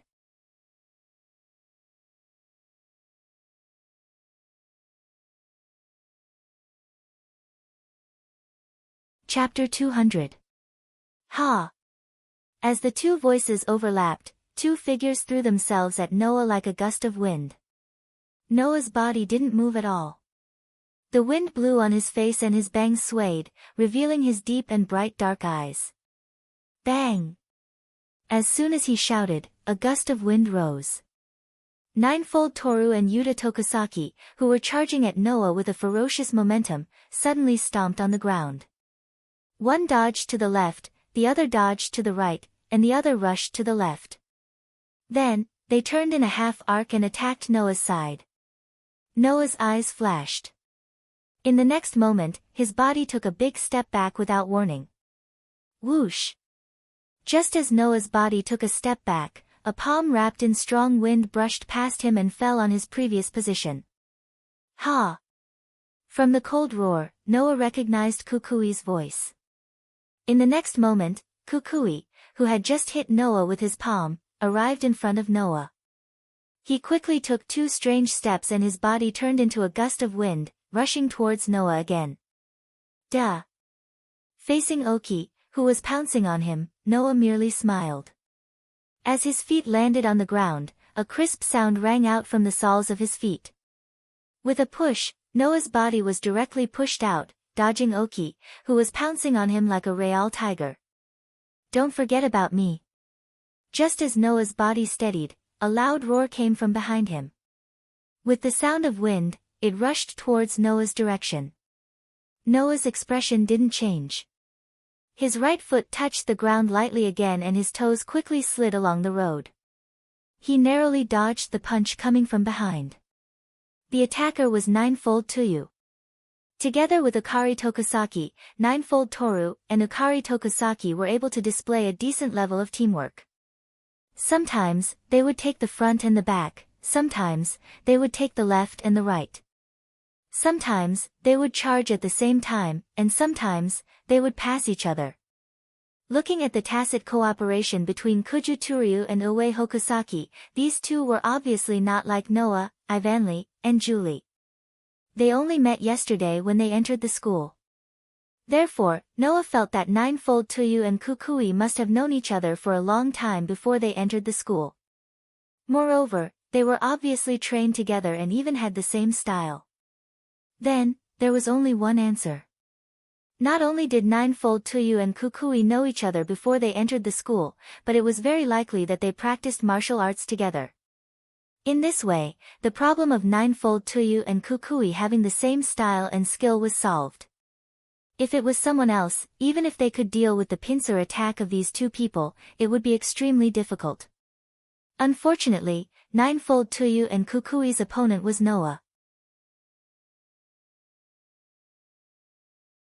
Even if Noah, Kyuhei Totoro, and Kukui Totoro all had the same degree of body strengthening, and Noah deliberately used his ability to limit all aspects of his strength to the level of an ordinary level I, his combat experience and combat skills were not something that Kyuhei Totoro and Kukui Totoro could compare to. What's more, Noah's sensing ability had covered almost all the surrounding areas. As long as there was even the slightest movement, Noah would be able to detect it. Therefore, even if Ninefold Toyu and Kukui's coordinated attacks were fierce and had the effect of confusing the opponent, it was still ineffective under Noah's inhuman sensing ability. In other words, Ninefold Tuyu and Kukui's every move was clearly projected in Noah's mind. In this case, if they wanted to hit Noah, even a level 3 graduate who had trained in this school for 3 years could not do it. Even if Ninefold Tuyu and Kukui were martial artists, they were still only level I. Want to hit Noah? Easier said than done. This guy is really strong. After several consecutive coordinated attacks, Noah managed to escape danger by a hair's breadth. Ninefold Tuyu's face gradually became dignified. He clenched his teeth and his speed increased a lot. With a shio sound, he turned into an afterimage and shot straight at Noah. Who?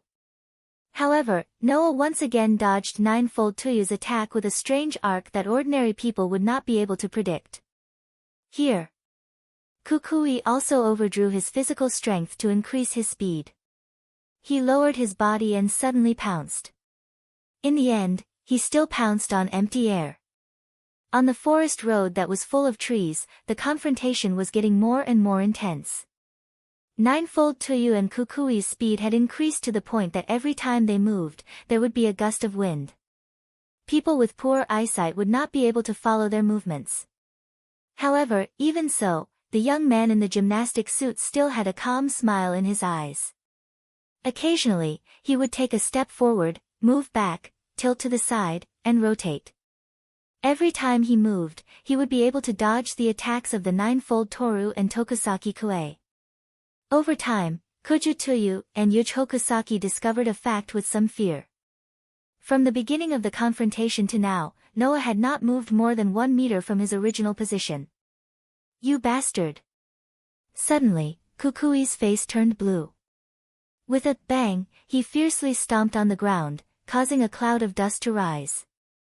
Like a whirlwind, he glided around Noah in an arc like lightning and rushed toward Noah, who was in the center. If one were to look down from above, it would seem like Kue Tokusaki was sprinting in a circle with Noah as the center. The speed of his sprint brought up a cloud of smoke and dust, like volcanic ash erupting from an erupting volcano, surrounding Noah in the middle. As for Kukui himself, when the dust was enough to cover Noah's entire field of vision, he swooped down, clenched his hand into a fist, and punched the black shadow in the center, which was covered by the dust. You actually came up with such a trick.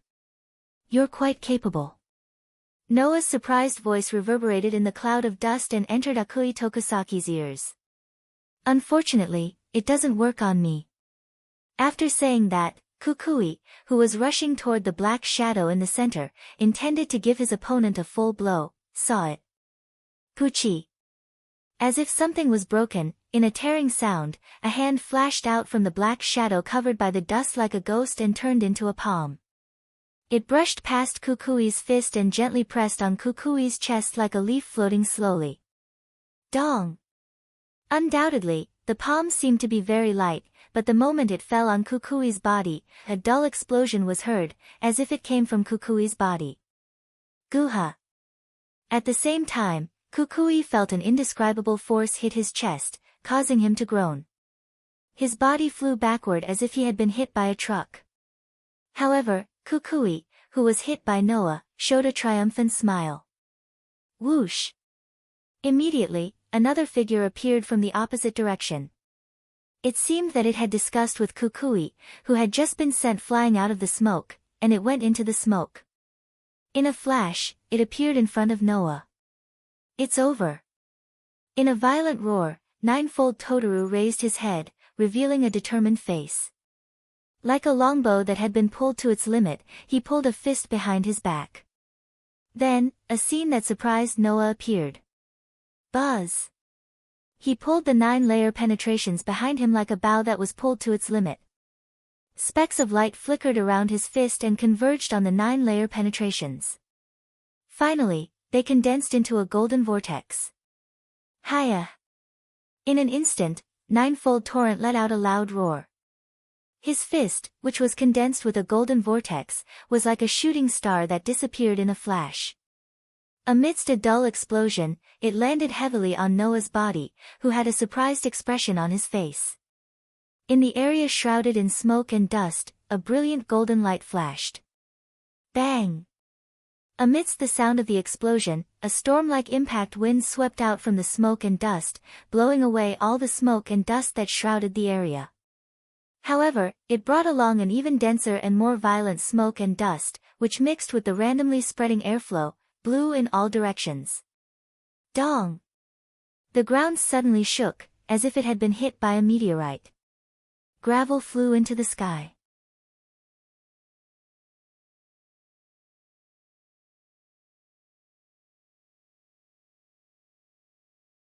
Chapter 201.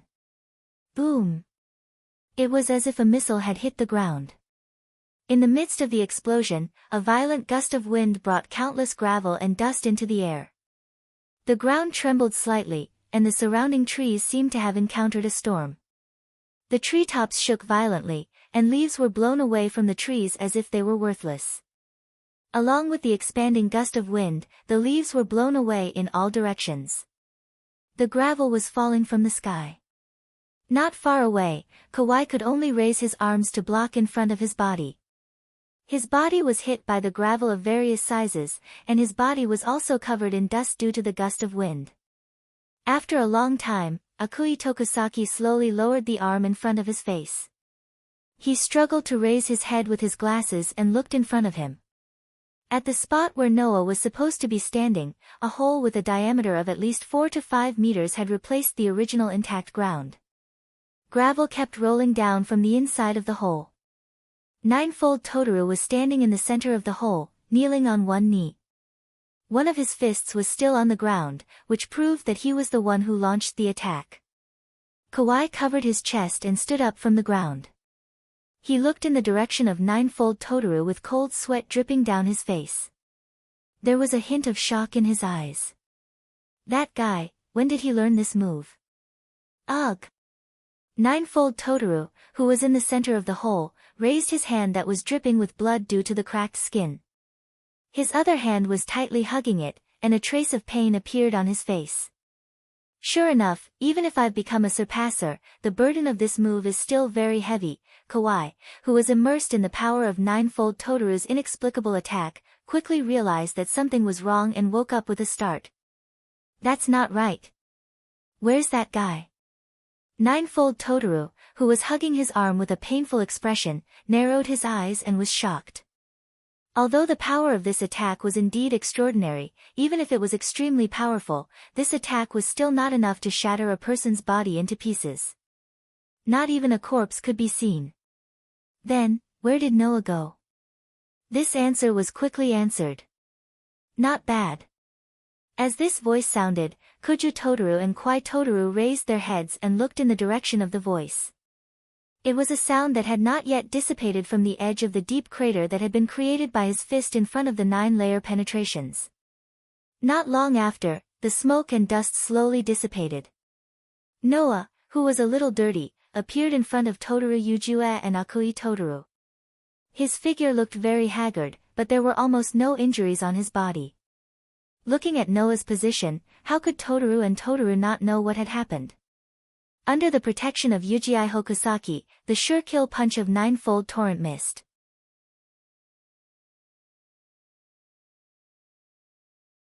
In other words, at the critical moment, Noah dodged Ninefold Totoro's sure kill attack. By opening and closing your body to the limit and concentrating all your strength on one point in your fist, using the fastest speed and the shortest path to throw this punch, at the moment when the punch hits the limit of the distance that the fist can reach, all the strength gathered in the fist will be released in an explosive manner. The real purpose of this attack should be to create a shockwave, not to throw out your full strength punch. That's why the power is so great. Under the gaze of Kuju Totoro and Yuta Totoro in disbelief, Noah patted his dirty clothes and looked at Kuju Totoro with a smile. Am I right? You dodged it? Kuju Totoro opened his mouth and finally revealed a bitter smile. Not only did you dodge it, but you also saw through the true purpose of my attack. Who are you? The principle behind your attack isn't very difficult. It's just like how people who practice swordsmanship all year round can unleash sword waves and slash through the air when they reach the pinnacle. Similarly, punches can also unleash shock waves. It's just that your attack has strengthened this feature to the limit. Noah lowered his head and looked at his hand. If it's a person who has trained his body and skills to the extreme, saying this, Noah fiercely clenched his fist. Like a longbow that was pulled to the limit, he instantly pulled his clenched fist behind his back. Wang! The power condensed from the fist shook the atmosphere and rolled up a small impact. The small impact turned into solid light spots and gathered on Noah's fist. Originally, at this point, as long as the power was perfectly controlled and the fist was thrown in the shortest path and the fastest speed, the small impact and huge force gathered on the fist would hit the space in front of the fist, causing a bigger impact and forming a real shockwave that spread out. In this way, the sure kill punch of Kuju Totoro would be perfectly reproduced. Unfortunately, Noah could not reproduce the sure kill punch of Kuju Totoro. Bang! In the next moment, the condensed impact on Noah's fist and the condensed power on the fist suddenly lost balance, causing the small impact of the light spots on Noah's fist to dissipate with a muffled sound. Sure enough, even if I know the principle and how to use it, I can't use this move if I don't find the specific way to control the power. Noah frowned and clenched his fist, but his expression soon relaxed. It seems that I still need to practice for a period of time before I can use this move. Noah, who was saying this, did not see that the expression of Kuju Totoro had changed from disbelief to disbelief, and was quickly replaced by complete shock. In order to learn this move, Kuju Totoro had spent almost 2 years before he finally mastered it completely. And now, Noah had only seen it once, and after deducing the principle and method of using it, he had almost succeeded. The only difference was that he had not practiced it and did not know when to control the power to what extent. What a terrifying person. Kuju Totoro took a deep breath and suppressed the shock in his heart. He hugged his arms, stood up, looked at Noah, and sighed. This move is quite a burden on the body, especially the arm. Even now that I've become a surpasser, I feel that using it twice is the limit. If you use it a third time, I'm afraid that your body will become immobile. If you want to practice this move, it's best to allocate the number of practice times and practice time. Otherwise, your body will definitely collapse. You have to be careful. Hearing this, Noah was slightly startled, and then laughed. I secretly learned your move, and you're giving me advice? Aren't you too nice? Really, what the hell are you doing? Kuju Totoro, who came to Kuju Totoro's side, also complained. This guy is now an enemy. Can't you give advice after class? Hearing this, Noah was happy again. Didn't that mean that he gave advice without objection? Although their personalities were different, Kuju Totoro and Kuju Totoro were unexpectedly good people. Do you guys still want to fight? Noah, who had a good impression of Kuju Totoro and Kuju Totoro, did not pursue the victory. Instead, he shrugged at them. I think that at this time, the winner has already been decided, and the right choice is to continue running. Otherwise, if your injuries are really serious, you won't be able to complete the task of running 10 laps. You bastard, are you trying to make us surrender? Kuju Totoro roared with a fierce face. I won't let you win that easily. Well, little tiger, I think that Noah is right. Kuju Totoro advised. We still have 10 laps to run. If we continue, not only will we exhaust our energy, but our injuries will also worsen. If that's the case, we won't be able to complete the task. Kuju Totoro's eyes flickered for a moment, as if he had found a way out, and turned his head away. Noah, who saw the interaction between the two of them, laughed involuntarily. He turned around and waved his hand at the two of them. Well then, I'll go first. Let's fight again next time. Without giving them a chance to speak, Noah ran away, leaving Kuju Totoro and Kuju Totoro staring at each other. Kuju Totoro raised the fist that he had just thrown out, looked at it, and clenched it tightly. I also need to become stronger.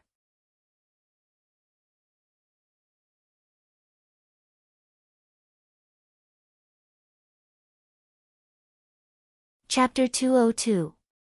Ha! Ha! Ha! Ha! Amidst the panting, students arrived at the school gate one after another, wearing tattered or dirty gym clothes. After completing the task of running 10 laps around the school, they fell to the ground, unable to get up. Not long after, Orange Bar, Ivanli, and Julie appeared together. As they ran towards the school gate, they panted heavily. When they reached the finish line, they crouched down and pressed their hands on their knees. Their faces were pale as they panted. One lap around the school was about 4 kilometers long. 10 laps would be 40 kilometers. If it wasn't for the strengthening effect of the Daybreak Star rune, with a girl's physical strength, she would have probably fainted long ago. On the other hand, Orange Bar, Ivanli, and Julie were still able to hold on without collapsing. Compared to the boys around them who had collapsed, they were in a much better state. Just as Orange Bar, Ivanli, and Julie were about to catch their breaths, a can of beverage appeared in front of Ivanli and Julie at the same time and entered their eyes. "Thank you for your hard work, Ivanli, Julie." Noah placed the drinks in front of the two girls and opened the bottle. He tried his best to soften his tone as he spoke slowly. "Come on, drink them." Noah. Ivan only had time to confirm who it was before his hand involuntarily reached for the drink in front of him and drank it. "Thank you very much." Julie's little face was flushed from the strenuous exercise. While the bell on her head was ringing, she first thanked Noah, then took the drink and drank it sip by sip. "Orange, this is yours." After Ivan and Julie finished their drinks, Noah handed another can to Orange Bar. "You should drink it too." "Thank you." Orange Bar was startled. He didn't expect himself to have one. After he recovered, he smiled gratefully and took the drink. The three girls drank their drinks hurriedly. Their gym clothes were soaked in sweat and stuck tightly to their bodies. Each of them had their own merits. Ha! After a while, Ivanli breathed out heavily without caring about his image. "I'm finally alive. I thought I was dead for sure." Hey, are you okay?" Noah shook his head with a smile. "Pull yourself together. There are still 3 years to go. If you're like this on the first day, how are you going to survive the rest?" Speaking of this, Noah looked at Julie, who was still slightly out of breath. "By the way, how did the three of you end up together?" If they saw others while running, they could attack them. This was an additional rule for this long-distance race. However, Orange Bar, Ivan, and Julie ran back to the finish line together. Clearly, although they had met each other, they did not fight. "This was Ivanli's idea," Julie answered honestly. "The three of us formed an alliance to deal with others and complete the 10 laps mission. After all, us girls are different from you guys."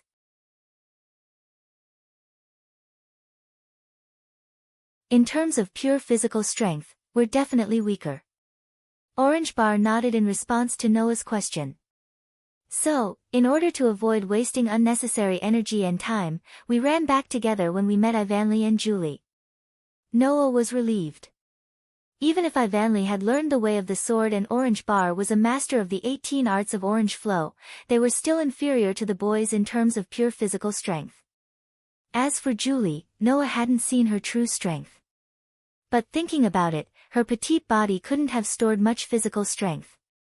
Of course, even though that was the case, other than the boys, Juba, Ivanli, and Julie were the first girls to reach the finish line and complete 10 laps. Even if the boys were included, the three of them were still in the top 10.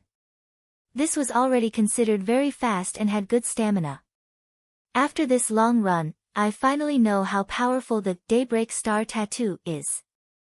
Ivanli said with a complicated expression as she stroked her breasts, or more accurately, her breasts, which were bulging under her gym clothes.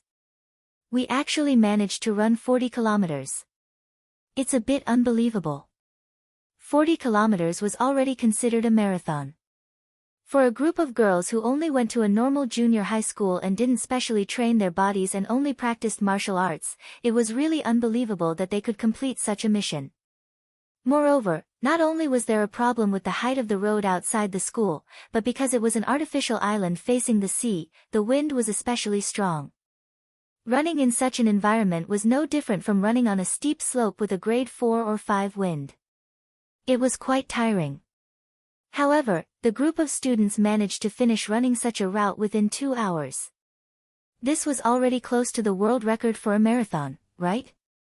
It was natural for Ivanli to have such thoughts. Right, Noah?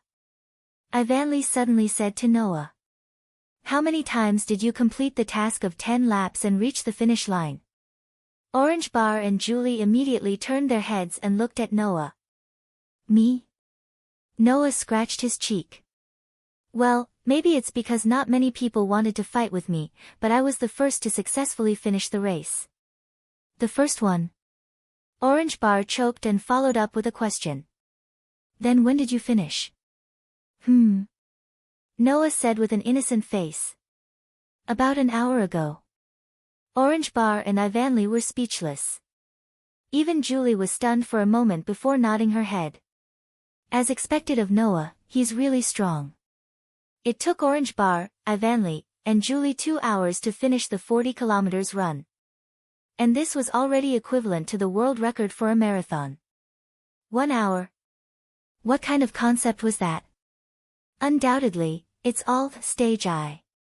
Even if your stamina was originally much stronger than ours, after the enhancement, the gap shouldn't have widened so much, right? Orange Bar could only say this with a speechless expression.